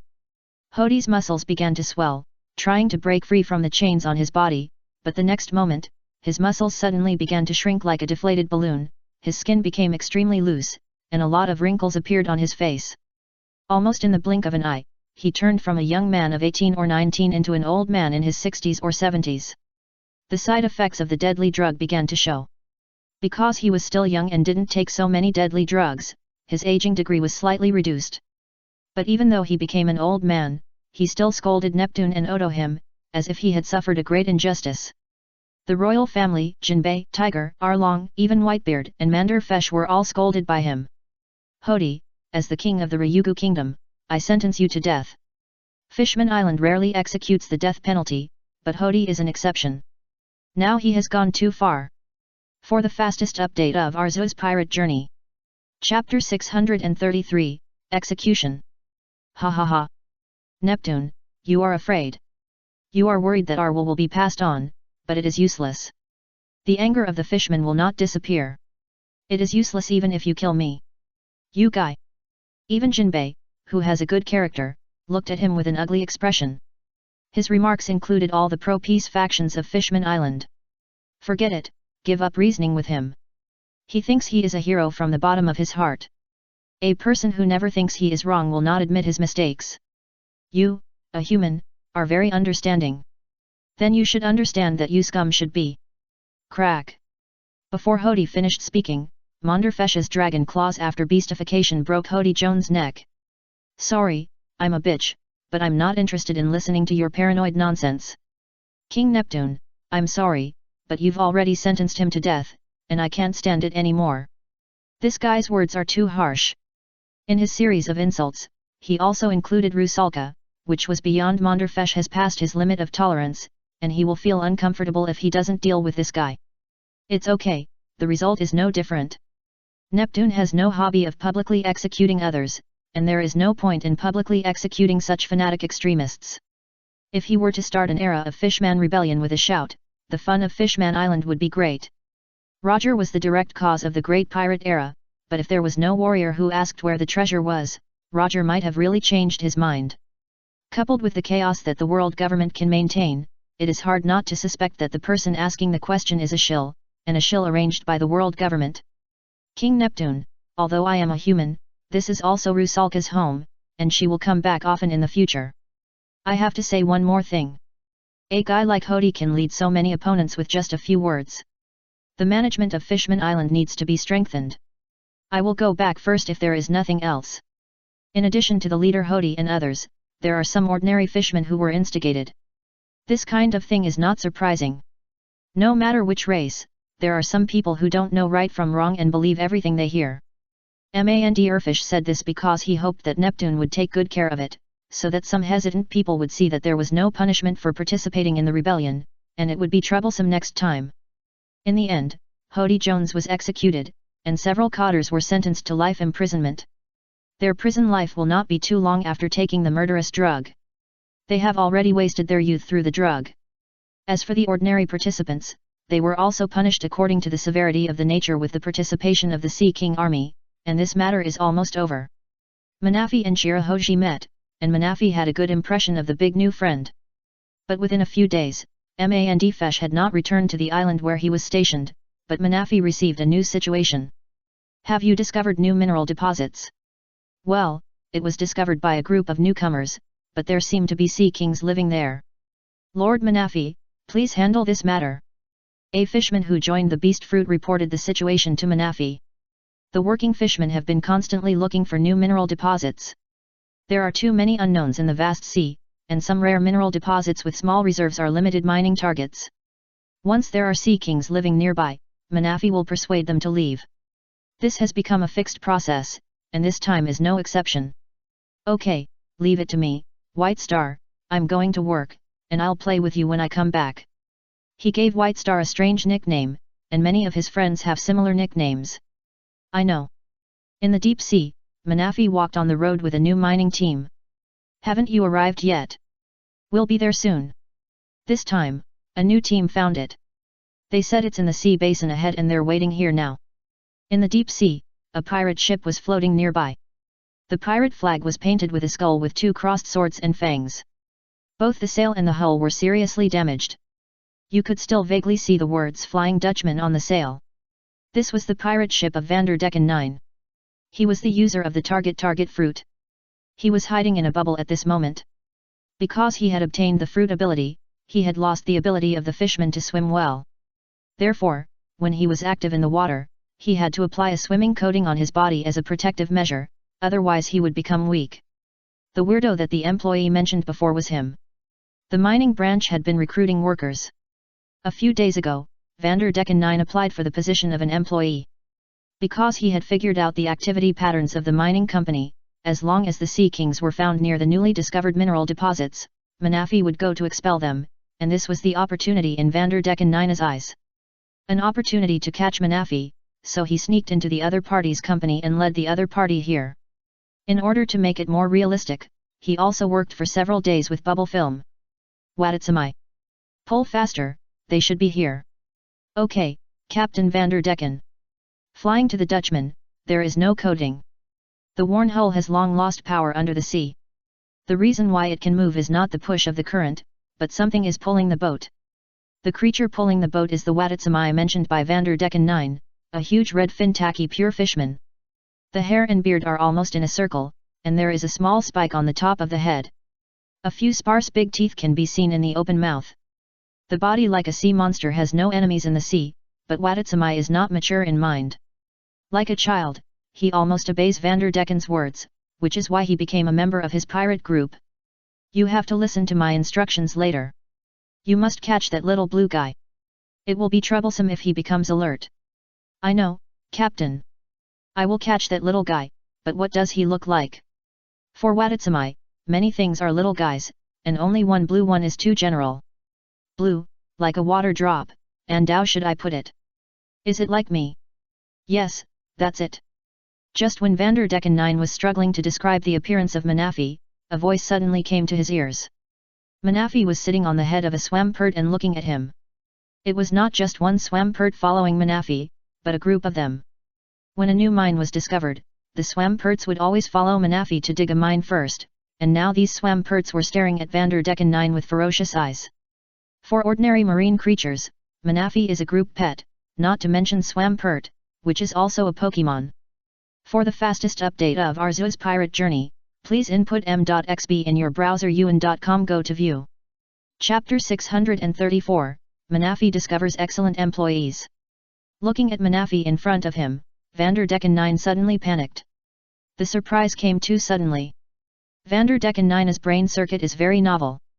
When he found out that Shirahoji was the Sea King, his inner thought was to marry the other party. Whether it was body shape, age, identity, or appearance, the two had an insurmountable gap. But that was the first thought that came to his mind. In order to smoothly approach the Sea King, the Vanderdecken family has always adopted intermarriage to change their bloodline in this way, so this behavior has been engraved in Vanderdecken 9's bones. In his opinion, marrying the other party is the best way to control the Sea King. He also has a very strange idea about Manafi. Both of them are men, so there is no way. He is really not interested in men. But he can wait until he and Shirahoji have a daughter, and then let Manafi be his son-in-law. This is his long-term development policy. Shirahoji is a royal family and will not leave the kingdom of Ryugu. His position is very stable. In order to prevent Manafi from disappearing, he wanted to catch him directly. Plans cannot keep up with changes. He didn't know when Manafi appeared here, but it seemed that he had heard what he just said. After hearing those words, he still had such an innocent tone, which made him want to try to seduce him. Ahem, Mr. Manafi, it's like this. I have a very grand ideal. I wonder if you are willing to listen to it. Vanderdecken 9 stretched out a hand to Manafi. As long as Manafi had contact with him once, he could find Manafi no matter where he went. This is the ability of his target fruit. Touching the opponent's body with your palm can lock it as a target. As long as the opponent is targeted, the items thrown by Vanderdecken 9 will automatically track the target to the ends of the earth. And this throw is not a physical throw. As long as he touches the object and makes a throwing motion, even things he can't lift will be affected by the ability and fly out. This is true for everything from throwing knives and axes to Noah, unless they are shot down or blocked by obstacles on the way. Each hand can lock onto a target. If you wash your hands, the target locked by that hand will be eliminated, and you must touch the other party again to lock it again. In order to prevent locking the wrong target, Vanderdecken 9 usually wears gloves. He has even made plans to have Manafi in his left hand and White Star in his right hand in this life, but the price is that he can't wash his hands in this life. At this time, Vanderdecken 9 took off the gloves on his hands, seemingly wanting to show respect, but actually wanting to mark Manafi. But Manafi had no interest in this. So you said you found a mineral deposit here, but you were also lying to me. This time he was concerned about the problem. This was his job. If someone lied to him in this regard, he would be very angry. Still with that cute face, but Manafi's tone became much colder. Catch him. The expression on Vanderdecken 9's face suddenly became very excited. This was not quite the same as what he had planned, but the target was in front of him, so how could he give up? There was no mineral deposit here, so he was just fooling the other party. The other party's changed tone showed that he was not as easy to fool as a child. If he continued like this, he would be exposed sooner or later. It would be better to just do it directly. At this time, he ignored the danger in front of him, because it was undoubtedly a very unwise behavior to duel with Manafi in the deep sea. Manafi itself was not a weak chicken without any power, and what he was best at was shaking people. The reason why Vanderdecken 9 tricked him here was that he had discovered a mineral deposit, so Manafi brought a group of strong miners. Swampert was a Pokemon that replaced the impact drill and power hammer in the seabed, and the explosive power of its arms that could easily lift a ton of weight was even more terrifying. Seeing that Vanderdecken 9 was going to take action against their group pet, they didn't need Manafi to say anything, and they had already started their own actions. Several Swamperts opened their mouths wide, and mud bombs cut through the water and hit the fishermen pirates. Even underwater, they achieved alternative fire suppression. After the mud bombs hit the target, they scattered. When a large amount of mud was released, the sea water here became turbid. Even the fishermen could not see the target in front of them and could only wave their weapons randomly. Swamperts are different. They can live in swamps and have evolved the ability to see in turbid water. Taking this opportunity, the second echelon of Swamperts have already rushed into the crowd. The muscles on their arms burst out with strange power, and every punch was accompanied by screams. The already dilapidated Flying Dutchman had several more large holes and was close to the edge of disintegration. Vanderdecken 9's target fruit can automatically lock the enemy, but he has never even touched a person, so he naturally lost this ability. Vanderdecken 9's physical skills are poor, and his fighting ability is not as good as that of ordinary fishmen. Moreover, he is a special ability user, and he can move freely by relying on the bubble membrane on his body. If the bubble membrane is broken, he will become weak in a minute. Watatsumi. What are you waiting for? Catch him. Okay, Captain Vanderdecken, watch me. Captain, I can't see where he is? Otherwise, can you tell me where he is first? Watatsumi was about to take action aggressively, but soon found that he couldn't find where Manafi was, and Xiao with a child's mind, he instinctively asked the parent in his mind. Idiot! Can't you get rid of this muddy water first? Oh, you are worthy of being the captain, good idea. Wang Jinjian took a big gulp and sucked a lot of clean seawater into his body from the side. He was a puffer fishman, and his body expanded like a giant balloon, and then spit it out towards the Flying Dutchman. A large amount of seawater washed away the turbid seawater nearby, and also blew away many fishmen, who were all fishermen pirates knocked down by Swampert. Captain, wait a moment, I'll catch him now. Interesting, you two go and deal with that ugly four-legged guy, I'll catch this big guy. Manafi thought that Wang Jinjian was stupid, and it was a waste of talent for such a stupid big guy not to go mining, so Manafi decided to add a tough guy to the mining company. A strange sound wave came out of Manafi's body.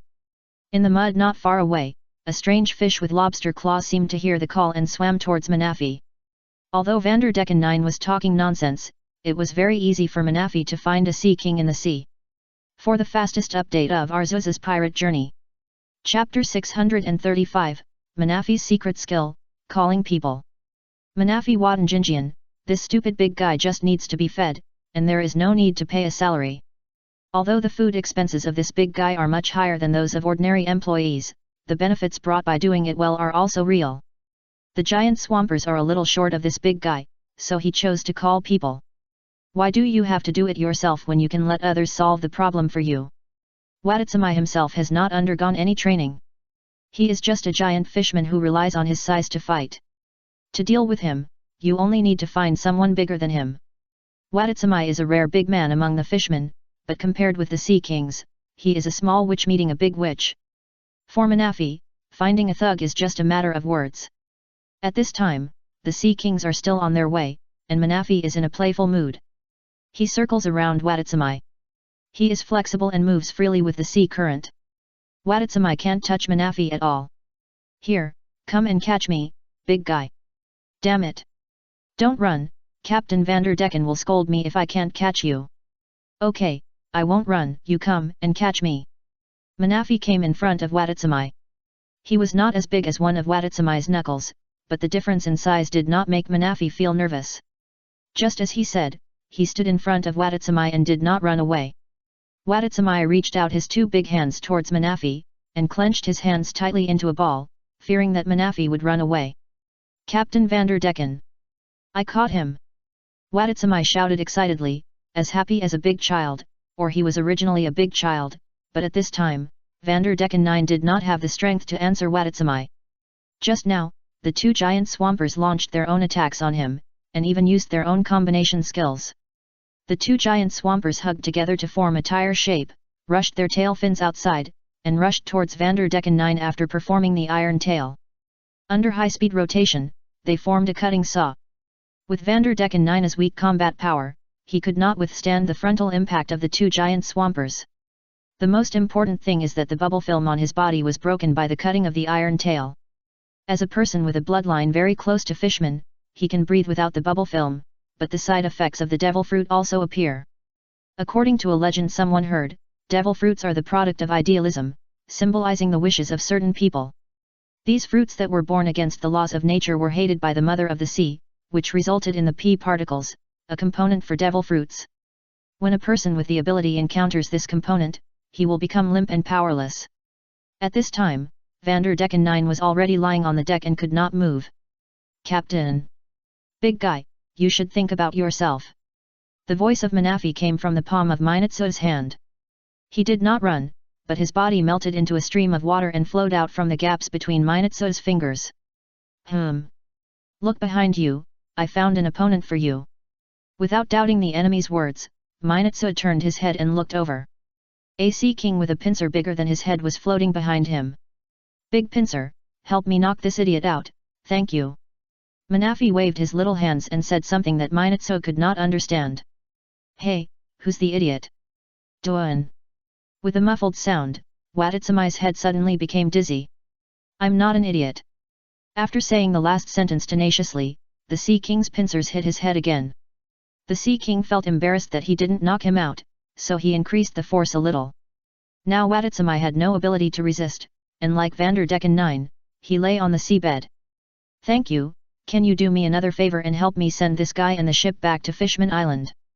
The Sea King didn't say anything, but silently picked up the things Manafi needed with 2 pincers. If the Sea Kings couldn't do too detailed work, and Manafi's commanding them would consume favors, he would have troubled these Sea Kings to open the mines. Letting them mine would easily cause landslides on the seabed shelf, and they would easily break the minerals into slag, causing them to be washed away by the current. In addition, only Manafi can communicate with them, which would take up a lot of time. In addition, they need to develop the economy of Fishman Island and solve the problem of idle population in Fishman Street, so Sea Kings did not participate in similar work. On Fishman Island, watching the returning Manafi, the Ryugu Kingdom's guards showed an incredible look, saying that the people who went to mine brought back a group of unconscious fishmen. After hearing the news, Neptune quickly led his men over. Is this guy Vanderdecken 9? King Neptune, do you know him? This guy actually lied to me, and he also knows about the Sea King. Manafi swam to Neptune's ear and whispered to him. What? Manafi used the Sea King to scare him.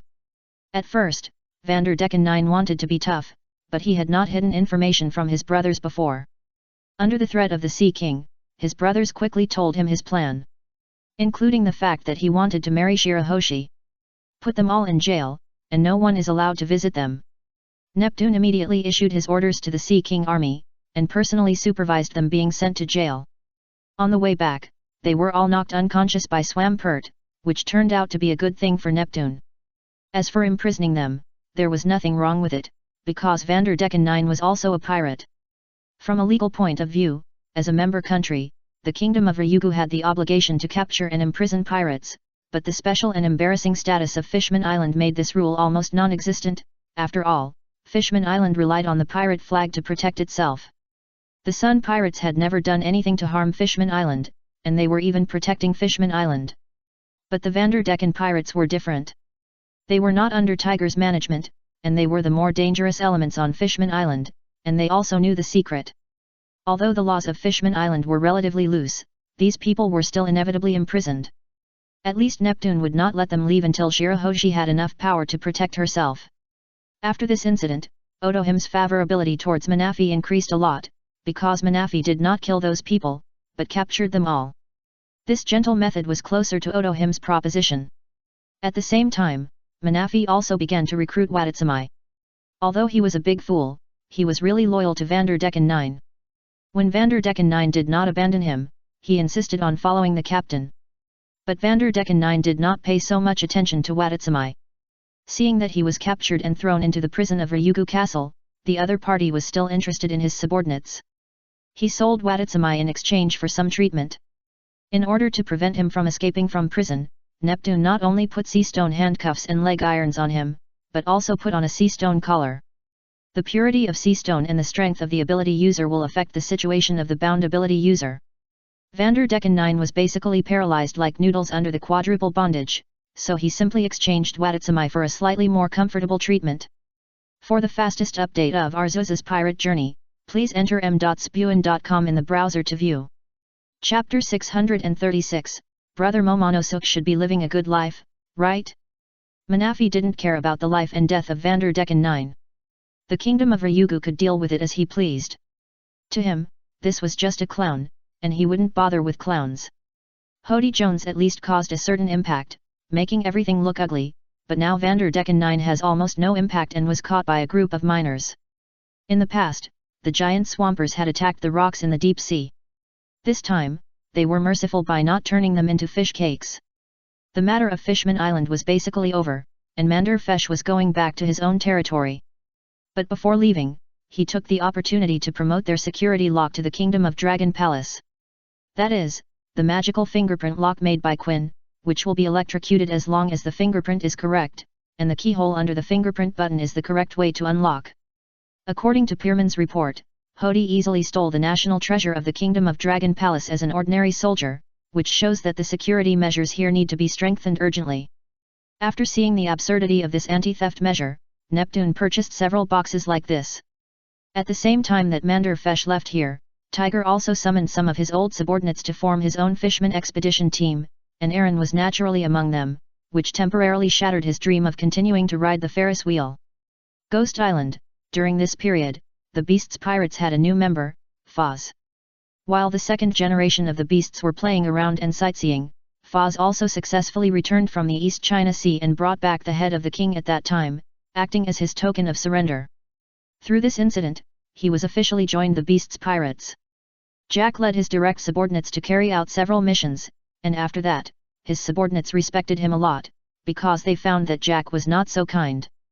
In the previous battle, he showed what tyranny is, and he was completely different from the one who teased Frost Milk Fairy on weekdays. Brother Jack is so scary. Yes, he didn't leave any prisoners in that pirate group. This is different from the previous rules. In the cafeteria, several pirates assigned to Jack discussed the previous things in a low voice. Hush, Lord Manderfish held a wedding ceremony on Fishman Island a while ago. Those guys delayed Jack for several days, causing him to miss Lord Manderfish's wedding. Do you think he wouldn't be angry? Jack and Manderfish have the best relationship, which is known to all the pirates stationed on Ghost Island. Things. I see that Jack is still angry. Do you want to practice with him? Thinking of Jack's horrible performance before, the people around the table shook their heads and changed the topic. How do you know so much? Of course it's gossip, this thing is very effective. The group of people discussed the gossip within the pirate group under the influence of alcohol, such as a recent unlucky guy approached the drunk Kaido and was hit by Kaido, but he didn't die. After recovering in the hospital, he seemed to have awakened the signs of armed color. The Ziraura family has not decided on the name of the child, and the news from the purchasing department is that Setsuna recently bought a few cat sticks, and I don't know what he wants to do. And which lucky guy has received the grace of Arceus? Yamato has recently moved a lot of soil, someone has established a Yuta support club, etc. Freedom of speech within the 100 Beasts, even if you praise other pirates, it doesn't matter, as long as you don't say anything insulting. In the flower capital, Denjiro and others felt a strange atmosphere. The tour of Grand Tesoro had ended long ago, and everyone had returned to Wano Country, but Hiri Koshiki who returned to Wano Country seemed to be a little strange. They couldn't tell what was strange, but they always felt that she was very different from before. This was true both in her attitude towards the beasts and her response to them. It was a familiar visiting time. This time it was Denjiro who came to see Hiri. Except for reporting to Jin, there were no restrictions on other aspects, and there was no need for a body search. Hiri-sama, hello, have you been feeling unwell recently? No, what can I feel unwell? There is nothing missing here. Even if I am really sick, there are enough famous doctors here. The doctors in the Shogun's mansion in Wano Country were enough to deal with most of the diseases, not to mention that there were doctors and several geniuses from all over the world in the beasts. Hiri-sama, please forgive me for being blunt, but you seem not quite right recently. It's just your illusion, but Denjiro, I have a question. What? Are you concerned about me or the surname Koshiki on me? Koshiki Hiri asked this question very calmly, without much emotion in her tone, as if she was chatting, but Denjiro found something wrong here. Koshiki Hiri would not ask such questions in the past. Hiri-sama, what are you talking about? Of course we are concerned about you, you are Odin-sama. Denjiro explained instinctively, but halfway through, he suddenly found something wrong, and it seemed inappropriate to explain it this way. As expected, it's all because of my father, I don't have any other intentions, I'm living a good life, let's stop here today, I'm a little tired. I'll take my leave. Denjiro knew it was not appropriate to continue talking about other things, so he chose to take his leave first, but when he was about to leave, Koshiki Hiri suddenly said another sentence. Brother Momonosuke, he should be living well, right?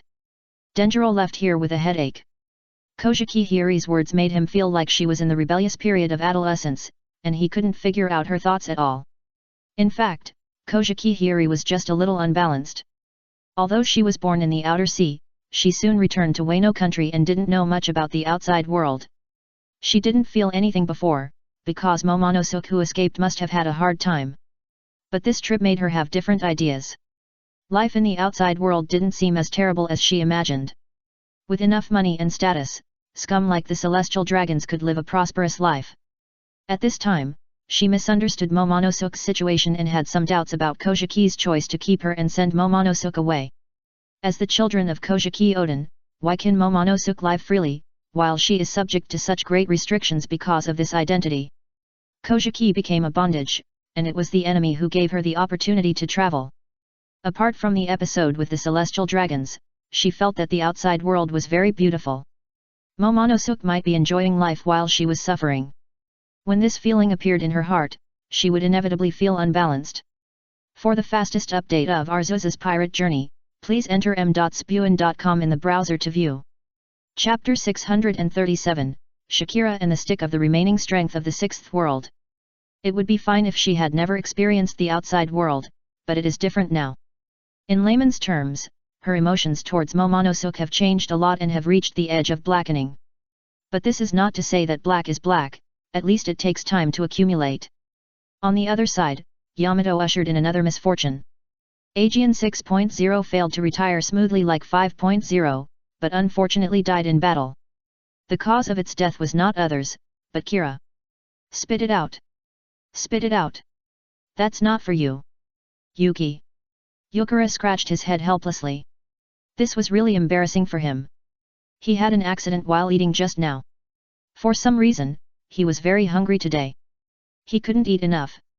Looking at the mace that Yamato had placed aside, he had a desire to eat it. Yamato didn't guard against Yukara. After she reacted, Jian 6.0 had already entered his stomach. Yamato tried to rescue him, but only got a handle. 6.0 You can rest assured. I will let 7.0 inherit your will. The destroyed mace couldn't be repaired. She couldn't dig into Yukara's stomach to find her own Jian. And according to Yukara's digestive energy strength, 6.0 may have turned into molten iron. What's wrong with you today? You've eaten 5 times the usual amount. Are you still not full? Looking at Yukara who was digging the soil to eat, Yamato asked puzzledly. Yuki. You don't know? Just feeling hungry? Diancie, help give it some diamonds.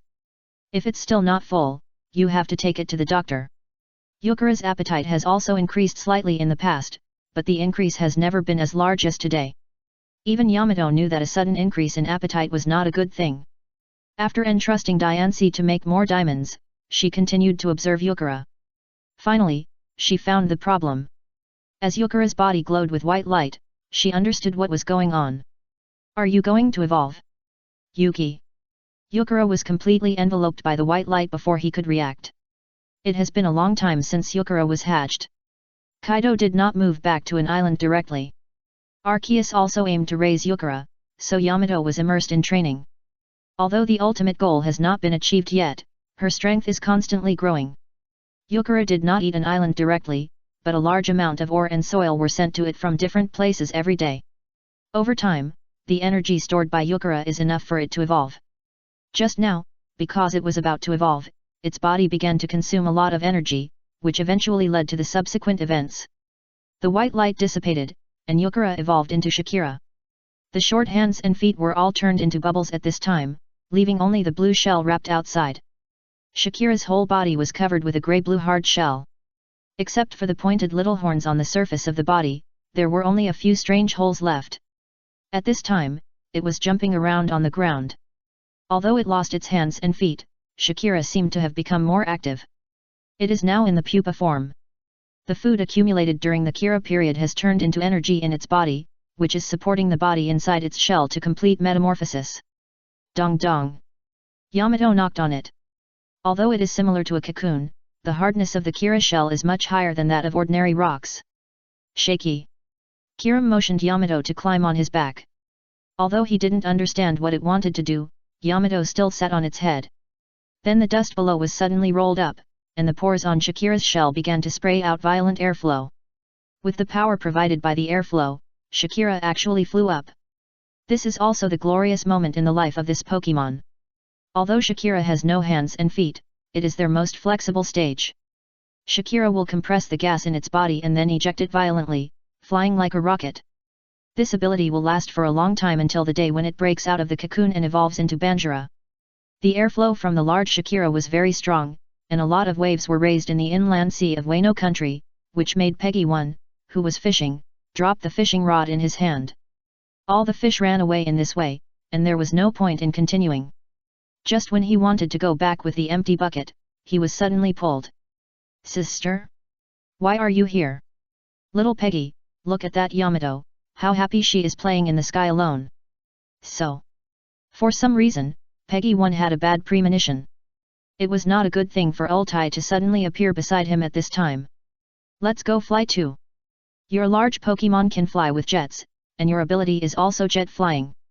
Let's compete to see who flies faster. Why do we have to compete with such meaningless things?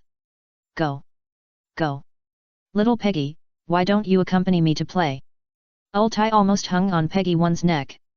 It looked like a spoiled child to outsiders, but as a person who experienced it personally, Peggy 1 felt like she was suffocating. Let go, sister, you're suffocating, can't I take you flying?" "Okay, Peggy, you're the best." Also flying by jet, Garchomp's flying is much stronger than Shakira's. Soon Peggy 1 and Ultai caught up with him, and started a meaningless game in his opinion. However, Shakira is not Garchomp. Its flying time is very short, and it soon made an emergency landing on the roof of a Nagashima. After saying hello to the siblings, Yamato found Arceus with the remains of the mace. "Godfather, Jian 6.0 has also met with misfortune. Can you help me make a stronger one? What did it go through?" It was Kira. It seemed to be on the verge of evolution before. It ate 6.0 when I wasn't paying attention, and then it evolved into Shakira. It's evolving quite fast. Don't relax later, or your father will take away the right to raise Shakira. I see. I think I have found a way to defeat Uncle Quinn, but my ice is not strong enough. Well, go measure your height. Your weapon should be finalized. I'll find you a few special blacksmiths this time. As the body grows, the weapon also needs to be updated. Jian 1.0 was just a child's toy. By 6.0, it has made great progress. Yamato's development is basically complete. 7.0 will be the final version if nothing unexpected happens. It can be said that this is the final version that inherits the will of the previous 6 generations of weapons. Jian's remaining strength in the 6th generation eventually became a generation of strange soldiers. Inspirational story. But Godfather, which craftsman are you going to ask to make Ken? I don't think the people of Wano country are good at making this kind of weapon. Just wait patiently, you will see it when the time comes. White Pigeon. Chapter 638, The Weapon Workshop of the Giant Forger. Not long after, Yamato followed a few pink little guys out of a Nagashima and headed towards Rabbit Bowl, which is the industrial zone of Wano country and the largest weapons factory. Weapons mixed with sea stone and ferrous iron ore are sold all over the world and are the most popular weapons in the underground world. The second is the standard weapons of the Navy. Both are the most expensive but the best quality options. No one will be stingy in this regard. Excellent weapons represent a higher chance of survival. After all, only a few people rely on physical advantages. Most people are ordinary flesh and blood. Excellent weapons are the foundation. In addition, there are also mass-produced standard weapons and cotter equipment for the beasts. Some special arrows needed by Setsuna and the weapons of several major cotter's assistants are all from here. The craftsmen of Wano country have certain advantages in this regard. The weapons they make are mostly high-quality works, and the quality is guaranteed to a certain extent. According to the local custom of Wano country, those craftsmen will engrave their names or marks on weapons to indicate who made the weapons. When the user becomes famous with this knife, their names will also spread, and this custom can also be used to hold people accountable. Damage to weapons caused by the difference in strength is harmless, but accidents caused by quality problems are unforgivable. Weapons with more complex components will be made in Quinn's laboratory, but Rabbit Bowl has the largest casting space in Wano country, which is more suitable for the creation of cold weapons. Don't you think it's heavy? Otherwise, I'll help you take it. Yamato looked at the Pokemon carrying hammers in front of him and asked them. These Pokemon are giant forgers, pink all over, with pink and white hair, and look like little human girls. The average height is 0.7 meters, but each giant forger carries a huge hammer on his shoulder, which is at least twice the size of their body. Compared with the hammer in their hands, they look extremely small. Compared with the body, the hammer is more like their body. Hey!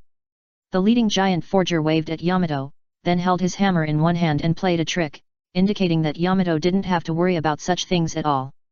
They look delicate, but they have the composite attributes of fairy and steel, and their impact resistance is relatively excellent.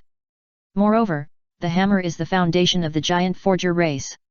When they were still young forgers, they would collect metal residues from their living environment and use these things to make their own hammers. This is a process of continuous effort. Before making a hammer that they are satisfied with, they will keep making new hammers. In this process, the young forger will accumulate rich forging experience. Even if the forging is finished, their forging career will not stop. The hammer is their weapon to protect themselves, but the strength of the young forger is not enough to protect himself, and the hammer is often taken away by other Pokémon. The hammer that incorporates a variety of metal residues is a rare delicacy for other Pokémon, or more precisely, those Pokémon that eat metal. If they are not opponents, they will abandon their hammers and escape like a lizard breaking its tail, and this situation will continue until they evolve. When the small forger evolves into the skillful forger, their strength will change qualitatively, and they will conflict with the commander of the splitting, because the sharp metal blade and solid armor on the commander of the splitting are ideal materials for them to cast new hammers. The skillful forgers will attack the tribe of the commander of the splitting in groups, and at the same time, in order to test the strength of the hammer in their hands, they will start internal fighting, which is specifically manifested by knocking on the head of their companions to see whether the head is harder or the hammer is harder. At this stage, they will continue to enrich their forging experience, and their intelligence will also develop rapidly. When they reach the stage of the giant forger, they will complete their growth. The giant forger brings not only strength, but also higher intelligence. The flying steel armored crows in the sky will become their targets. Although they cannot fly, they will use the giant hammer in their hands as a baseball bat. After calculation, they will shoot rocks as shells, and the goal is the iron feathers of the steel armored crows. Although the hammer is huge, for the giant forgers, it is an extension of the body, so they don't need help from outsiders. In order to prove their strength to Yamato, the giant forgers also demonstrated their fancy flying hammers and passed their hammers to each other. Taking advantage of the Tanabata bluebird flight, Yamato and her friends quickly arrived at Tuwon, and the first thing the giant forgers did was not to forge, but to learn. They are giant forgers who were directly created, and their strength is stronger, but they have lost the exquisite skills they have honed since childhood. In contrast, they have a forging learning speed that humans cannot match. In the forging factory of Tuwon, the flames in the forge are burning fiercely, and from time to time there are large charcoal carts throwing coal in. It is full of bare-chested craftsmen, and the sound of metal collisions never stops.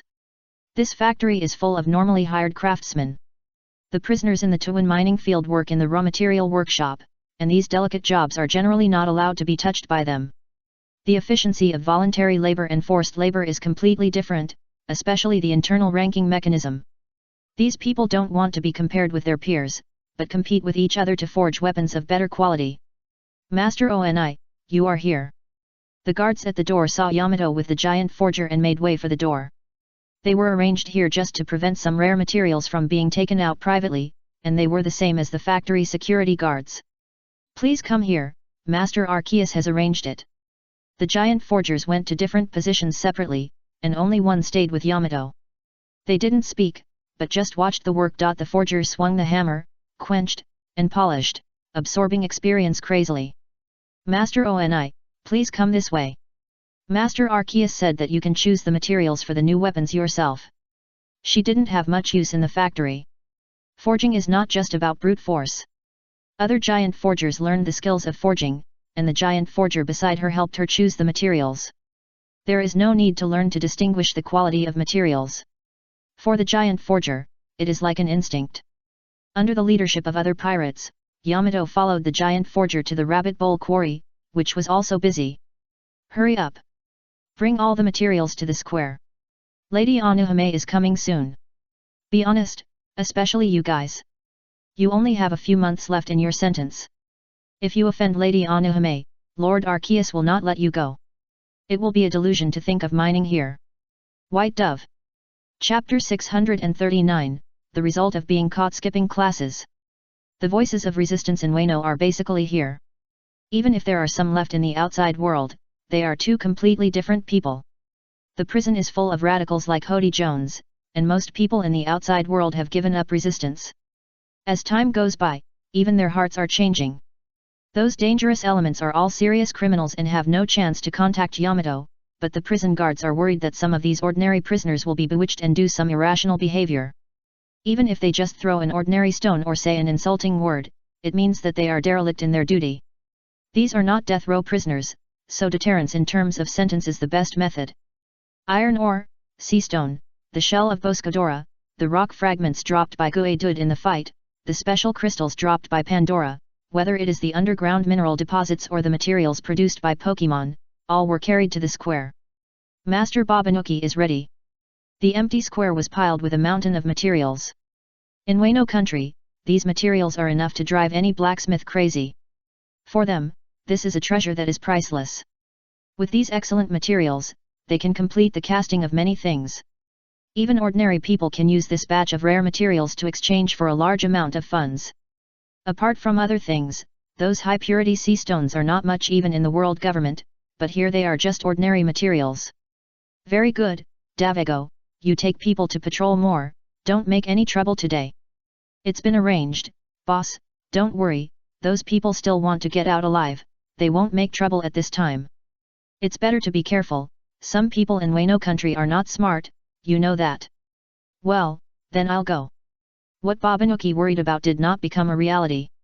The people working and the people in the prison behaved very honestly. Yamato didn't care about these people, but selected materials with the giant forger.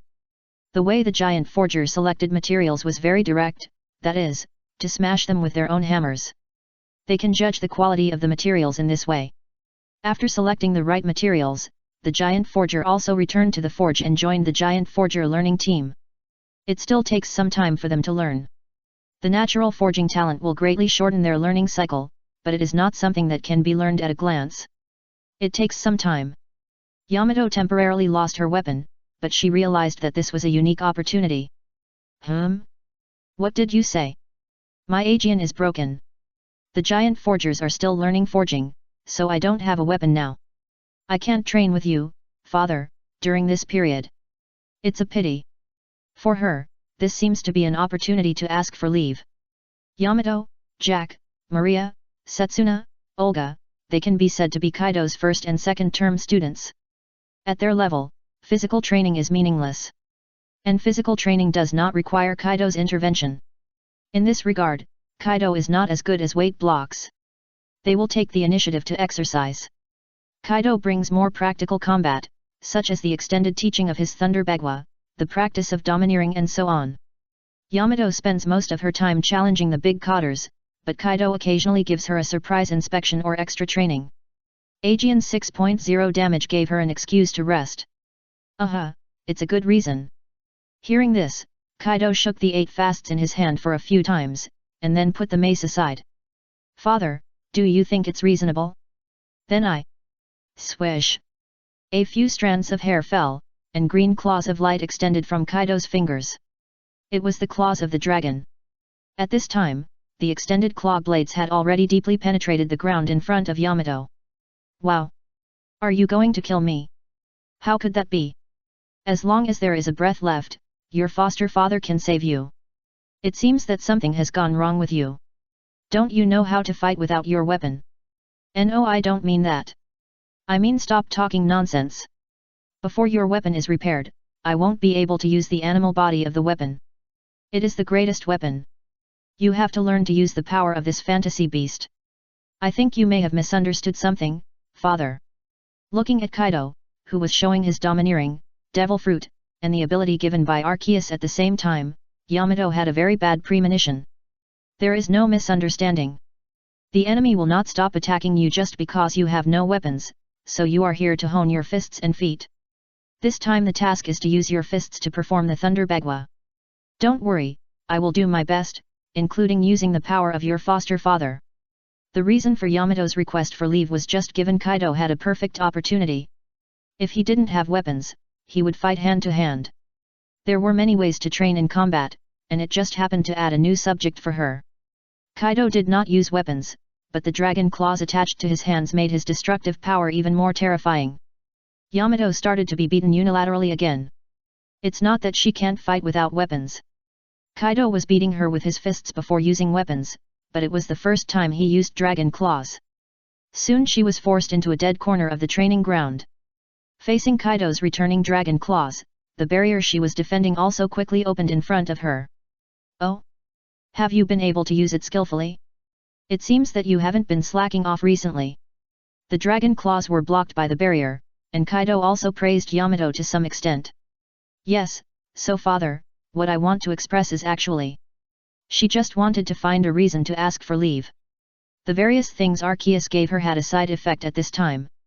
She didn't even have a reason to ask for sick leave, because this body would not get sick at all. But before she finished speaking, she saw the familiar purple fluctuations coming from Kaido.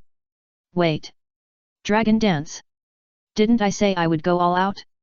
Yamato, holding on has its limits. It can bring stronger defense, but it is based on your own strength. You are still far from it now. Crack crack crack. After holding on for a few seconds, the enhanced Kaido shattered the barrier created by Yamato and approached her step by step. The enhanced Kaido basically crushed Yamato. She was forced to run away most of the time, and it was difficult to make a counterattack when she seized the opportunity. From time to time, there would be cries for help from the training ground. It's just that everyone is used to it and has no intention of approaching, so as not to get burned. Is this the daughter that the Lord values? Innocence suits you very well, Zekrom. Ideal is not naive. She is still far from it, but at least there is room for growth. It is such a blank slate that can grow, isn't it? White Dove. Chapter 640, The Wonderful Use of Cat Teasers. In a special space, Zekrom and Lesharam discussed what had just happened. This was the split of their thoughts, and they could perceive the situation outside. Ideals and reality are not absolutely opposite. Although Zekrom and Lesharam symbolize different directions, they are not absolute enemies. Ideals rely on reality, and reality is born from ideals. The combination of the two is perfect. After a few simple words, Zekrom and Lesharam stopped talking and concealed their existence. They did not like to watch people being beaten. After a while. December 7, 1511, Haiwan calendar, cloudy. The two little guys are very energetic. They may have inherited Ziraura's talent. They are too active. Meow meow. At this time, a cat's cry came from the side of Setsuna. Setsuna continued to write in his diary, while in his other hand he picked up a cat toy and waved it quickly. The doll made of feathers on the front was attracting his daughter's attention. Hey, is this really reasonable? Ziraura, who had just returned, looked at Setsuna with a frown on his face. Zoe's parenting style always made him feel terrified. No problem, no problem. Zoe has been doing this for hundreds of years. After all, we are the fur tribe. You grew up in the open sea so you don't know, but your philosophy is closer to humans. These two little guys are too energetic. If they don't kill time during the day, they won't sleep well at night. Setsuna continued to wave the cat toy in his hand, and appropriately let his daughter grab it a few times. When her interest decreased, he would change to a new cat toy, and even used Perona's negative ghost to work. Cat fur is always interested in similar things. There is nothing wrong with what Setsuna said. Ziraura is not a real furry tribe. Its life philosophy comes from Arceus, which is basically common sense for humans and Pokémon. Even cat Pokémon do not use cat teasers to raise children. Suddenly, Setsuna's cat teaser passed in front of Ziraura, but Ziraura did not react to it. Look, you are the weirdest one. You are the first cat furry I have seen who does not react to the cat teaser. Even that bastard cat snake will react. After all, furry tribes have animal characteristics. For cat furry, cat teasers are the best toys. Setsuna wanted to use cat teasers to play some tricks with Ziraura, but he was not interested in it. Similarly, they also have an obsession with catnip, but not as strong as ordinary cats. Perfumes containing catnip ingredients are the favorite things of cat furry. If my daughter was not too young, Setsuna would really bring back some catnip. To be precise, she originally had a catnip-scented perfume, but she locked it up after her daughter was born. Although catnip does not affect Ziraura, the perfumes of the fur tribe are all very light plant-scented. If the smell is too strong, it will have a serious impact on their own sense of smell. As for me, I can catch you no matter how fast you swing. Ziraura also showed her almost teleporting speed, and grabbed the cat toy in Setsuna's hand, and also picked up her daughter who was teased. That's why I said you are different from others. Speaking of that idiot cat locust snake, I don't know where he and Inuarashi ran off to, why they ran off, and we can't really kill them. There are very few real hatreds among the fur tribe, because the rare number makes them more united. She doesn't care about the cat locust snake. The fact that there is little deep hatred does not mean that the relationship must be harmonious. If you want to rank a hatred table of the same tribe, the cat belly snake will definitely be at the top, but Inuarashi is different. The fur tribe has also looked for them in recent years, but there is no news at all. Don't think about it, it should be nothing, but how were you raised when you were a child? Hey! The cat fur is interested in cat teasers. You are a wolf. Did your uncle and aunt use bird bones or fish bones? Or balls? Speaking of this, Ziraura looked at the bag of messy toys that Setsuna bought. Logically, the things prepared for her son should be what Setsuna played with when he was a child. I can't remember it. I don't think it's important. Don't look for it. There are no toys for my son in there, only my daughter's. My parents took my son's toys away this morning. As he was talking, Ziraura took out a ball of yarn from it, and when his daughter became interested in the yarn, the voices of Hatch and his son were heard outside the door. Hatch and Ling would also help Setsuna take care of the children properly. When one child wanted to go out and the other didn't, they would take care of them separately. When they heard the news and looked out of the window, they also understood what happened. Flames and frost burst out over Onigashima, and various energies also erupted. It was obvious that Yamato and Kaido had started again. The fur tribe continued their daily childcare, and Yamato was struggling to survive in the hell he created. Iska followed Emmeline to learn the abilities of Mantis and also exercised his own strength. Page 1 and Ultai had not reached this point yet, but they were very relaxed recently. Ultai even made a few hairpins for Yamato. Although she has a very tsundere personality, her hobby is to make similar accessories or ornaments. Several frost fairies have sugar ornaments she put together on their heads. At this point, Ultai is very popular with frost fairies. Sister, you actually made something for Sister Yamato.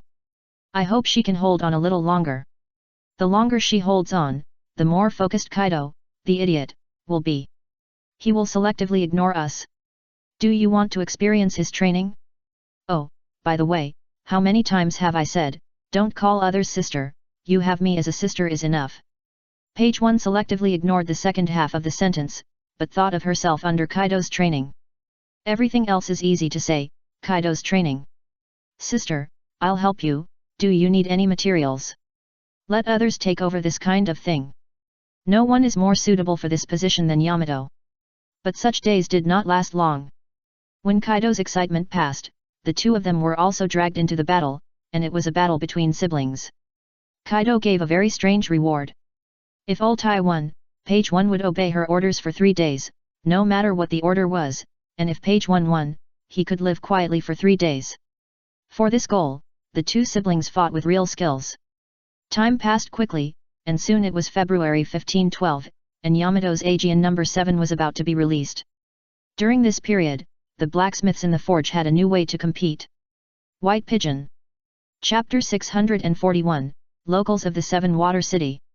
The giant forger's forging talent was too strong. The skills and craftsmanship that they spent half their lives to master were completely mastered by the giant forger in a few months, and they didn't look like beginners at all, but like masters with decades of experience. Based on them, the giant forger even made his own innovations. There are also factions in the forge. According to different inheritances, they all have their own masters, and they all think that their schools are the strongest. Now, any school without a giant forger is considered a low-level craft. These skills are the inheritance of their family. They were not originally passed down.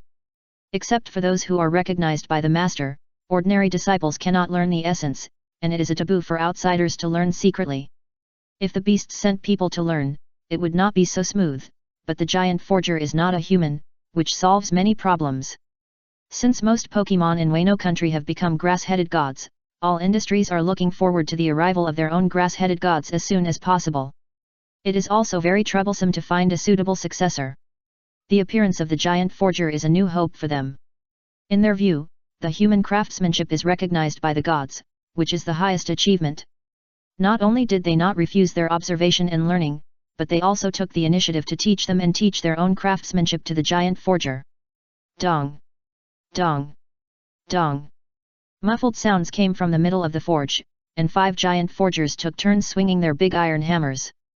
Guanjiu, Fenjiu, Yuyu, Shimoyu, and Kuritan, each family has its own craftsman, and has derived different skills. Although these families have now become ordinary surnames, the craftsmen with inherited skills are still valued, and many famous swords come from the craftsmen of these families. Qiushui, Yanma, Tianyuyuan, and Hideo Ikemonji are all like this. Now those crafts have been sublimated in the hands of giant forgers. Every time the giant forger swings a hammer, he has to rest for a while before swinging the second hammer. Even the ground is shaking constantly under their hammering. This is the exclusive move of the giant forger, the giant hammer, which is powerful, but cannot be used continuously. At this time, they are preparing, that is, forging metal embryos. With their unique techniques and their own abilities, they can hammer out the unnecessary impurities even without using a forge. Don't blink, look carefully, that is the memory of God. If you can learn that kind of forging technique, you will definitely become famous craftsmen in the future. A bald man with a pipe in his mouth, he patted the shoulders of the disciples around him. They were also watching and learning the craftsmanship of the giant forger, hoping to learn something from it and create better works. At this time, they were just preparing materials, and there was still some time before the real casting began. But the place where such a loud noise was made was not only the foundry, but also the same sound was heard in the mining field not far away. This was not the sound of mining, but the sound of sparring. At this time, Shimu was colliding with Boscodora and honing his defense. He had passed the internship period and could have been transferred away, but he took the initiative to apply to stay here, with the purpose of colliding with Boscodora in his spare time. Although he liked Kaido's teaching very much, Kaido did not have the time to practice with him every day. Most of the time, he could only find a practice object by himself, and Boscodora was his most suitable practice target. As a Pokemon, it did not have as much work as others, and most of the time it was relaxed, allowing Bamu to practice at will. Hey, Bamu! Stop practicing, Lord Kaido and Lord Arceus are looking for you, hurry up and go to Onigashima. After another confrontation, Babanuki found Bamu and gave him a new order. Captain Kaido and the others are looking for me. There should be a mission, go quickly. Yes. It has been a while since he joined the group. At this time, Shimu has already figured out what is going on inside the Beast's Pirates. Although he is still a fanatical fan of Kaido, he also understands what Arceus means here. He has been loyal for many years, so he will naturally get some missions. Lord Kaido, Lord Arceus, I'm here, what is the mission? Shimu, you were born in the 7 waters, right? Kaido picked up the document on the table next to him and looked at the content on it. That was Shimu's identity information. The members of the beasts had made similar world certificates and filled in their own information. The main goal of the beasts is to determine whether the person is an imposter. They don't care much about other information. They will only ask again before there is a need for action. Some people don't even know what the island where they were born is called, so they will just follow the crowd and write an island at random. Yes, what does it matter? He wrote all the real information in the information filling, and there is nothing to be shy about. There is a mission to the 7 waters recently. Since you were born there, you should be more familiar with it. Just in time, you can go there. Yes, I understand. There are our people there. When you get there, someone will tell you the details. Just ask her what to do. After receiving the mission, Shimu quickly left the ghost island with the ship, and his mission was not complicated. He just solved some minor troubles and helped the people there investigate some news. 7 Waters, one of the important islands on the Grand Route. If O'Hara is a holy place for archaeology, then 7 Waters is a holy place for shipbuilding. There are many excellent shipbuilders here, and many famous ships have been born. Rogers Gold Jackson was born here, and there are many miraculous marine creations here, such as the Sea Train and Pluto. It was the craftsman on the ship who made the super battleship, one of the ancient weapons. Some time ago, a woman came here, that is, the contact mentioned by Kaido and Arceus before Nico Robin. She came here not long after leaving Ghost Island last time. She is not a person with a stable goal. This time, when she was pursuing the news about history, she found that the documents pointed to the 7 Water City, so she came here to investigate the news. With rich work experience, she successfully joined the local shipbuilding company and became a temporary accountant, but when she continued to investigate the news, a large number of CP agents suddenly entered the island. The world government's agents made her feel that there might be something hidden here, and Tesoro also entrusted her to help deal with some things in the Seven Waters. She also needed a sufficient force to deter, so she borrowed a person from Inagashima. Chapter 642, Rotom Mobile Communications Company. The Seven Waters, now a very prosperous maritime city, a large number of high-quality ships were born here and sold to different people for different purposes. There are many shipbuilding companies on the island, but it was not like this a few years ago. 14 years ago, Roger opened the Great Pirate Era, and the sea became more turbulent than ever before. The Seven Waters has a developed shipbuilding industry, but there is no raw material output. All the wood and metal needed for shipbuilding must be purchased from the outside world. Sometimes an ordinary nail also depends on imports. The Seven Waters is just a simple processing center. And the opening of the Great Pirate Era, in just 1 month, the sea became turbulent, natural disasters, attacks by sea kings, pirates wandering on the sea, the vicinity of the Seven Waters became more dangerous, and raw materials became scarce. Due to its unique geographical location, the Seven Waters city is hit by a huge tsunami called Aquilagna every year. Because the scale of the tsunami is too large, the locals call it the God of Water. A large number of pirates made the import and export of materials in the Seven Waters city extremely difficult, and the once prosperous city gradually declined. At this time, the world government captured the local shipbuilder Fishman Tom. The charge was that he built a ship for the Pirate King, so he was sentenced to death. The shipbuilder built ships are not a crime, and selling ships is not a crime either, but the Pirate King is an exception. This is the charge given by the judge sent by the world government's judicial ship. In this situation, Tom made a proposal. At that time, Tom was unwilling to accept the desolation of the Seven Waters city, and was preparing his own sea train plan. He also proposed the idea of the sea train in court. He successfully persuaded the presiding judge and obtained a 10-year suspended sentence. During the 10 years of the construction of the sea train, many things happened in the Seven Waters city. The people restricted their children's travel because of the increase in pirates on the streets. Because of the decrease in the number of merchant ships, the shipyard owner took the risk of taking people out to purchase wood, which eventually led to the death of 50 people. People kept leaving the Seven Waters city, and shipbuilding companies kept going bankrupt and the bosses committed suicide. Until 4 years ago, in 1508, the sea train was opened to navigation, and the predicament of the Seven Waters city was solved. The sea train connects the surrounding islands. The rails can float on the sea without being affected by storms or waves. The friction between the rails and the gears will make a sound that fish hate. Without food, the number of sea kings and sea beasts has also been greatly reduced. The safe sea train is heading to the surroundings with hope, so Tom's probation has been extended, and he has been repairing other lines of the sea train for 4 years. Robin arrived at the Seven Waters some time ago and saw the practical significance of the sea train. The transportation volume is larger than that of Pokémon. The mechanical locomotive does not need to rest. The special sea rails can avoid wind and waves and tsunamis, greatly improving the operating efficiency. However, the cost is relatively high. In recent years, only a few lines have been laid in the Seven Waters.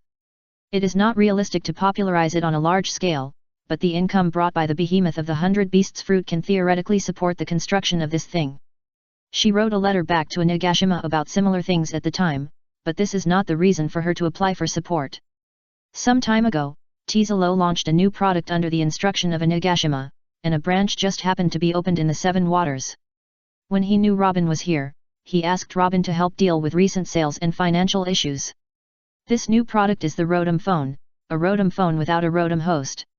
The Rotom phone inside the beast does not need to consider the battery life issue, because it is a special communication device equipped for cotters, and it is a Rotom host inside, which can generate electricity for the phone. However, the external version is different. The mobile phone without a Rotom host can only use the traditional charging method, which limits their use range and must be in an area where it can be charged. The islands where electricity is popularized are mostly prosperous islands, gathering a large number of wealthy businessmen and nobles, and they have become Tesoro's main sales target. In addition, people who live on islands are also the target group. People who always sail on the sea are not suitable for Rotom phones. Not all ships can carry their own power generation equipment. Those wind-powered sailboats are more suitable for using Den Mushi. The main gimmicks of T0 are convenience, stability, and diversity. There is no need to feed and water like raising Den Mushi, and there is no need to worry about the quality of communication being affected by the illness of Den Mushi. As long as there is power, it is extremely stable. It also has a built-in camera, speaker, and flashlight function. After its launch, it received a good response in the high-end market. He promotes this phone not only to make money, but also for more information and intelligence. Security is also one of his main selling points. In the slogan he wrote, there is a bold statement that there is no need to worry about being eavesdropped by opponents. T0 even said that even in the transaction of the 100 beasts fruit, he would use the Rotom phone to discuss information with his subordinates, because there is no need to worry about being eavesdropped. He is also telling the truth. The Rotom phone will not be eavesdropped by outsiders, because there is no such eavesdropping equipment in the outside world, but the 100 beasts fruit can collect the information in it and analyze the information that is beneficial to itself. Because there is no Rotom host, he also gave the external version a new name, Fruit Phone, which has several colors and patterns to choose from. For this purpose, Onigashima also assigned him several Rotoms, which were specially used to collect intelligence from all parties. There has been no results so far, but some officials of the world government have begun to use this mobile phone. T0 believes that there will be results sooner or later. At first, he didn't understand the intention when Arceus added this product list to him, but after knowing its function, T0 discovered its great significance. Intelligence has always been a very important thing in business activities. Only by knowing the news of the opponent in advance can a new round of countermeasures be made. He even prepared a limited edition of the Tycoon Gold Celestial Dragons, intending to eavesdrop on some internal information of the Celestial Dragons. Robin, your phone, is it a little different? Robin's colleague looked at Robin's phone and raised her own questions. It was obviously the same style, but she seemed to see Robin's phone shell flashing. No, maybe because I helped them settle a bill at the time, so they gave me the limited edition. She casually perfunctorily passed over her colleague. Of course, their mobile phones were different. The phone with Rotom was the complete version. Then Robin looked at the information above. It was a message from Bamu that he had arrived at the scheduled location. Chapter 643, Fishman, Half Fishman, CP5. Captain Shimu, what are we waiting for here? Bamu is still leading his old subordinates, which is the case for most pirates who joined the beasts. The beasts did not intend to split up the subordinates, but let the original captain lead the previous ones. Wait for someone, this is Captain Kaido's order, don't ask so many questions. He didn't know who the target was, he just passed his location to the other party. Whatever you do well, I'll just wait here by myself. After waiting for a while and not seeing the contact person, Bamu told the younger brothers around him that they could do what they wanted to do, but at this time, a familiar voice came to his ears. Bamu. Mom. Mom, Mom. Hearing Shimu's address, the younger brothers around him exclaimed. Shimu was not angry about this, but the next sentence almost made him unable to hold back. Boss Bamu, you actually have a mother. Take the latest archaeological data and the data on the sea train you collected back to Onigashima, and deal with the pirates of the Water City at the same time, and guard against unexpected situations that you may encounter during the investigation. What's the matter? It's just a big deal. Bamu gave up his identity as the captain after joining the beasts, but his former younger brothers were not used to this matter, and they would still call him by his previous address when they went on a mission with him. Looking at the Rotom phone in Tom's hand, Shimu also understood that it was not the person arranged by the beasts. In addition to the days of living in the Water City, you worked as a handsome secretary of Liu Shu's studio and gave birth to 2 half-merman children, Bamu and my brother. I'm just carrying out the mission. I'll leave after a while. That's also the origin of Shimu's fangs and horns. I'm not like Ultai and Page 1, but a mixed blood of the Fishman tribe. Fangs and sharp horns are manifestations of Fishman blood. In addition, with the weak defense brought by the city dragon, there are several people who can hurt me in the second half of the tiny route. In addition, during the chat, I also learned that my younger brother has not married and had children. This year, a man named Zamoni just passed away. Therefore, Kokoro didn't know what his eldest son had experienced in those years, but only learned from his words that his son seemed to have joined some pirate group. I told you not to call me captain. I'm not the captain anymore. She is my mother. Is there any problem? Seeing his mother appear, Mew also urged his younger brothers to hurry up and leave. Judging from the appearance, I am even more like a fishman than Jack, the pure-blooded fishman. That is a new expedition team formed by Tiger. I need a better ship to search for holy relics around the world. The purpose of this trip is not to visit Lushu. Captain, is this woman your mother? Sometimes, beating people is also for my own good. Saying he doesn't have a mother in front of others is simply ironic. Tom? Does he have nothing to do there? Bamo has been sparring with Bosco Sola for several years, and has not made a big name. Even the bounty is still 88 million Baileys after joining the beasts. A big kid with 1/7 mermaid blood, although he can breathe in the water, that blood can make you have excellent water skills. It is because of Tezzero that we have to deal with the pirates in the water city. Since the new store opened, there are still enough people there, and they are often harassed by pirates passing by there. Little brother, what are you doing there? On the other side, a seemingly special ship was approaching the water city, but the members on the ship were all fishmen. You are your mother. Later, the news said that it was a secret operation. There should be something wrong, right? According to my previous memory, Kokoro would pass by that area whether he was going to work or strolling. At Bamu's urging, the older brothers slowly disappeared from my sight, leaving only Bamu and my mother. Meeting will also bring new separations. This is still the case. After my dream is completed, I have no plans to go home. Being a special shipbuilder in the water city is not my goal. Tom met Kokoro a few times when he was looking for a job in the water city, so he knew each other, but when he saw Kokoro at the meeting place, he was a little confused. Snap! These agents of the world government are not some secret agencies, but the level of the highest level agent Bamu is not enough to deal with them. Bamu originally planned to recognize his mother. Anyway, his brother is still with you, and with your identity, there is no threat in the water city, so there is no need to worry. Find someone to make a new boat for you, and also send a letter to Dan. There is a genius of the Fishman tribe living under that island, and Uncle Lushu is known as the world's #1 shipbuilder. There is nothing to be scared of.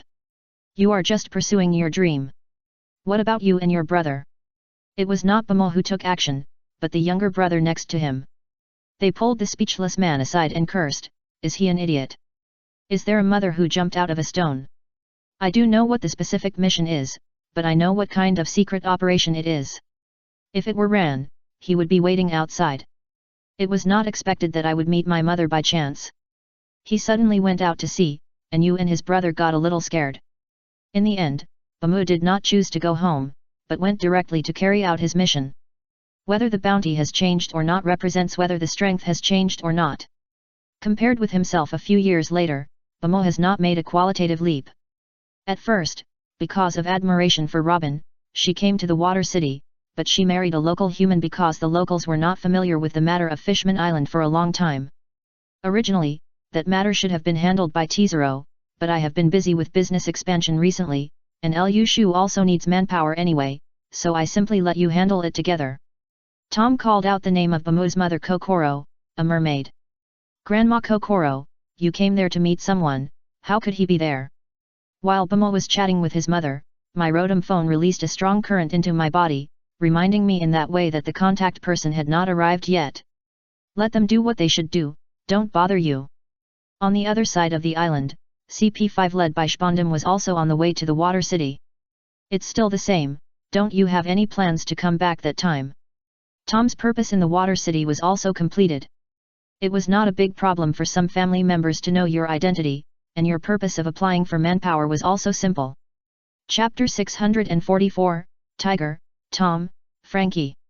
On the street, Tiger covered his face with a heavy robe. He was still a dead man in name, so it was better to cover up when entering such occasions.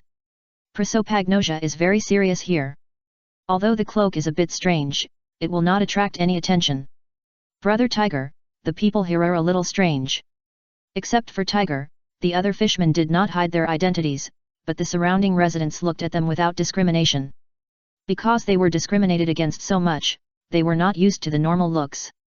There were some strange looks, but compared with the islands they had visited before, there were much fewer such looks. This is a normal phenomenon. Keep working hard. What we do is to hope that one day in the future, everyone can look at our descendants like this. The Seven Waters City is relatively friendly to the fishmen, and this is all thanks to Tom. The sea train he built saved the economy of the Seven Waters City and gave the island a brand new future. As a result, he gained the respect of others, which made the people of the Seven Waters City have a certain change in their views on the fishmen. It was easy to find out where Tom lived, and soon Tiger and his team found Tom's residence, but when Tiger and his team found Tom's workshop, they found that there were many CP agents outside. "Big brother, they are all human agents, what should we do? There is a problem with building a ship, but they have to wait for a while. In the registration book of the Water City, my name is actually Carter Fram." During the process of Tiger building the sea train, I also made a few Sponda battles to fight against the retrograde sea kings. Once Tiger is released from the crime, I have no reason to search Tiger in secret. For his own future, Fram had a bad idea. I sent people to steal the warships made by Dunaming, and on the day of the trial, I operated these ships to attack the judicial ship. A few things happened. Anyway, you are working hard for a new goal now, Uncle Duna. Do you need a new ship to trouble him? You will pay for it, and if you can't, the firepower will be weaker at best. Since these ships were made by Sponda, we had no way to deal with Fram's accusation. At that time, Tiger made his own decision. Of course, but by then, they have also heard that we are going to transport Uncle Tiger to Judicial Island for trial, and we have to pass through Ziohe. You are fishmen, so of course you have to take advantage of Ziohe. Let's go. Stop us. After seeing the news of Tom's death, I also missed it for a while, and I didn't expect that Tom is standing in front of me alive now. There is no special situation. Tiger wants to confront the people of the world government head-on now. It doesn't matter if he waits a little longer. It wasn't until Duna Mingmu left angrily that Tom took Aaron and us back to Tiger's workshop. "Young people, he understands your experience. There is no youth or bond left by you. If you leave, it will not be a trouble for others." Seeing that Aaron wanted to continue to refute Tiger, Tom directly scolded Aaron, and then handed Dan's letter to Tiger, and then took Aaron and us to stay in Yushui City temporarily. The natives of the Water City were all waiting for the trial. We were all expecting the news that Tiger was guilty, but there was one exception, Frankham. For the design, Duna Mingmu wanted to take all 8 people back to the Judicial Island, but at the last moment, the judge of the judicial ship stopped Frankham because according to the law, only Tiger was innocent. The 7 elders were vague about where the real Pluto was, but the reason given by Frankham also convinced us, so we sent Duna Mingmu with agents to there. Judgment? Old man, he is a fishman, why should we wait for humans to judge him? It's better to go to the small sea with you. The vast small sea is enough for you fishmen to swim freely. It's not a pirate, there is nothing to be afraid of. Wait a minute, these guys don't look like they are on a mission, they should leave after a while. I came there for something else, but for the design of Pluto. For this, I boasted to the 7 elders and got the qualification to come to the Water City to perform the mission. How long will the mission take? 8 days is a short time. During that time, I didn't do anything. I taught a few pirates a lesson and guarded against possible common situations. If it's slow, it's 1 or 2 months. If it's fast, you know that you are still a sinner now. The specific result will have to wait for the trial 8 days ago. With the completion of the construction of the sea train, Tiger's execution time also came to an end. A new round of trials will come 8 days ago, but a small number of people have heard about the news of that incident. When Tom took off his hood, Tiger's first reaction was unbelievable. But before I could interrupt, I was pulled away by another disciple of Tiger, Iceberg. "Aaron. Fisher Tom? Is he dead?" There was land outside. Even if we could kidnap Tiger, White may not be possible to advance safely, so I plan to delay an ambush in the ocean, and then I will directly escape into the small sea before kidnapping Tiger. Nothing. Listening to Tiger's explanation, Aaron did not understand, but wanted to directly pull Tiger into the group. During that time, Tom had learned about various situations under the small sea, and knew where the Water City would pass if it wanted to go to Judicial Island. Tiger's achievements in building the sea train offset the sin of building a ship for Roger. I am not a guilty person 8 days ago. Looking at Tiger who was injured and fell to the ground, Aaron almost attacked the guards. "Little brother? Are you just watching like that?" But I was stopped by Tom. In terms of age, Duna is Duna's senior. When Tiger left Fishman Island, Tom was still a big boy, but the name of the hero who liberated slaves was very influential, and even Duna had not heard of it. I understand Duna's idea, but Tiger agreed to build a ship for us 8 days later. The most important thing is that Tiger is a fishman, and Aaron can accept a fishman captured like a person from the world government. Frankim may follow the laws of the world government openly, and I think the design of Pluto is under Tiger, so I finally accepted the result. Hearing the firepower, Tiger still did not retreat to express his opinion, but a middle-aged man next to him lost interest. I am Shpanda, one of Tiger's 2 disciples. Now only Tiger and a few familiar people will call me Shpanda. I gave the opportunity to exempt myself from the crime of making the sea train to Dunaming, and I continued to be judged like more than 10 years later. These bastards, if they dare to do that, little brother, go and rescue me. White Dove. Chapter 645, Shpandam sets up a flag. In the depths of the sea, the fishmen led by Tiger are swimming quickly towards the destination. Although the speed of the fishmen is not as fast as the mermaids, they are also the first echelon in the sea after the mermaids. The direction of tracking is easy to determine. At that time, Shpandam told Tom in public that Tom would be sent to Judicial Island for trial by the sea train he built. As long as they follow the track leading to Judicial Island, they can find the sea train that escorts Tom.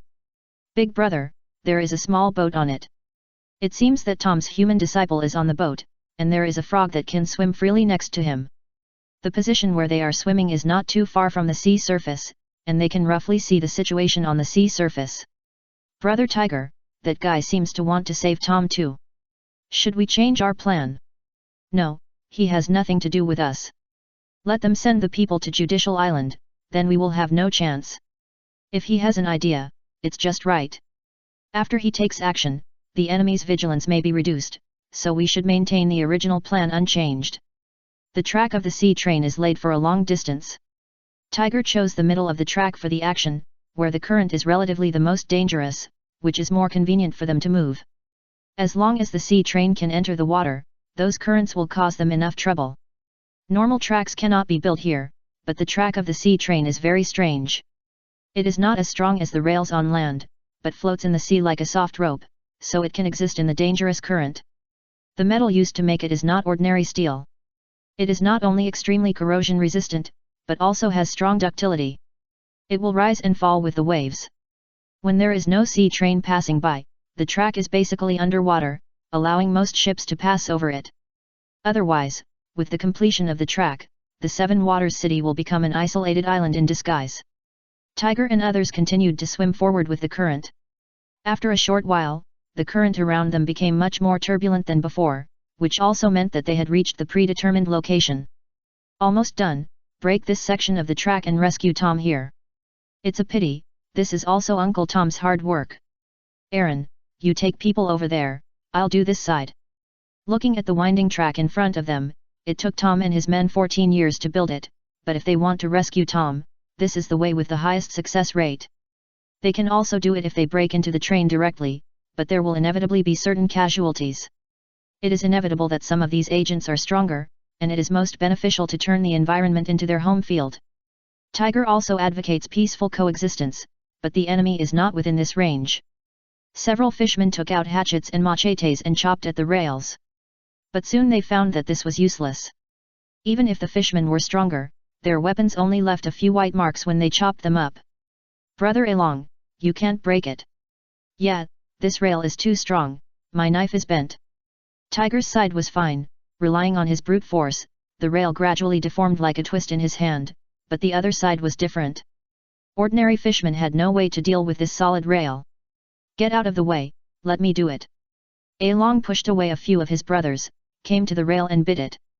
The teeth and metal made a harsh friction sound, and at this time, Along was like a rodent, biting the rail in front of him bit by bit. The shark fishman gave him the ability to regenerate teeth quickly, and Along achieved results only after several sets of teeth were broken.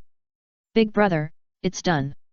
Everyone dive and wait for my signal before taking action. Don't fight too long. Our goal is to save people. Retreat immediately after rescuing Tom. Then they used some seaweed to temporarily connect the broken rails.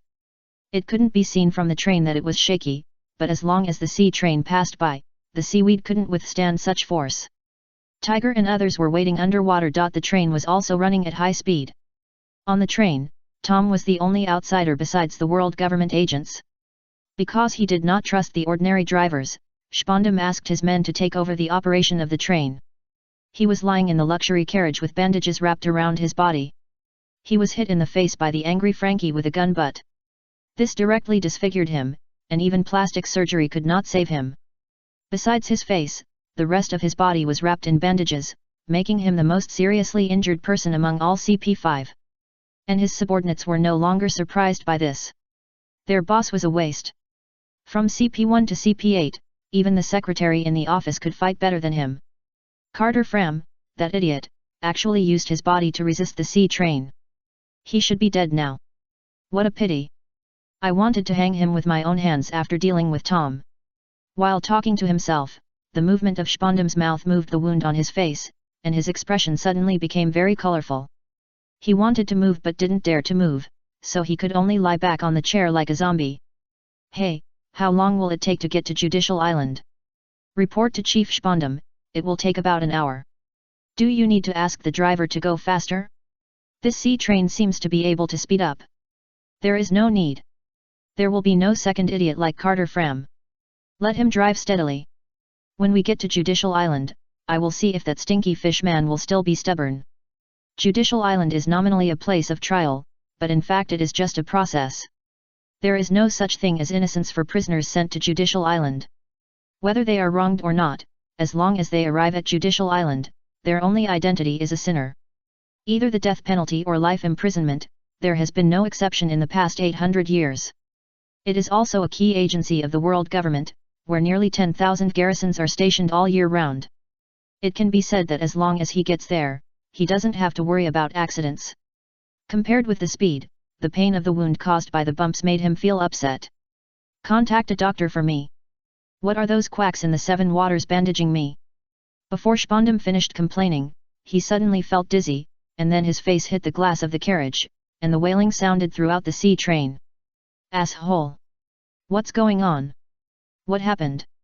Spondam, who was pressed down by several agents, pushed away the people on his body and angrily questioned the people around him. The designers of the C train considered the accident of derailment. Except for the locomotive, its carriages are relatively light as a whole and can even be used directly as ships after being split in half. The impact of the derailment caused the locomotive to plunge into the sea, but most of the carriages were still floating on the sea. No, it's bad. Someone is robbing the prisoners. It's a fishman. Ah! Before Spondam could recover, a warning came from the nearby carriage, and another strong sea current rushed in along the carriage. Fishman Jujutsu Water Heart Sea Current Shoulder Throw. Tiger held the thick sea current and poured it directly into the carriage. Other fishmen also attacked the carriage from all directions. White Dove. Chapter 646, The Alien Don Quixote. The sea current swept through every carriage, and the fishmen quickly reached Tom's location. You. Brother Tiger brought us to rescue you, Senior Tom, let's go. Aladdin knocked down a guard in the room with a trident. CP5 is not CP9. They are stronger than ordinary people, but in a water-filled environment, they are no match for the fishmen. Spondam and his men wanted to get some information from Tom, so they treated his gunshot wound urgently. Although he was already over 70 years old, Tom was still very healthy. Under the leadership of Aladdin and Aaron, they quickly left the ship and retreated to the place they had decided before. The fishmen attacked suddenly and retreated quickly. When everyone reacted, Tiger and his men had disappeared in the vast ocean. Except for some of those who were killed in Tom's carriage, most of the remaining people were just injured. Looking at the turbulent sea currents around them, they had no way to deal with the escaped fishmen and could only wait for rescue in the floating carriage. At the same time, they also started to rescue Spondam. Although this officer was a waste, his father had a strong relationship. It would be difficult for them to deal with Spondam if he really died here. And Spondam's life was also very strong. The agents finally rescued Spondam, who was already swollen.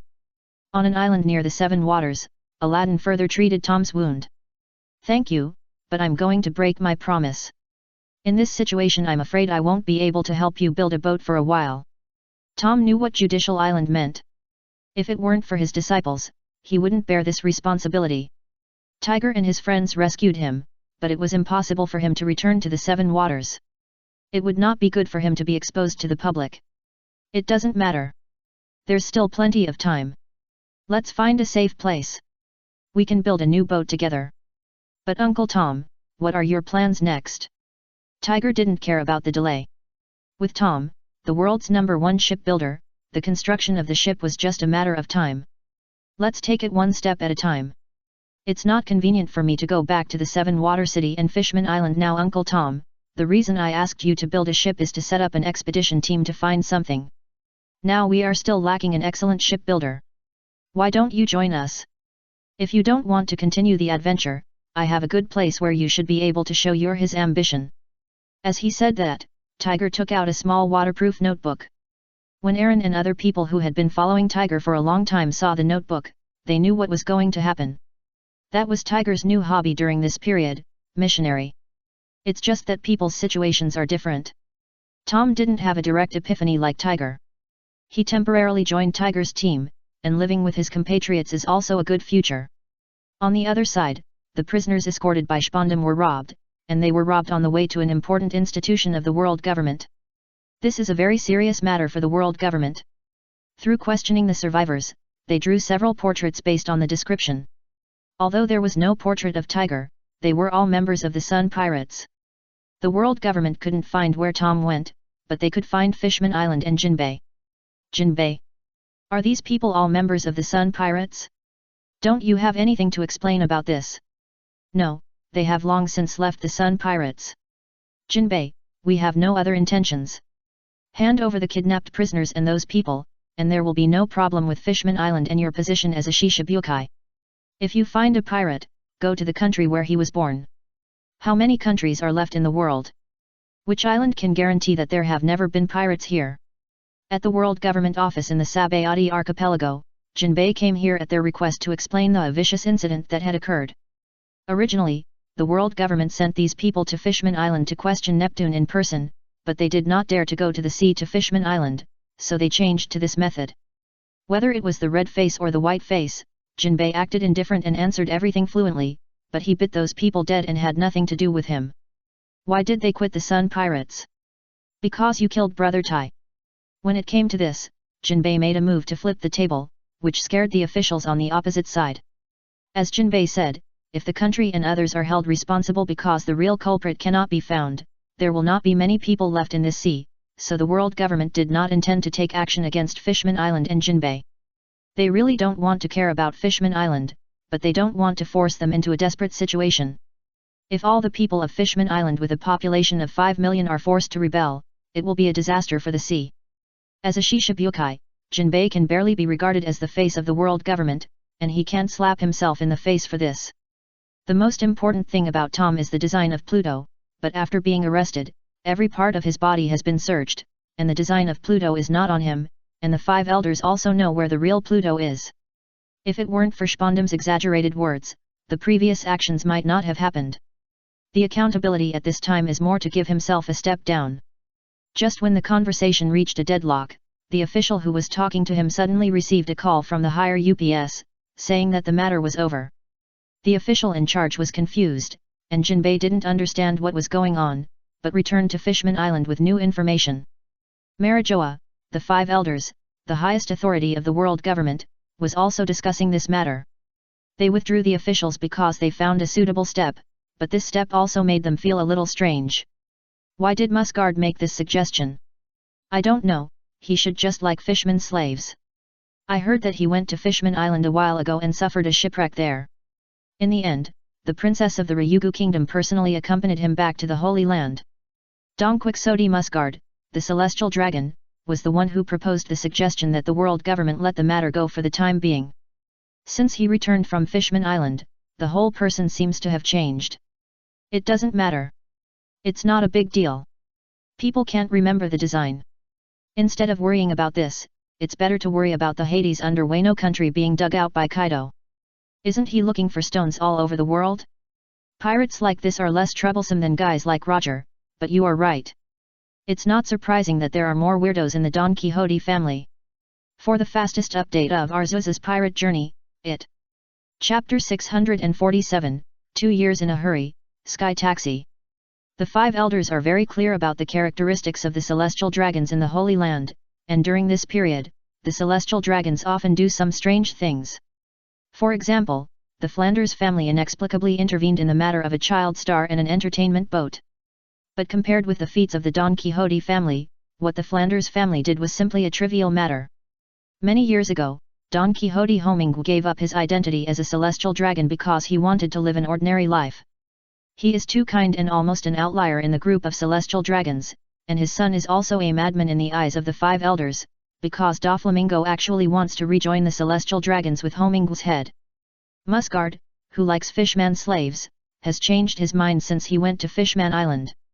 Not long ago, Doflamingo also robbed Tenjojin and used that secret as a threat to obtain the position of Shishibukai and started his own actions in Dressrosa.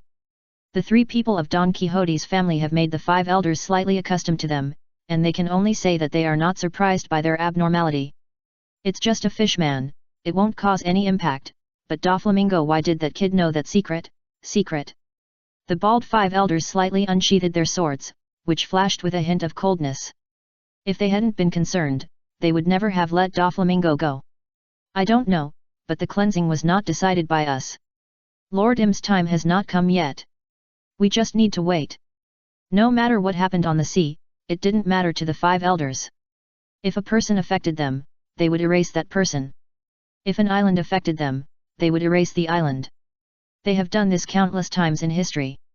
As long as I'm is still there, in the five elders' cognition, they are still invincible. Moving his eyes downward, Jinbei also returned to the bottom of Mary Gyoase. After obtaining the position of Shishibukai, he stayed on Fishman Island most of the time, occasionally entering the New World to visit the Whitebeard pirates who protected Fishman Island, and also met the Beast pirates who saved Tiger. In most cases, he would choose to protect the safety of Fishman Island. With the new news, Jinbei quickly returned to Ryugu Castle. King Neptune, Princess Otohime, it's all right now, that incident is completely over. Just like that.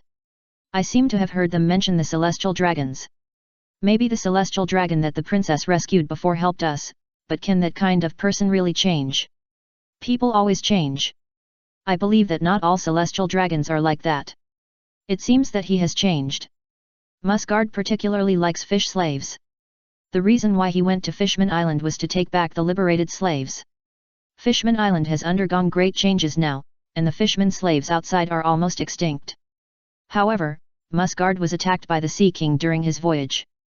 Although he drifted to Fishman Island alive, he was also seriously injured. The fishmen who were originally enslaved by him planned to take the opportunity to kill him and complete their revenge, but Otohime stopped them.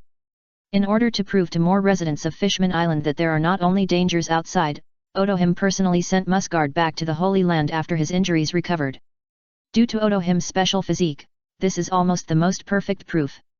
At present, it seems that Musgard has indeed changed, but whether he was really moved by Otohime and decided to reform himself, or whether he was affected by Otohime's observation haki on the way, only he himself knows. Time is passing unknowingly, and all parts of the world are developing silently. It is already the middle of 1514. In the past 2 years, Doflamingo has been carrying out his plan in Dressrosa. The gold mine in Cocoa West Village has been successfully mined.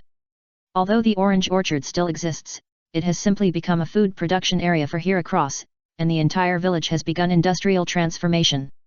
Zoro in Shimotsuki village is still training hard, and Darkrai in the sea inexplicably transferred to a strange island and began his new exploration. On Fursat Island, Kurlaw, who thought that Tiger was dead, left his home and joined the Revolutionary Army and became a part of the Revolutionary Army. Hawkeye came to the island of Krakena, which was destroyed by the war, and settled here. Gran Tesoro has become a world-renowned entertainment city and the largest economic center in the New World. Yuta has become a well-known singer, but she is still far away from her goal. The Red Hair Pirates have not yet become the Emperor of the Sea, but they have become the most powerful pirates under the Emperor of the Sea. The forces under the command of the beasts and the friendly forces are still looking for the historical text and the slate of Arceus, but the effect is not obvious. Yamato, Jack, Maria, Lian Mu, Fuzfu, they have also gradually become more famous in the sea as the new generation of cotters. There have also been great changes in the navy. Sora was promoted to the chief marshal of the 3 armed forces of the world government, Sengoku took over the position of the Navy Marshal, Sakazuki, Borsalino and Kyuzan were also promoted to the Admiral of the headquarters under the code names of Akainu, Kizaru, and Aokiji. After many years, the positions of the 3 admirals of the navy have been filled again. But Zifa suffered a heavy blow. The training ship he led was attacked by pirates. All his beloved students except Anne and Bins were killed, and his right arm was also seriously injured. Both his body and mind suffered a heavy blow.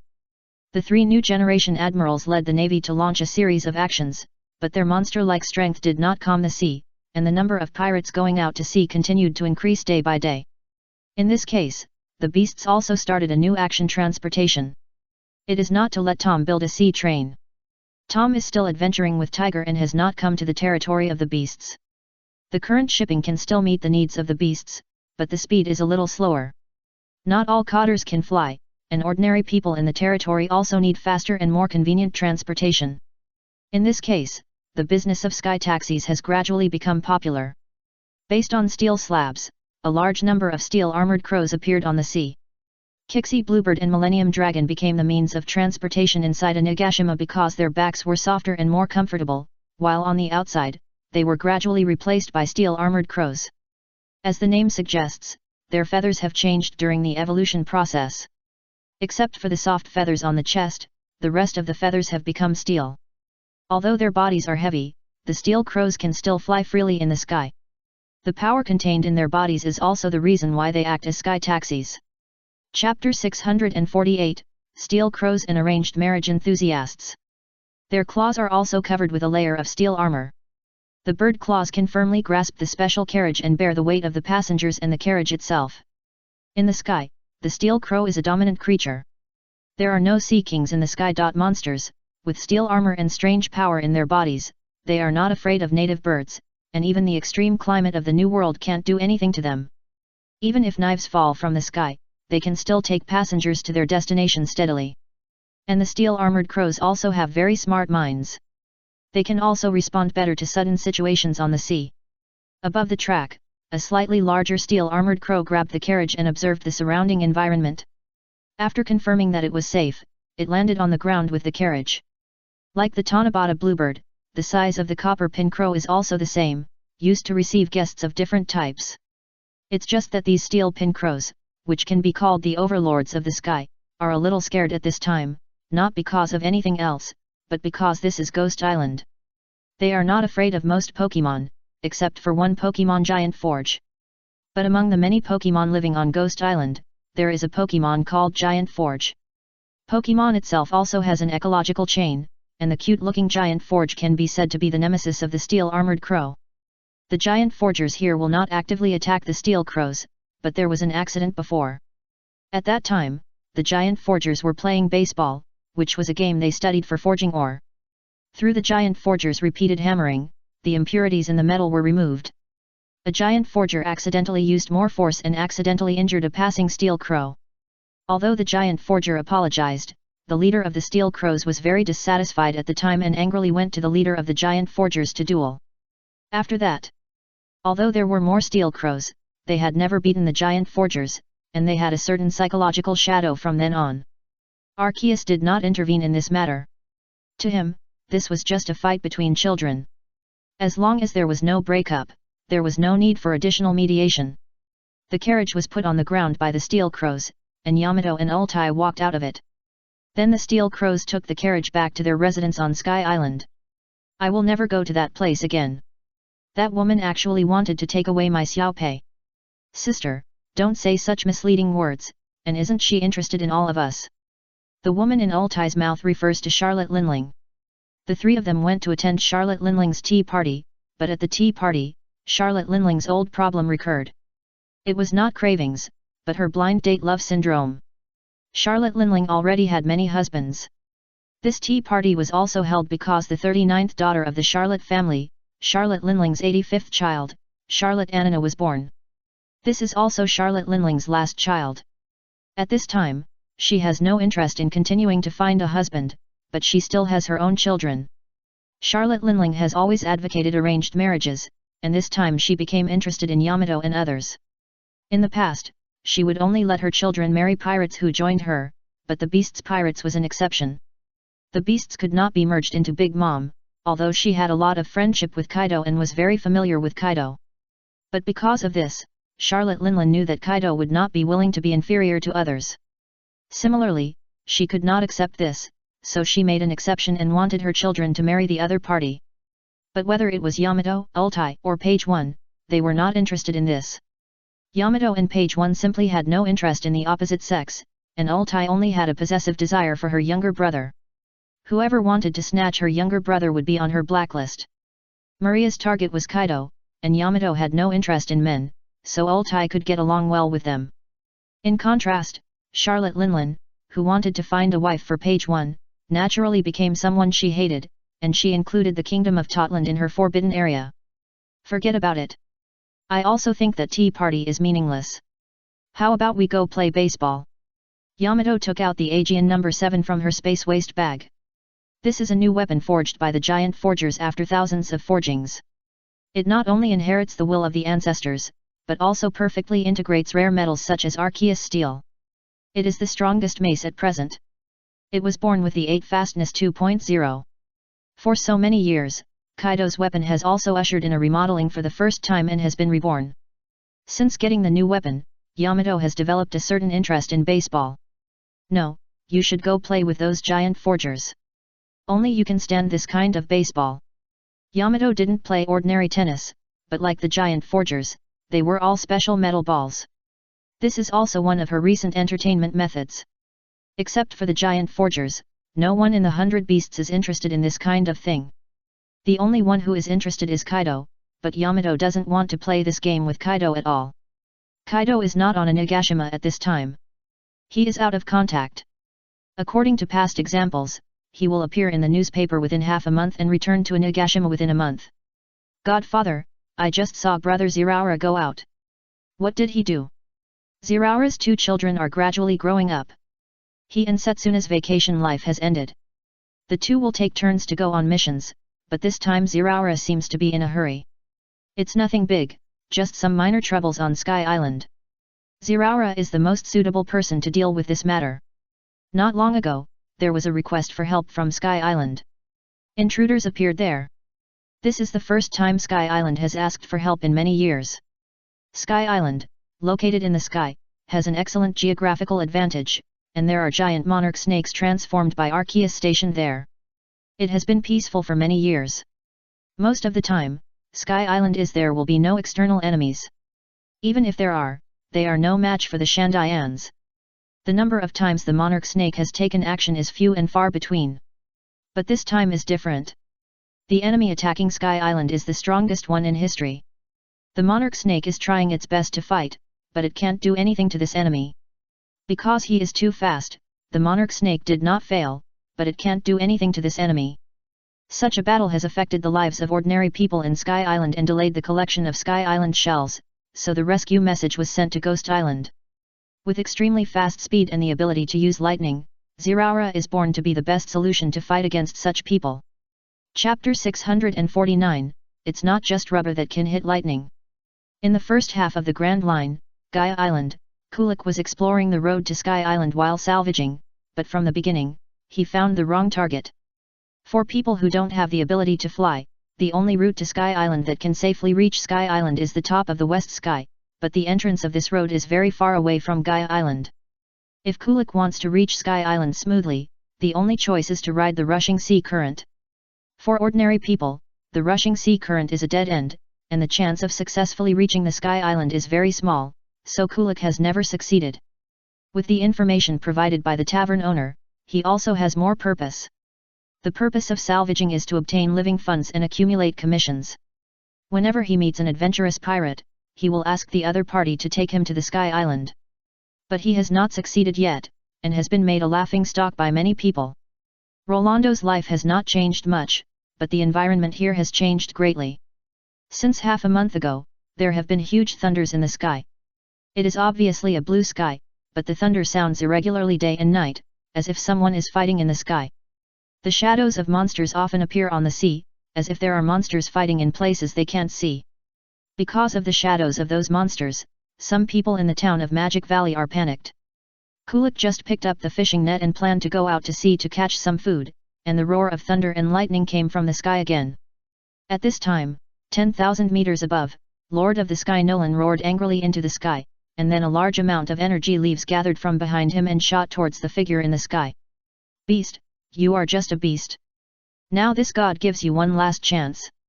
You are qualified to be my mount, assist me in ruling here, and go to the infinite land with me in the future. The man in front of him was floating in the sky with his upper body bare-chested, holding a golden stick in his hand, and his earlobes were very long, already hanging down to the position of his chest. The back was not decorated with wings like ordinary Sky Icelanders, but a drum with megatama patterns on all four sides, and the taiko drums strung together were embedded on his back. Enelu. This is not the place you should come to. There is only one god in Sky Island. Except for the revived ancient god, no one else deserves this title. The messenger of God is on the way here. It's not too late for you to leave now. Ya ha ha ha, let him come. Only God is worthy of being my opponent. I will let you know who is the more powerful god. You are looking for death. The chief of Shandia shouted at the person in the sky.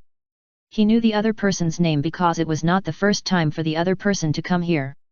Half a month ago, when Kulik often heard thunder in the clear sky, Enelu came to Angel Island for the first time. Sky Island is a general term for all islands floating in the air, not a specific island. Shandora was washed up on the Sky Island called Angel Island by the ocean current, but this is just one of them. It's just that due to the problem of popularity, when Sky Island is mentioned, most people's reaction is to Angel Island.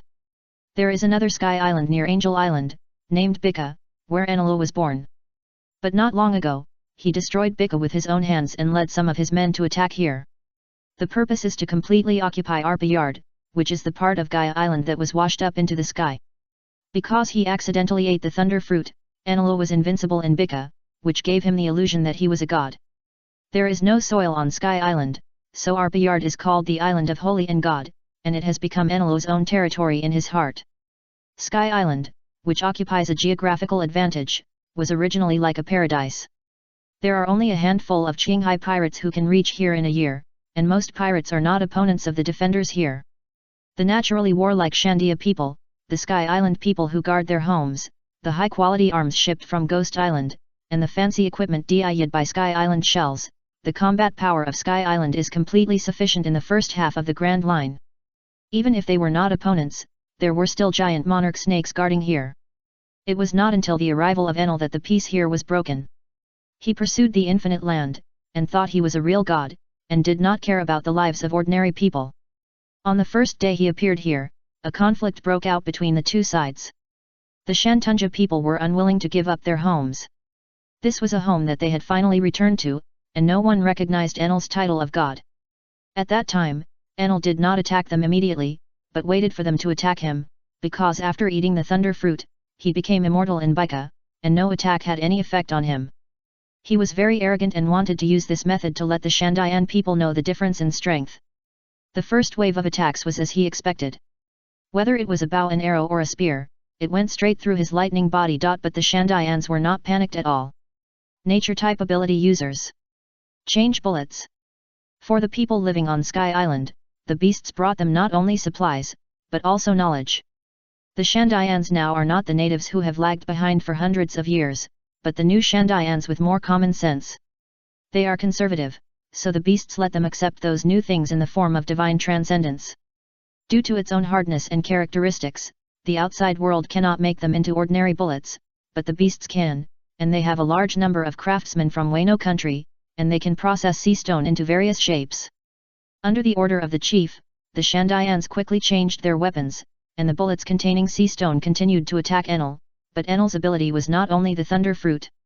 The thunder fruit combined with his own observation haki talent made his observation haki's perception range extremely large, and he also had the ability to read minds. He read the thoughts of those Shandayans. In this case, he chose to avoid. As a god, it is shameful to avoid human attacks, but the information he read was that these were the weapons given to them by God, and they were powerful divine weapons. Therefore, he was not avoiding the attacks of people, but avoiding the attacks of gods. Thinking of this, he quickly accepted this reason and took action for it. The perception of observation haki and the speed of the thunder fruit made it easy for him to dodge the bullets, but just when he wanted to continue to move, a giant snake showed up from the side. Earlier, Enel used lightning as his way of greeting, and the lightning just happened to damage the new totem pole of the Shandian people, thus attracting the king serpent. Looking at the snake tail coming towards him, Enel did not dodge. He wanted to finish the pretense that he had not pretended just now, but the next moment, the king serpent's huge snake tail whipped him away. Chapter 650, King Serpent's Opposition. Rubber can attack the body of the thunder fruit because it is not conductive, and King Serpent has become a grass-type Pokemon, and its plant body can also allow it to attack Enel's body. Although only dry tree leaves are insulators, Serpentis is not a simple plant, but a grass attribute Pokemon, with Pokemon energy in its body. In Serpentis' tail swing just now, the grass attribute energy was stimulated, and the plant-like body formed a special insulator with the help of this energy. If Enel had eaten the flame fruit or the smoke fruit, he would still be immune to Serpentis attacks, but he had eaten the thunder fruit. Because of his arrogance, he did not dodge the beast's attack, so he was slapped out. God! Seeing Enel being slapped out, the men who came here with him were shocked. It was because of Enel's powerful strength that they followed suit and became priests under Enel. Since the day of the destruction of Bika, they have never seen Enel injured. You angered me, beast. Enel, who was slapped out, left a deep gully on the island cloud. In fact, after being slapped out, he could already transform into an element, but he had not known what pain felt like for a long time. At the moment he was slapped away, his mind was briefly stagnant, and then anger filled his brain. In front of his priest, a beast used its tail to hit him and flew away. This was simply a shame for a god. Sizzle! Thick electric currents wrapped around Enel, making him flash with lightning all over his body, and even his eyes were filled with azure lightning. 30 million volts, Thunder Beast. The golden stick in Enel's hand hit the drum on his left shoulder, and a strong electric current condensed from his body into a wolf-headed beast, running towards the monarch snake. He wanted to use the opponent's life to wash away the insult he had suffered. The monarch snake had a large target, and even though its own speed was not slow, its huge body still reduced its evasion ability. The lightning attack released by Enel hit it solidly. As the lightning spread throughout the monarch snake's body, everyone around was temporarily unable to open their eyes because of the dazzling lightning. Yahahaha, feel the wrath of God. Even if your body is special, a beast that relies on brute force is still a beast. Enelo's words were forced back. As the lightning generated by the thunder beast dissipated, the figure of the monarch snake appeared in everyone's sight again. Although there were more traces of lightning on its body, its figure was still upright, and there was a hint of ferocity in its vertical pupils. As one of the 3 grass-type starter Pokémons, the monarch snake had a high resistance to lightning attacks. Its huge body made it lose some flexibility, but it also gained a stronger physique. Enelo's attack hit it at most, but his lightning would also cause the monarch snake to feel pain, and Enelo had previously destroyed the totem of the Shandia tribe. Enelo hurt the monarch snake both mentally and physically. Roar! The giant mouth roared, and a large number of leaves were condensed into the sky by the monarch snake. Each leaf was the size of an adult, and these leaves also began to hover in the sky. It is a Pokémon transformed from Sky Island Giant Serpent. When it was a giant snake, its attitude towards humans was very ordinary. After being transformed, the character of King Serpent made it even more arrogant. It would not do anything to not fight back when being beaten. It protected the Shandians according to Arceus orders, and also attacked those annoying invaders. In return, King Serpent prepared a big gift for him at the beginning, the grass-type big skill, Leaf Storm. The dense leaves formed a terrible tornado, rolling towards Enel like a crusher. As a grass-type big skill, King Serpent has a big skill. The power of the Leaf Storm is very terrifying, like a tornado, even if the rocks are caught in it, they will turn into powder in an instant. Asshole! Enel's figure turned into lightning and disappeared in the attack range of the Leaf Storm. When he showed up again, he was already in the sky, but compared with his previous arrogance, he was a little more embarrassed. The white headscarf wrapped around his head disappeared, revealing the short curly hair like a middle-aged ant underneath. He thought it was just the opponent's body that was special, but he didn't expect that long-range attacks would have this effect. If it weren't for his fast speed and his observation haki accurately predicting all the positions of the monarch snake's attack, he wouldn't be able to get out. Seeing Enel dodge his attack, the monarch snake's eyes became more impatient and began to brew a new attack again. Enel still relied on the ability of active elementalization to evade the opponent's attack. But judging from the feedback of the attack, the power of the monarch snake's attack is getting stronger and stronger. Leaf Storm is different from Sun Flame. Both are powerful moves. The cost of Sun Flame is that it needs to be charged, while the cost of Leaf Storm is that the special attack is greatly reduced. Originally, this was a nerf, but the characteristic of this King Serpent is to play the opposite tune, a characteristic that reverses the buff and debuff. The special attack weakened on King Serpent, but it turned into a special attack increase, making it more and more courageous. The pride in Enel's heart was also angered by King Serpent. He did not attack others, but focused on King Serpent and attacked. In his eyes, those Shandians were just bugs, and this giant snake was the only threat. So the situation entered a dead loop. Although King Serpent's attack power was very high, it could not hit Enel. The mind-reading level of observation haki combined with the Thunder Fruit made King Serpent unable to do anything to Enel. Similarly, Enel could not end King Serpent. His attack could hit King Serpent, but due to its huge size and the resistance provided by the grass system, the damage caused was very limited, and King Serpent would also restore its physical strength through photosynthesis.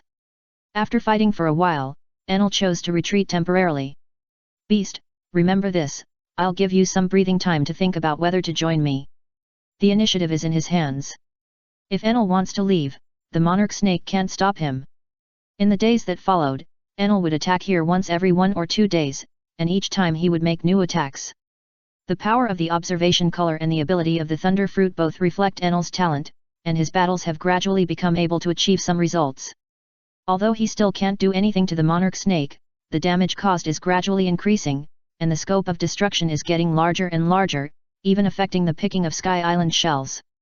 Therefore, Shandia people will ask for help from Inagashima, hoping to deal with the other party as soon as possible. White Pigeon Pigeon.